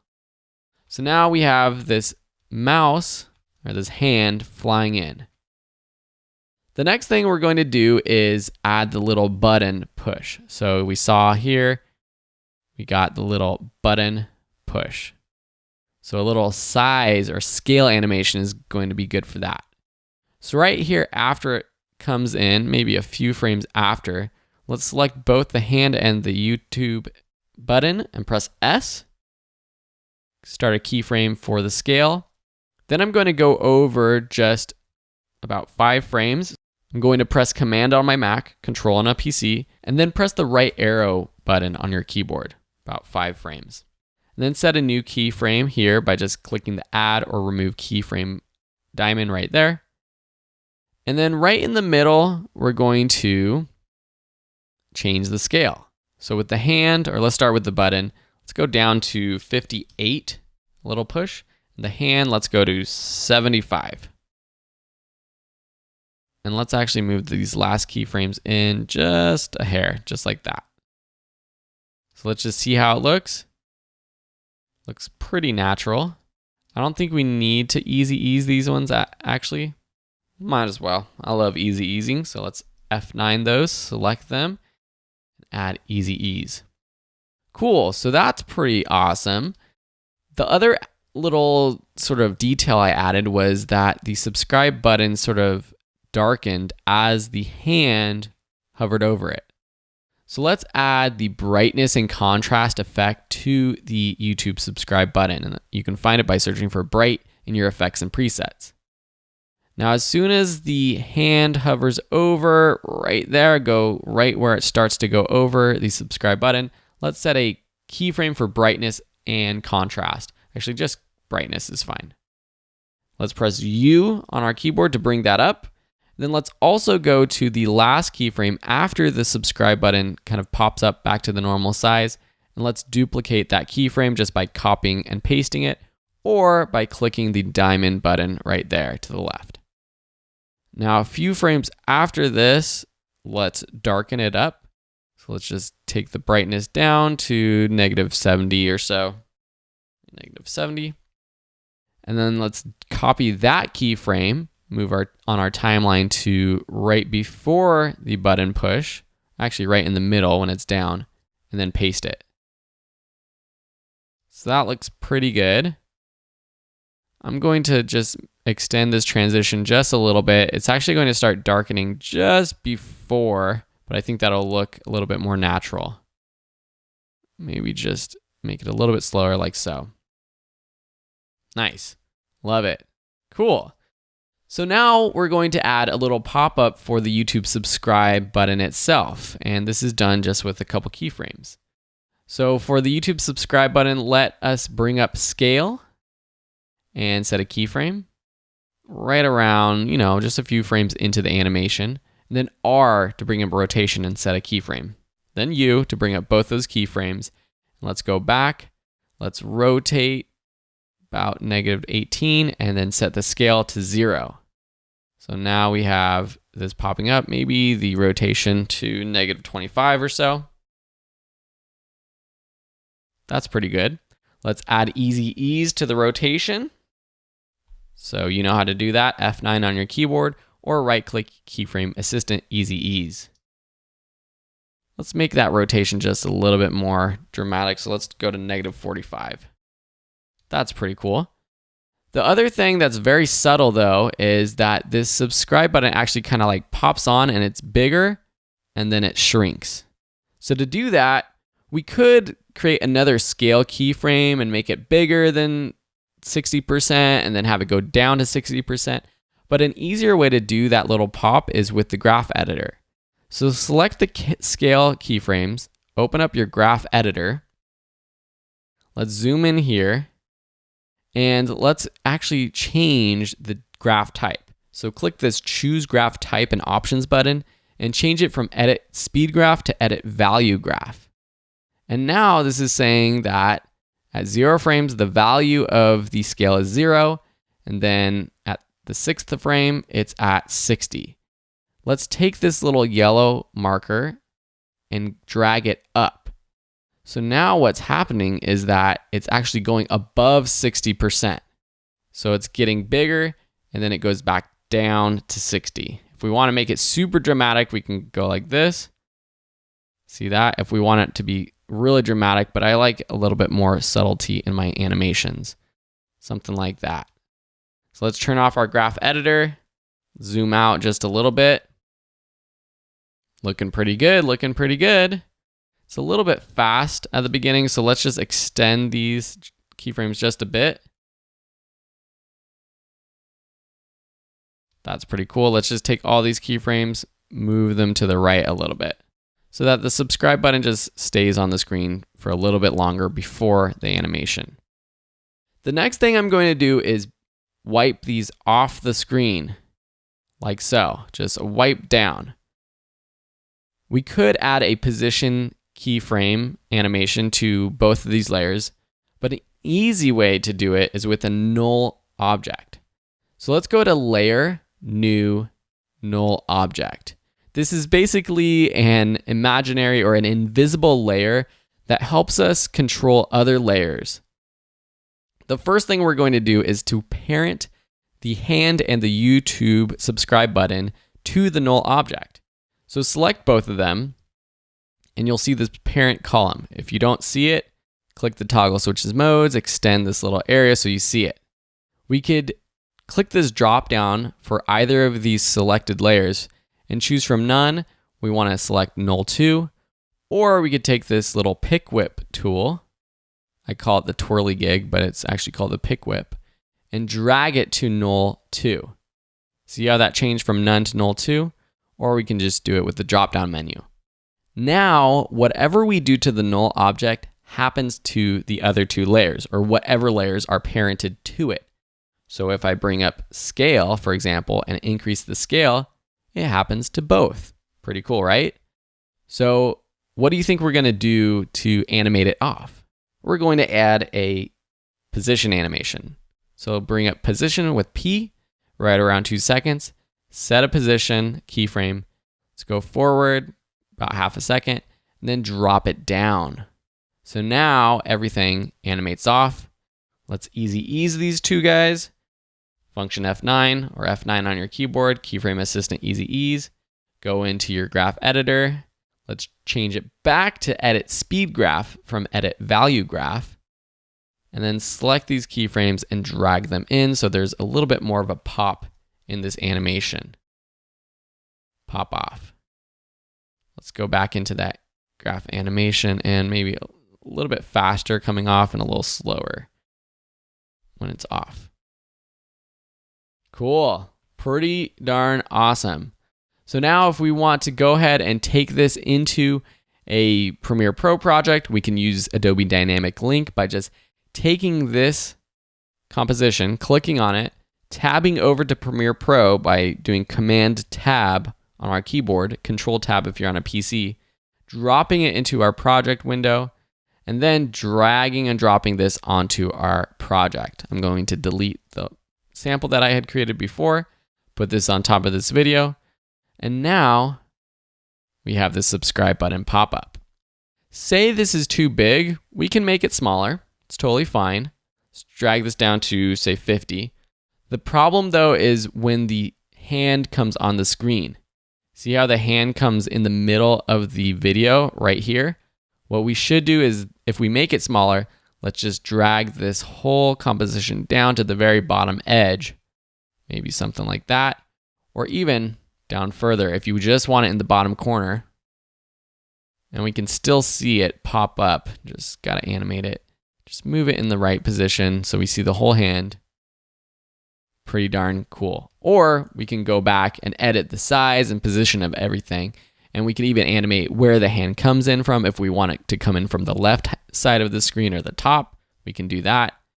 And as always, if we want to export this so that we can use it in multiple projects easily, just go up to Composition, Add to Render Queue, change the output module from H.264 or whatever setting you have by clicking on the Format options, changing it from H.264 to animation, clicking OK, changing the channels from RGB to RGB plus alpha, clicking OK, changing the output to wherever you want it to export, click Save, and then click Render, and now it will render out as a file, and you can take that QuickTime file wherever you want, in whatever video you want, and add it to your videos to get more subscribers. Thanks so much for watching. I hope this was a fun one. If you have any questions, let me know. Otherwise, we'll see you in another lesson. As a business, you probably have some social media profiles and you want to get more followers. With this graphic, you'll do that. I'll teach you how to animate a follow us call to action for any type of social media profile you have. Included are icons for some of the most popular platforms, but of course you can do this with any social media platform out there. In this lesson, we're going to be creating some social media icons, some little pop-ups that help promote your different social media profiles. So we're going to be doing some new things in this lesson, including creating some pre-compositions and how to easily reverse an animation no matter how complicated it is.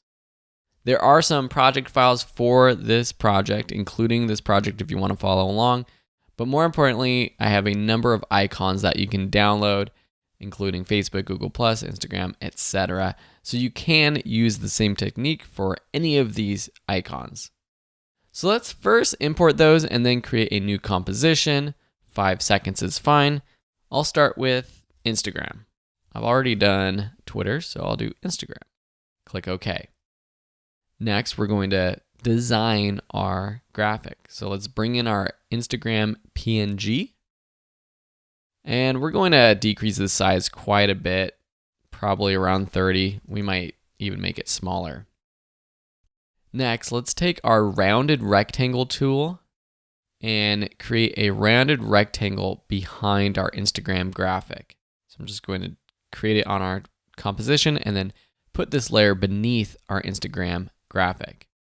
Then using our move tool, let us just move the Instagram graphic so it's aligned in our background bar.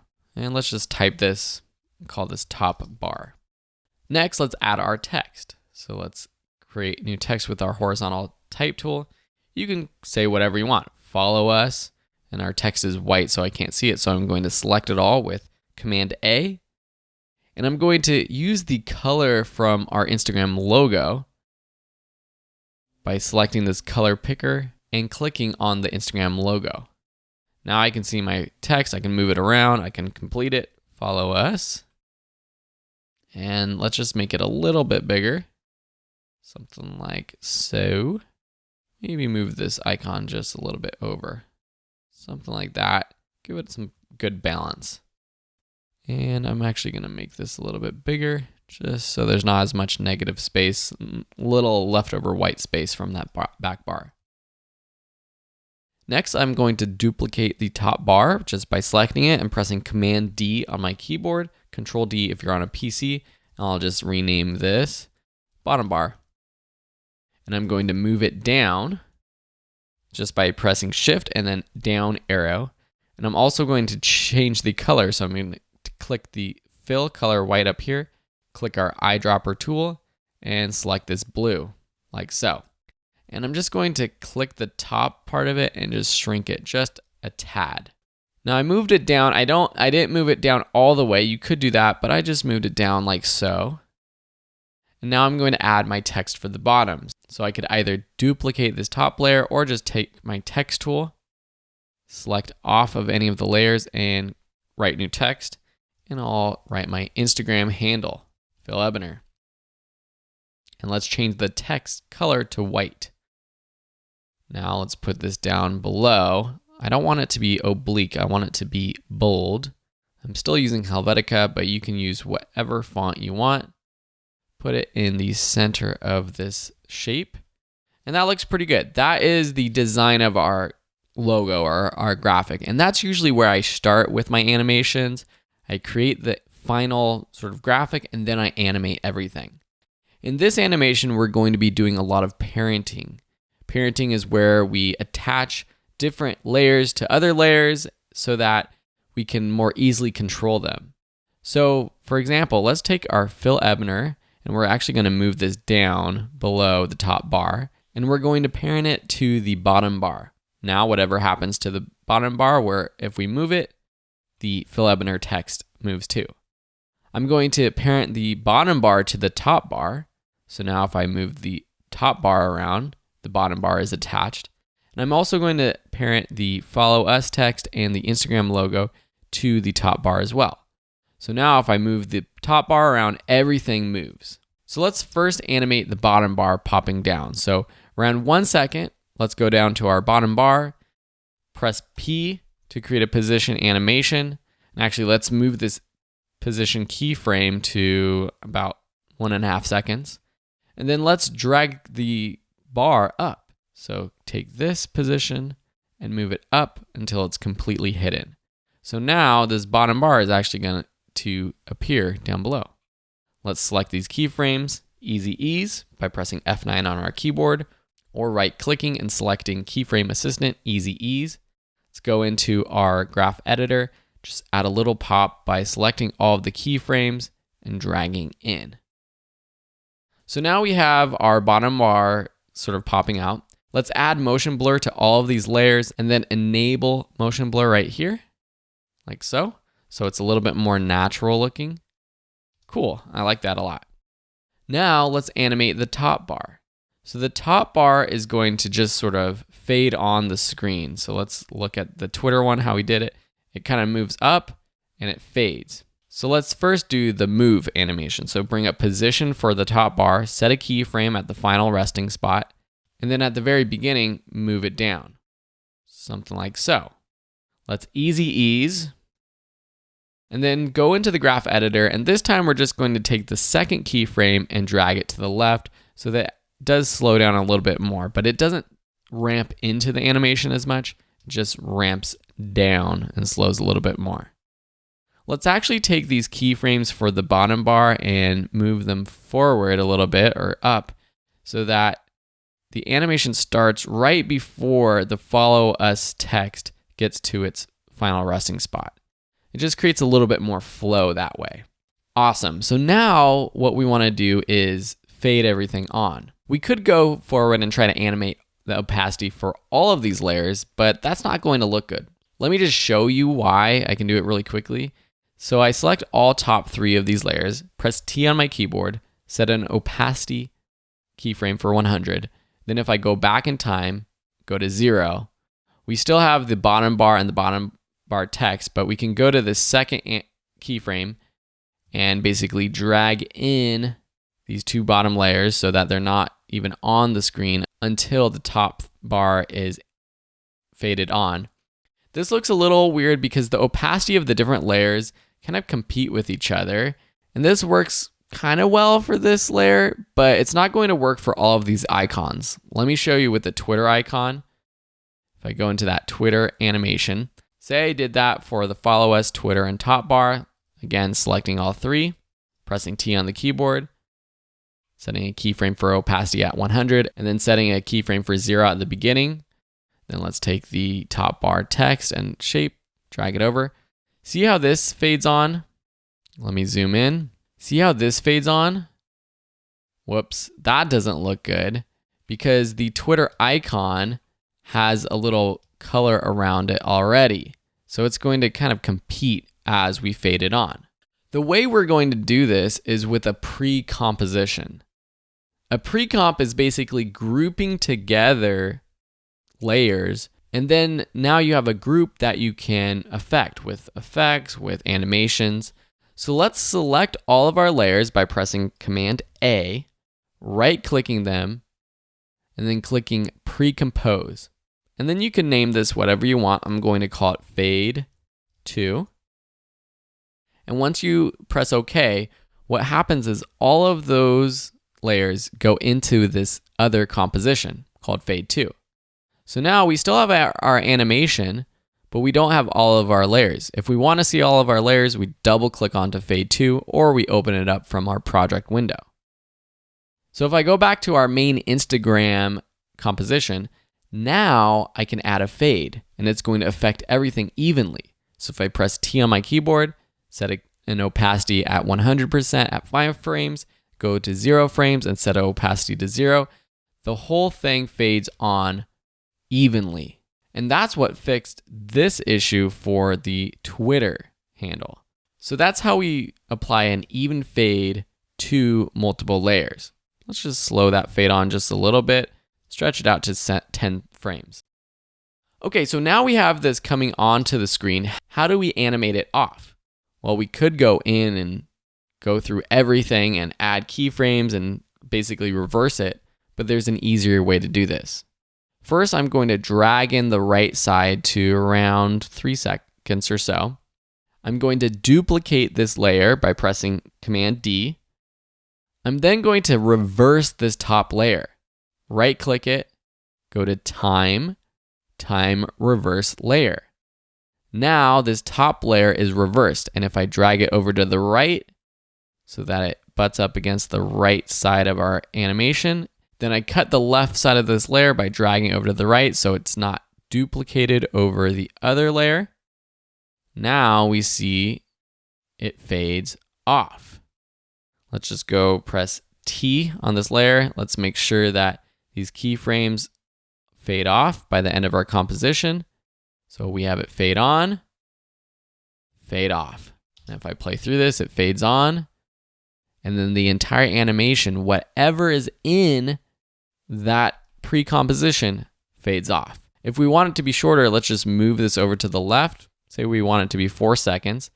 We can do that, and then let's just drag in the right part of the first pre-comp, and now it's shorter. So that's how you easily reverse an animation in After Effects. Now, what I would do if I were you is go through and duplicate this sort of style for all of the other social media icons that you use, export them so that you have them in your bag to use for any of your videos. Now, to export these so that you can use them in your other videos, just go up to Composition, Add to Render Queue. We want it to have a transparent background, so change the output module from H.264 by clicking on H.264, changing the format option to animation, select OK, and then change the channels from RGB to RGB plus alpha, select OK. Now, where output 2 is, click Instagram and put it wherever you want to save. Click Save, click Render, and now we have a graphic that we can bring into any of our videos, layer it on top. We could even change the size. We can move it around. And now we can put it on any of our videos. Pretty cool, right? Awesome. Thank you so much for watching. If you have any other questions, please let me know. Otherwise, we'll see you in another lesson. Hey everyone, and welcome to this tutorial. Today I want to talk about the project that you'll be creating throughout this course. So this is a video that I created a while ago for UC Berkeley. It's from a speech by Mario Savio, one of the founders of the free speech movement. And you can see a lot of cool stuff going on. And as I mentioned in the intro video, all of these types of introductions and reveals are very simple actually when you get right down to it. And so what we're going to be doing is sort of replicating the style of this video in a little bit simpler way. And so let me open up the video that we will be creating in this class. So check it out. Hello, my name is Phil Ebener, and I am a video creator and motion graphics designer. I'm the founder of videoschoolonline.com. Thanks for being here. So you can see here that this is a pretty simplified version of Kinetic Typography, but we're going to learn all of the different building blocks. So we're going to learn different ways to reveal the text like cuts, scale animations, position animations, rotating and flipping animations, and then reveal animations. And putting them all together, you find something that's actually pretty incredible. So start to think of a little script for yourself to introduce, which is what I suggest you doing. And then you'll have to record audio as well. You can use your smartphone or your computer. It doesn't have to be professional sounding or anything like that, but just introduce yourself. Tell us your name, who you are, and any other fun tidbit about you. So let's get straight into it. We're going to break down this class. Each lesson is going to be about how you create a different scene in this video. So follow along, and again, I can't wait to see your projects at the end of the course. Hey everyone, and welcome to the first actual tutorial in this Kinetic Typography course. In this tutorial, we're going to be learning how to make this very first scene, which includes a scale animation and a series of cut animations. In this scene, we're going to learn how to do a scale animation and use cuts within Kinetic Typography. Now, this is the first time we are in After Effects, and a couple notes about that. First, I am using Creative Cloud version of After Effects. That being said, you can use really any version you have. If you have CS6, CS5, whatever version, all of the techniques that I'm going to be teaching you in this course can be done in any version of After Effects. The second thing is that I'm recording this in HD on my 27-inch iMac, and so it would be beneficial for you to view it in HD and full screen on a desktop computer. Now, I know all of you won't have giant monitors, and some of you might even be watching this on a mobile device or tablet, which is possible, but for best viewing experience, watch it on a desktop computer in HD. Okay, that all being said, let's get straight to this very first scene. So what I'm going to do in After Effects is when you start out, what you want to do is click this new composition button down here. You can name this first comp Scene 1. The preset I'm going to use is HDTV 1080 2997. The width is 1920 by 1080 pixels. The frame rate is 2997. And for the duration here, leave the start time cone at 0. And the duration is going to be 5 seconds. Background color, just leave at black. So when you're done with that, click OK, and your new scene opens up. I have my audio that I recorded, and I'm going to take that and drag it onto my timeline down here. What I'm going to do next is press LL on my keyboard twice. What that does is bring up the waveforms of my audio so that I can see where I am actually saying my words. Now, in this audio clip, I recorded this saying twice. So what I'm going to do is just drag this to the left until my second recording begins. So I know this is where my second recording begins, and I can either play through it with audio by pressing the space bar in the Creative Cloud version, or going up here and doing a RAM preview if you are using a previous version. That's in the preview window that you can see if you go up to Window, Preview, and there should be a RAM preview button if you are in a previous version of After Effects. Another thing you can do is press Command if you are using a Mac, or Control if you are using a PC, and drag this current time indicator, scrub it through your clip right here. And you will actually even be able to hear the audio from your timeline if you are holding down Command or Control and scrubbing through it. So I know this is the first part of my dialogue where I say, hello, my name is Phil Ebner. And so I can just play through it and then close down my work area to something like that. And then what I'm going to do is going to go to Composition, Trim Comp to Work Area. And that trims this work area, or this whole composition, to the amount of time that it takes to say this first few lines. Okay, so the second thing that we need to do is start typing out our text. So you're going to need to choose a font that you like, and you could choose really anything that you want. I like this font called League Spartan that you can download from the leagueofmovabletype.com. If you search for League Spartan on Google, you can find it. And I typically use all caps. So I'm just going to type out my words one layer at a time. So I'm going to take my text tool, click, and say hello. And then what I will do is select this hello layer. I will duplicate it pressing Command D on my keyboard, Control D if you're on a Windows. So if I ever say Command D, just know that on a PC you would press Control instead of Command. Then I know that the next text is going to need to be smaller. So I say, hello, my name is Phil Ebner. So what I'll do is select this second text layer and drop down the size to something like 200 pixels. And then what I can do is take my selection tool, move it just so I can see it, and I'll just say my, so I just double click and change the text. I go back down here, duplicate, double click this layer, name, type in name, click again down here on name, duplicate, double click, is, click is, duplicate, Command D, type in my first name, duplicate again, Ebener. Now what I have to do is, using my selection tool, is move this text around.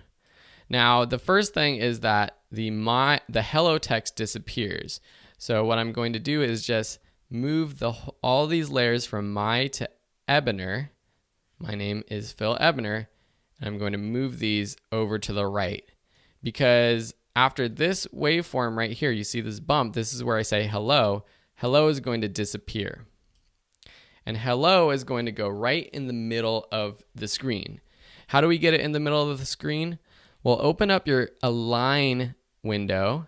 If you go to window and align, you have this align window, and click the horizontal center and vertical center. And that puts your text, or whatever layer you're choosing, directly in the middle. Then what I'm going to do is cut this hello text right here at the start of where I say my. What I can do to cut is press Option, right bracket. If you're on a PC, that's Alt, right bracket. And so now the hello text is cut. And so that's the first type of reveal or edit we're going to be learning how to do with Kinetic Typography, is just a simple cut. And so I can see down here my waveforms, or I can play through it or scrub through it holding Command and scrubbing. And what I'm going to do is just line up my text. So I can see that this is where my starts. This is where name starts. If I just play through it again. And here's where Phil Ebener starts. Before I start moving this text around too much, one thing I like to use is the proportional grid. So click on this proportional grid down here, and that opens up this so that you can kind of align your text, make sure that it's centered or on the same line. You can also use rulers and the regular grid if you want. So I'm just going to line this text. So my name is, so start something like here. Another thing you can use to align different layers is if I select these 3 text layers and I use my align panel right here and say align, it will make it all aligned. So see, if I put this like so it's not aligned, and then say aligned, it will align it. So that's a good trick to use if you're doing Kinetic Typography. So then I'm going to make Phil a lot bigger. So let's say like 350. And then Ebener was a lot smaller. But one thing about Kinetic Typography and just design in general that I like to do, I'm going to take off this proportional grid, is I like to make the spacing between all of my words similar. So you see the spacing between my and name and is, and my and Phil. I want that spacing to be similar. It just looks prettier in my eyes. And so I will now select all of them and put them pretty much centered. Now it doesn't have to be necessarily centered perfectly, because in our sample video, you'll see that there is actually some motion that we'll be adding at the very end. So there's a little bit of motion, and so if it's not perfectly centered, that's totally fine. Okay, so now if we play through this, we can see that the text is being cut onto the screen in a good timing. The one thing that we want to do now is add the scale animation to hello. So scale animations is a very popular way to reveal text and also any type of layer. And so the first thing that we want to do is make sure that our anchor point is in the center of this hello text. I've downloaded and I use a script called Move Anchor Point. If you go to Google and search for Move Anchor Point After Effects, you will find a script that you can install. And what this allows you to do is, with the click of the button, it moves the anchor point to the middle of your layer. You can move it to the right, to the left, to the right, to the top, wherever you want. If you don't want to install that, what you can do is use this pan behind tool up there and then click on the anchor point and move it around. With After Effects CC, it kind of snaps to the center, so it's a lot better than in previous versions. And the reason why we want to do that is because when we bring up our scale, so press with this hello text selected, press S on your keyboard, we want to scale from the middle. We don't want to scale, say I put it up in the top right, we don't want to scale from the top right. Sometimes you might want to do that, but for now, we want to scale from the middle. So about right when hello is starting to be said, I'm going to set a keyframe for the scale, which is clicking the stopwatch right here. And then I'm going to go back 5 or so frames and drop this down to 100. So now if I play through this, you see hello come on the screen. But I'm going to do 2 things to make it look even better. I'm going to select both keyframes, right click, go to Keyframe Assistant, and click Easy Ease. So that eases this animation and it creates a more fluid motion. It's still so fast, so you can't really tell much. So that helps a little bit. I'm also going to add motion blur. So that's this column right here with the 3 circles. Click that motion blur right there, and then enable that motion blur right here. Click that motion blur. So that's pretty cool, but the one thing I want to add too is I want it to kind of bounce onto the screen. Right now it's going directly from 0% scale to 100% scale. I want it to go from 0 to about 110 and then drop down to 100. An easy way to do that is to select our keyframes, and they must be easy ease to do this. Select your keyframes, click this graph editor. Make sure that you are viewing the value graph and not the speed graph, which you get to by clicking this Choose Graph Type button and selecting Value Graph. Just going to zoom in. I'm pressing the plus and minus keys on my keyboard. And now you see this graph. It goes from 0 to 100%. This is the scale. If I click on this red square right here, that's where our keyframe is. You see these yellow handles. If I drag this handle up, you will see that I'm able to actually increase the size. So it goes from 0 to something like 110 and then back down to 100%. So now if I play through this, you see a little bounce and it just makes it a little more dynamic. So I'm going to click that graph editor so I can see my regular timeline, stretch it out, play through it again. That's pretty cool.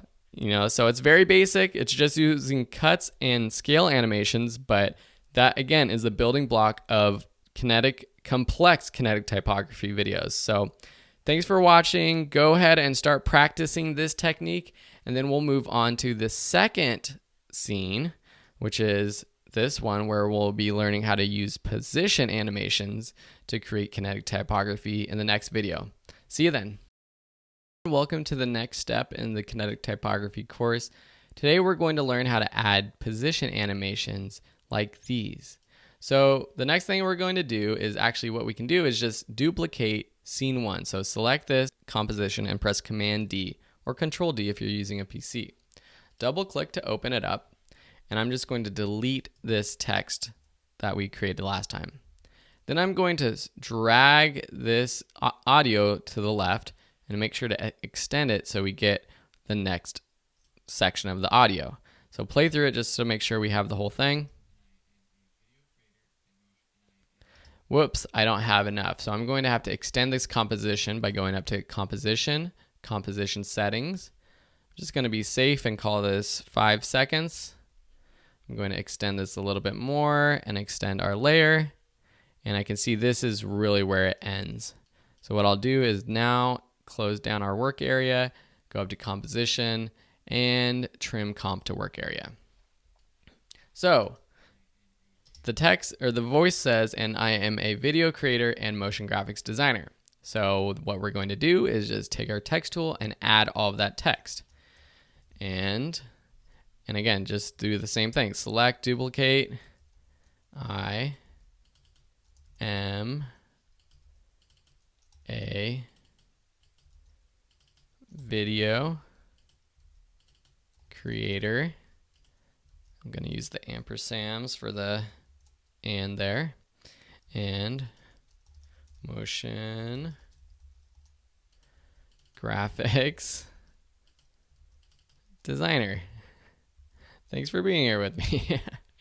Okay, so now what I'm going to do with this one is just using my selection tool, just put these into place however I want it. So what I did was something like motion graphics designer over here. I did video creator over here. I did the and somewhere in the middle. And then and I am a. Put these in order. So again, I'm just going to make sure that these are all aligned. So select and I am. I think I'm going dyslexic. And I am, am a. Just going to make sure that they're aligned with my align tab. They look aligned. I'm going to put them somewhere up in the middle. Make sure that the spacing is pretty even. Something like that. Video creator and motion graphic designer, I'm going to make the text a little bit smaller. And then I'm going to take both of these and align to center. So horizontal center, move it up like this. Same with motion graphics designer, horizontal center. And then I'm going to just play with the distance between these texts, something like this. And then the and sign, I'm just going to increase, something like this. Okay, there we go. So now what I'm going to do is I'm going to go to 10 frames. I'm going to select all of my layers, all my text layers, press P on my keyboard, and hit this keyframe button, the stopwatch. So now all of these layers have a keyframe at 10 frames. I'm going to scrub back to 0 frames, deselect all the layers, and now I'm just going to move all of these layers off of the screen. And what I'm going to do is zoom out a bit, so I'll zoom to like 33%. I'm going to just move these layers somewhere off screen. So I kind of like these top 4 flying in from above. I like video creator flying in from the side. And I'm holding shift down while I move these two so that it stays locked on this horizontal line. If I don't hold shift, you see that it kind of moves up and down. And I'm going to go from the bottom and then with the motion graphics designer all the way over here on the right. So everything's off screen now. Now what I'm going to do is select all these keyframes like we did before and do a easy ease. What I can do instead of right clicking and going to keyframe assistant then easy ease is just hit F9 on my keyboard. And then I'm going to go to my graph editor. I'm going to change from value graph to speed graph just to add a little pop to this. Zooming in, I'm going to select all these keyframes on the left, drag them over to the left, all these keyframes on the right, drag them over to the right. So it kind of gives it a pop. And you see they all pop on right there at the very beginning of this animation. I'm going to turn off my graph editor, zoom out. So that's all very fast. So now what we have to do is stagger them. So looking at this waveform and playing with it, I can say, and I am a. So A comes a little bit earlier. And I am video creator and motion graphics designer. Something like that. Then we play through it. So that's pretty good. Motion came out a little too late. I think IMA came out a little bit too late as well.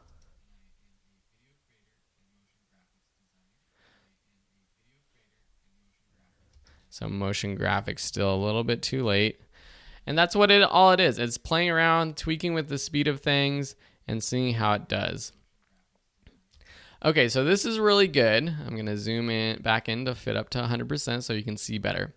So one thing, just a quick tip that I want to give you is what happens if you add all these keyframes and you want to move all of this text. And you don't want to go moving this text because say I move it down a little bit now, and what happens if you press P on your keyboard is you have a new keyframe. And so it moves here and then there. Let me zoom back in. So I don't want to add another keyframe to any of these layers. What I can do is go to Layer, New, Null Object. This is basically a fake invisible object that we can use to edit other layers. If I select all of my text layers and go to this parent column and drop it down and say parent to null 3, or I take what this little twirly thing, it's called a pick whip, and drag it and drop it on null 3, what that is saying is that whatever happens to null 3 will happen to these layers. So now if I press scale for the null layer and increase the scale, I can do some cool stuff with it. I can also change the position. I can change the rotation, for example, and I can even animate this if I want to. So say I want to animate, so animate from 2 degrees to 0 degrees. That's kind of cool. Or I can do a quick little, when this and is coming up, I can do another sort of rotation, something like this. So this was, you got to play with this and add some more maybe scale animations and everything to this. So maybe this zooms in a little bit. I didn't do this on my original video, but I just want to show you how to do this.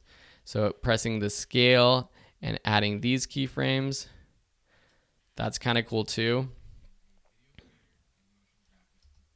So yeah, just playing around with it. You can add different things, and that's one way to add motion to an entire composition. So obviously this doesn't work because now Motion Graphics Designer comes off the screen, so we'll make sure that we don't go too big. Something like that. Okay, so that is a position animation. That's how you use the null object to change an entire composition. And that is our scene 2. In the next video, we'll be going over how to do rotation animations, including flips and all kinds of cool stuff. Talk to you later. Hey everyone, welcome to the next step in creating Kinetic typography. Today we're learning how to do this scene, which includes a lot of different rotation animations, including some 3D rotations. So what I'm going to do again is duplicate my scene 2, Command D, open that up, and then delete all these layers. Press LL on my audio so I can see the waveforms and drag this to the left until I have my full sound for this little scene. And so here I am lucky I have the whole sound here. I'm just going to drag in this work area on the right side, go to composition, trim comp to work area. So this audio says I'm the founder of videoschoolonline.com, so I'm going to add all of that text. So I'm going to have to make this smaller, so what I'll do is just start by making it smaller and then just add all our text. You know the drill. I'm the founder of video. You can see that I'm actually separating the words in videoschoolonline.com so that they come up individually. Okay, so let me just place these first. So that's kind of what we've been doing. We create the text and we place them. So videoschoolonline.com. So this will be a little staggered. .com will be a lot smaller. And so something like this, let's just move this down, stagger it a little bit more, something just to give it a little bit of more interest to it, and then just kind of center it onto our screen. Then I'm the founder of, I think before I said I am, but I'll just do I'm the founder. I guess I do say I'm. Okay, now just select all these and move them in the middle. I think I want these to be smaller too, actually. So I'll just move these, make sure that they're aligned properly. Again, just playing with the spacing between the text. Try to center these a bit, and then move this Video School Online text up a bit. Okay, so now we have all this stuff laid out, what we're going to then do is add our animation, and we're doing rotation animations. So first I'm going to animate the I'm the founder of. So first let's do I'm going to solo this layer so you can see what I'm working with. This is the solo button right here, this little dot. If you click that, it hides all of the other layers. It doesn't get rid of them, it just hides them. All right, so I'm going to then turn on this 3D layer, and I'm actually going to turn on 3D for all these layers. It's this column right here with the cube. With the I'm text, I'm going to press R to bring up rotation, and I'm going to actually then take my pan behind tool and make sure that my anchor point is in the middle. I'm just going to zoom in here too so you can kind of see what I'm working with better. Then I'm going to take my Y rotation, and you can see as I start to rotate it, you can see what can happen. And like always, we're just going to add some keyframes and animate it. So at about 10 frames, I'm going to hit a keyframe for the Y rotation at 0. I'm going to go back in time and rotate it to the left, positive like 80 degrees or so. Then what I'm going to do is select these, F9 on my keyboard to add easy ease, go to my graph editor, I'm on my speed editor, and just drag in these end points right here like we've done before to add a little bit more oomph, a little more pop. And then what I'm going to do is add motion blur to all these layers, and motion blur is enabled. And what I want to do is actually go back to my graph editor. I don't want it to slow into the animation. I want it to go fast at the start and then just really slow down. And maybe make it a little slower. So I'm just going to go back, turn off my graph editor, and extend the second keyframe to about 15 frames. So that looks pretty cool. Now I'm going to unsolo this layer. I'm going to zoom out a bit. And to zoom out and move around, what I'm doing right now is pressing space bar and dragging the composition with this hand tool. It's the hand tool right here, but just pressing the space bar allows you to use it too, without actually moving anything in your composition. You're just moving the actual composition itself. So then what I'm going to do is I'm going to select these two keyframes for the Y rotation of I'm going to copy it, Command C. I'm going to go to the start of my composition, and I'm going to go paste it onto the founder of.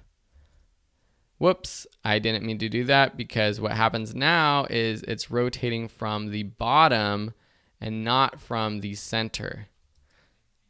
But that actually kind of looks cool. I might do that. So with my I'm going to select this, and I'm going to move my pan behind tool to the bottom left. So that's pretty cool. Now I'm going to select all these, press R to bring up rotation, or just U to bring up the keyframe for that Y rotation. And then I'm just going to play with the starting rotation for some of these. So see how founder's still on the screen quite a bit? What I'm going to do is rotate it just a bit more. With the looks good. With I'm going to rotate it just a bit less. And with the of, I'm going to rotate it just a bit more as well. These things happen so quick that it doesn't have to be perfect. And you can see now if I zoom out of my timeline, I guess I am zoomed out the whole way, and I place these, so I'm the founder of, those are these waveforms right here. So you see that, that's pretty cool. The only thing that's kind of weird is this founder. So I'm going to take founder and rotate it a little bit less, actually. So that's pretty cool. Now we have a rotation animation for our I'm the founder of. The next thing we're going to do is add a little flip down for our video school online. We can see this in our template right here. I'm the founder of videoschoolonline.com, and it kind of swings down. So that's what we're going to be doing. So what I'm going to do is select all my Video School Online text. I'm going to take my pan behind tool, and I guess I have to go individually and drag it to the top. Anywhere on the top is fine. So selecting these layers, move the anchor point to the top. Now I'm just going to do one of them again. So I'm just going to solo my video layer. I'm going to zoom in here. And with my video layer selected, I'm going to press R, and I'm going to do X rotation now. So what I'm going to do here is at 1 second, I'm going to set an X rotation at 0. I'm going to press U, so all I see is the 1 keyframe and the 1 rotation, the X rotation. Then what I'm going to do is go back to 0 frames and rotate back up. So now it rotates from 0 to, or from 94 degrees to 0, and that flips down. But I want to create some sort of swinging action so it looks like it's swinging down. So around 15 frames, what I'm going to do, or 13 frames, I'm going to swing it all the way down and past the resting point to like -27. And then I'm going to go to like 22 frames and swing back to something like 10 or 11. I'm going to extend this to a minute or a second and 5 frames, and then go to about a second and go back up to -5 degrees. So you see that this is now coming together. The speed isn't great, but you see that it kind of swings down, swings back, and it finally rests at its final resting point here. I'll do a quick thing to do is add easy ease, so F9. That kind of helps. But then I'm going to go into my graph editor. I'm going to zoom in here, and let's think about this really quickly. So this is showing the speed of the graph. So here we have a -500% or 500 pixels per second. Here I have, or degrees per second. Here it's going up to like 200. But if we scroll up through this, we see that it's falling down. And where should it be slowest? It should be slowest when it reaches the peaks of its swing. So it should be fastest when it reaches the bottom. So what I'm going to do is extend this keyframe in like this, so that at the peak it's moving its fastest. And then when it rests at the top of the rotation, it goes slower. And so all these keyframes are at the tops of the rotation, at the peak. Imagine a swing. It's where the person on the swing is going up and down, and momentum carries them up, and they kind of stay up at the top for a second, and then they swing down, and at the bottom they're moving the fastest that they have ever moved, and then at the top they rest again. So let's see what this looks like. So that looks pretty good. It swings better. It's more natural looking. The only thing that doesn't look so natural is that I think it should swing up even more. So I'm going to go to this keyframe and go to -35. Here I'm going to go back to maybe 20. And this one maybe -10 degrees. Now that looks pretty good. And I'm just going to extend this X rotation just a little bit, the last resting point. And now what I'm going to do is select all these keyframes, unsolo, go back to the start of my composition, select my schoolonline.com, and paste, Command V. So we see now, if I zoom out to fit all 100%, this stuff swings onto our frame. Now I just have to put them in the right position. So videoschoolonline.com, something like this. So the problem with this, we're getting that some sort of weird thing going on here at the very beginning. That's because the rotation is off. So I'm just going to select this school rotation, press R, and I'm going to rotate to like 89 degrees. Same with this one, with the online, press R, go to this first keyframe and rotate to like negative or like 87. Same with online, R, and rotate like 82 or so. Cool. Now that is how you add swinging text to your videos. And it's another really modern type of technique. I see it all the time. You can do all sorts of other types of rotations. You can rotate them from the center. You can rotate them from the bottom. You could do Z rotations, which would be like this type of rotation. All sorts of things. And again, you can combine these with scale and position animations just to make them even more dynamic. But for our purposes, this is great. I hope you enjoyed this lesson. I know it was a bit longer, but I think this technique is something you'll enjoy using in your own videos. Thanks so much for watching, and we'll see you in the next tutorial. Welcome to the next tutorial and the last one for setting up our text animations. Next, we'll be looking at our backgrounds and adding some wiggle to our compositions. But for now, let's just create this "Thanks for being here" animation. And this is a reveal. You can see that the text is being revealed basically out of nowhere. And this is a fun technique to use in all sorts of motion graphics. So what I'm going to do is take my scene 3, duplicate it, open it up. As always, select all my text layers and delete them. I'm going to drag over my hello audio. Just take this final bit. I'm going to leave a little bit more on so that it stays, I can keep it on the screen for a bit longer, and go to trim comp to work area. So now I'm just going to add the text to my scene. Thanks for being here. So kind of me. Thanks for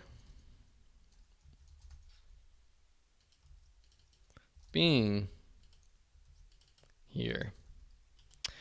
Then I'm just going to move it around. I'm going to move the "thanks for being here" or "for being here" at the bottom. I'm going to increase the size of this "thanks," something like this right at the top. I'll make it really big this time. Maybe I'll use my align to center it perfectly.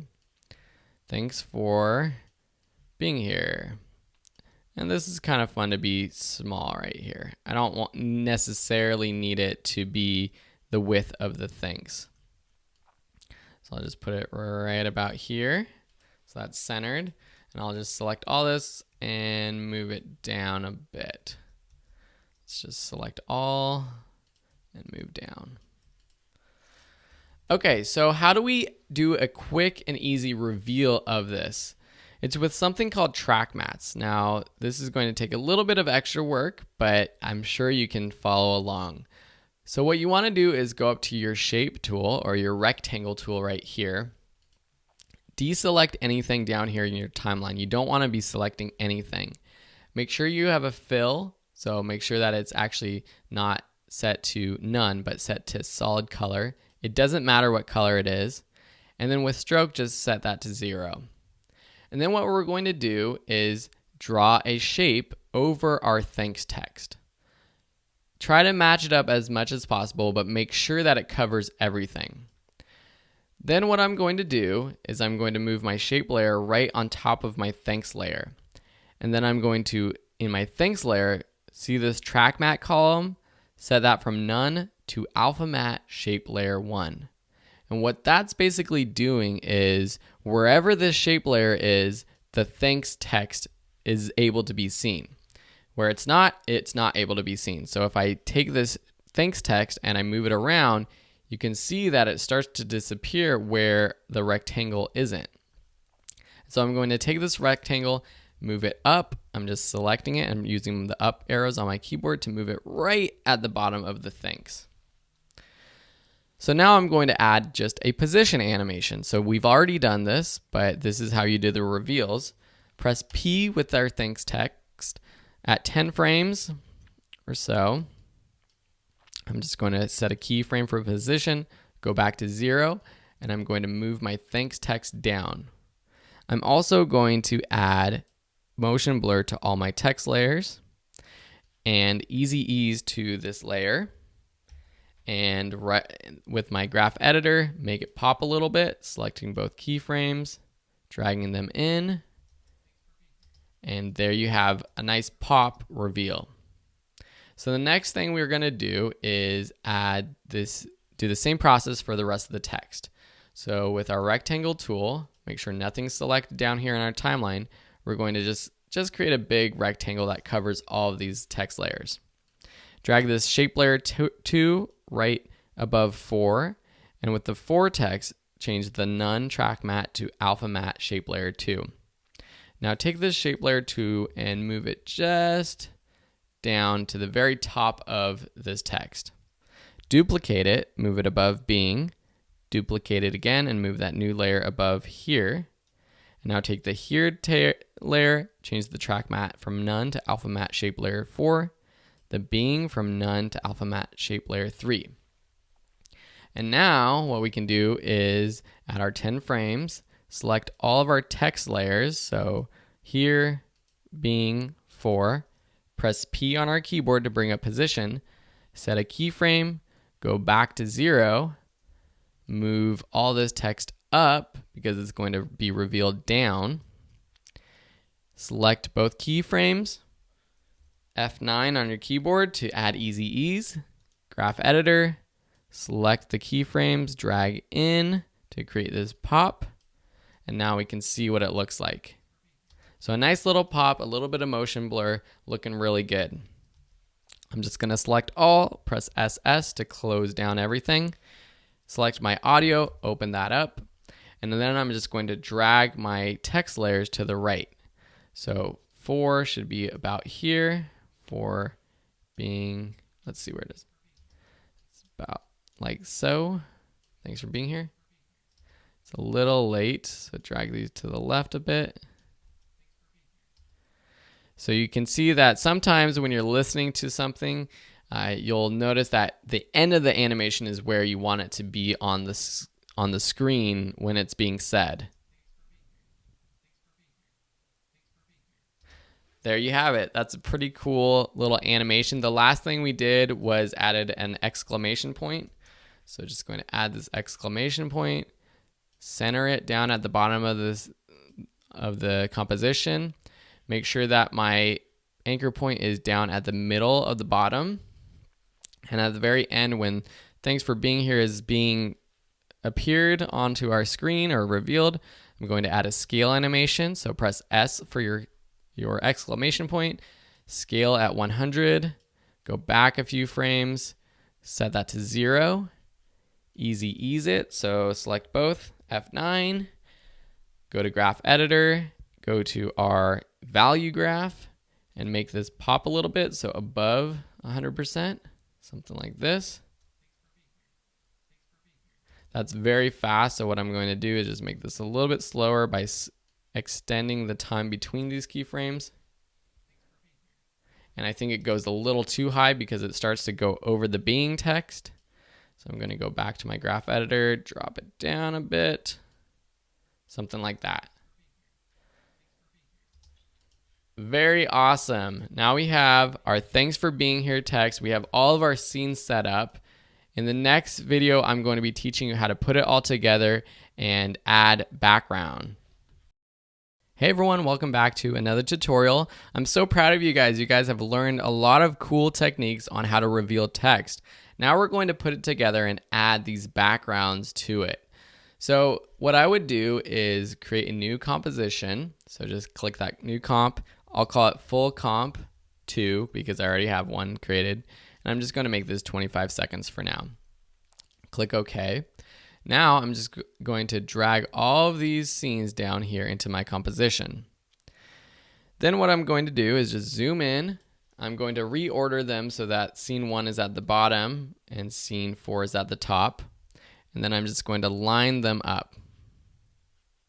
So just like so. This is just a quick, easy way to do so. So now if we take our composition, 25 seconds was way too long. And I'm just going to trim comp to work area.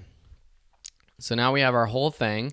It looks pretty cool, but it's going to look a lot better if we add different background colors for all of these different scenes.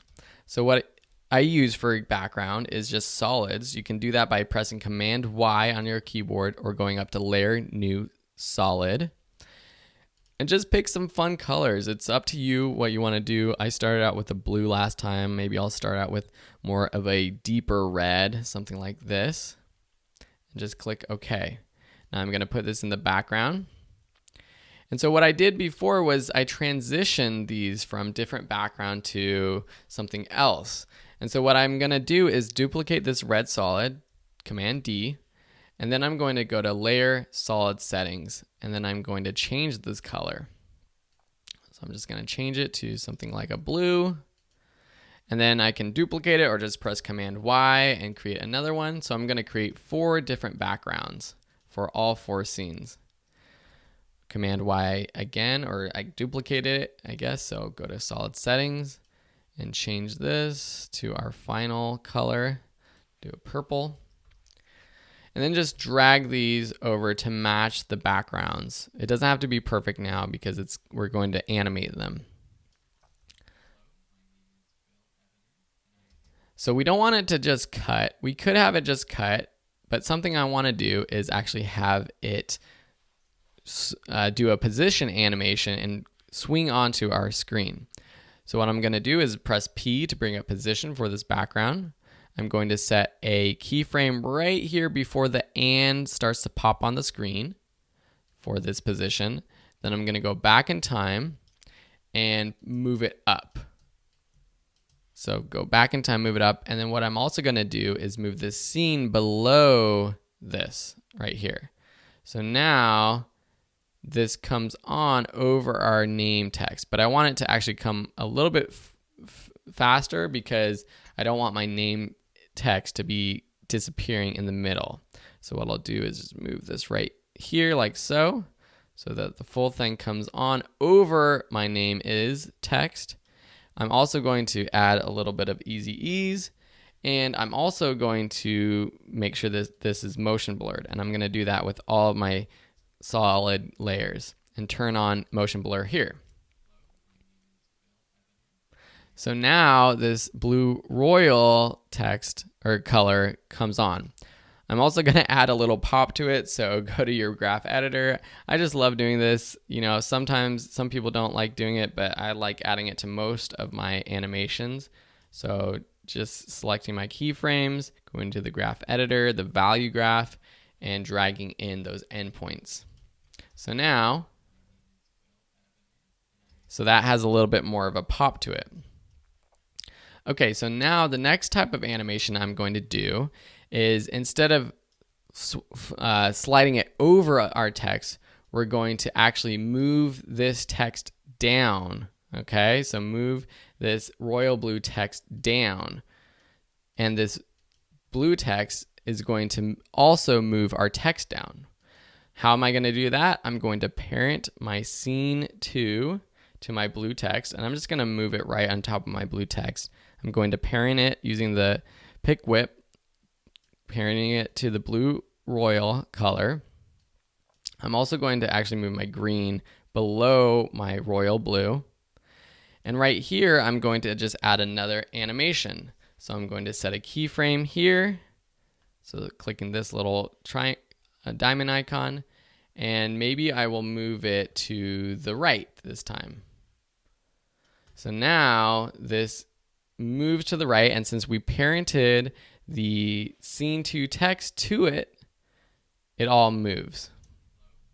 So let's watch it one more time. It comes over, and now it swipes to the right. So now we have our green text, and then what I'll do is just copy and paste this position animation at the very beginning of the blue text. I will add it to my deep purple text right here, and I will just paste it. So now I have this position animation on this right here. So this comes down. But maybe what I'll do is I will actually move this first keyframe. So I have my time indicator on my first keyframe, and I'm just going to move it down below. So now it comes up instead of from the top. So now let me go just zoom in here and play through this. So that's pretty cool. Let's play through the whole thing one more time. So we have the blue swiping over it. Then we have the blue moving to the right. And then we have the purple or the magenta flying over it. The one thing we did here, though, is we added a layer of text right here, or a layer of color to split up these text layers. So I'll do that as well. So right here, I want to add another layer. So I'm just going to press Command Y. I'll add, maybe we'll do a gray layer. And I'm going to move it below this scene 2 so we see our text. And I'm just going to move it right here. So just moving it around. And what I'll do now is I'm going to animate it in. So right here, after "and I am" comes onto the screen, I will press P to bring up position, and I will just add a little animation up. I'm going to add motion blur, easy ease, make it pop a little bit with my graph editor, zooming in. So this is a lot of repetition, but hopefully you get the hang of it by now. Zoom out so I can see where I'm working. Just put this right here so I can see. And motion graphics. Okay, so this is kind of cool. What I don't like about this is that the text is moving and this gray background is not moving.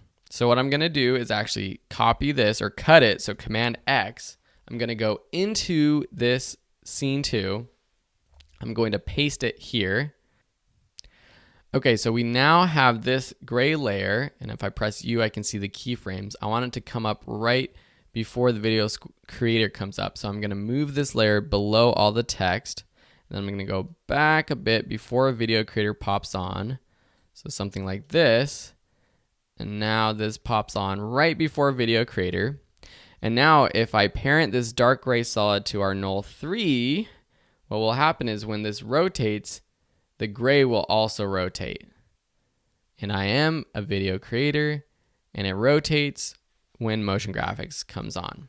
So now if we go back to our full comp, instead of it not looking that great because it didn't move with that text, it does move again.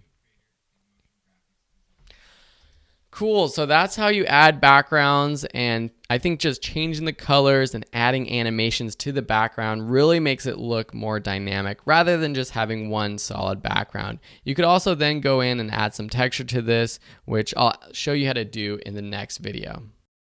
Hey everyone, in this quick video I'm going to show you how to add texture to your videos. I downloaded this paper texture. You can search for paper texture in Google and find lots of cool free ones. I just bring it in here. I'm going to drop it on top of my composition. I'm going to change the scale because it's kind of big right now. So drop the scale down quite a bit. And then I'm going to play with my blend mode, which is right here in this blend mode column. What I can do is press Shift and then plus and minus on my keyboard to shift through all the different blend modes. And if that doesn't work, just go through the blend modes by clicking the drop down and selecting your blend modes. You can see that it has a lot of cool ones. I typically like overlay or soft light. I think for this one I'm going to use soft light. I'm also going to drop the opacity, so press T on my keyboard. That brings up opacity, and I'm going to change that to 50%. So it's not as harsh, but it just adds a little bit of texture and looks a little bit more interesting than just solid colors. That's not something I did in my original video, but I actually like that kind of style. And you can use all sorts of the kinds of different textures from paper, wood, clay, anything you want, you can make it and it will look pretty cool. So that's how you add textures to your background. Next, we're going to learn how to add that wiggle to our text. Hey everyone, welcome to the last kind of lesson in this series. There are going to be a couple more lessons that I've created in the past that show you some other techniques in how you reveal text in different ways. But for this, all I'm going to do is add wiggle to this text. There's different ways to do it. You can add different cameras and all that kind of stuff, but an easy way is just to add the wiggle preset to our scenes. And so type in wiggle in your effects and presets window. If you don't see that, go to window, effects and presets, and take this position animation, or you can even do gelatin. And what gelatin does, it makes it super funky, but I'm just going to do position, drag it to our first scene, and just play through it to see how you like it. So I'm just going to play through it.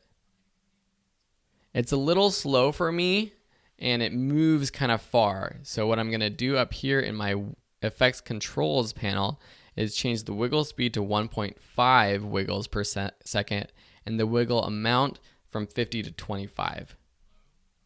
So it's a little bit faster, and I think it just looks better that way.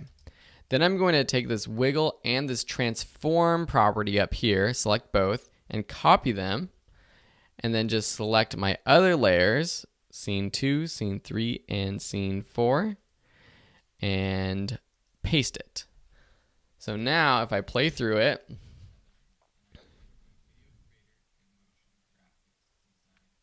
so it's pretty cool. The only problem I'm noticing right now, though, is that the actual gray background in this now has this wiggle to it, and it kind of, you can see the edge, and I don't like that. So I'm going to delete this wiggle from there. I'm going to go into this text. I'll select all of my text layers and add wiggle. And that is actually pretty cool because it adds it individually to the different layers, so it's not all happening at one time. And so now if I go to my full comp and render it out,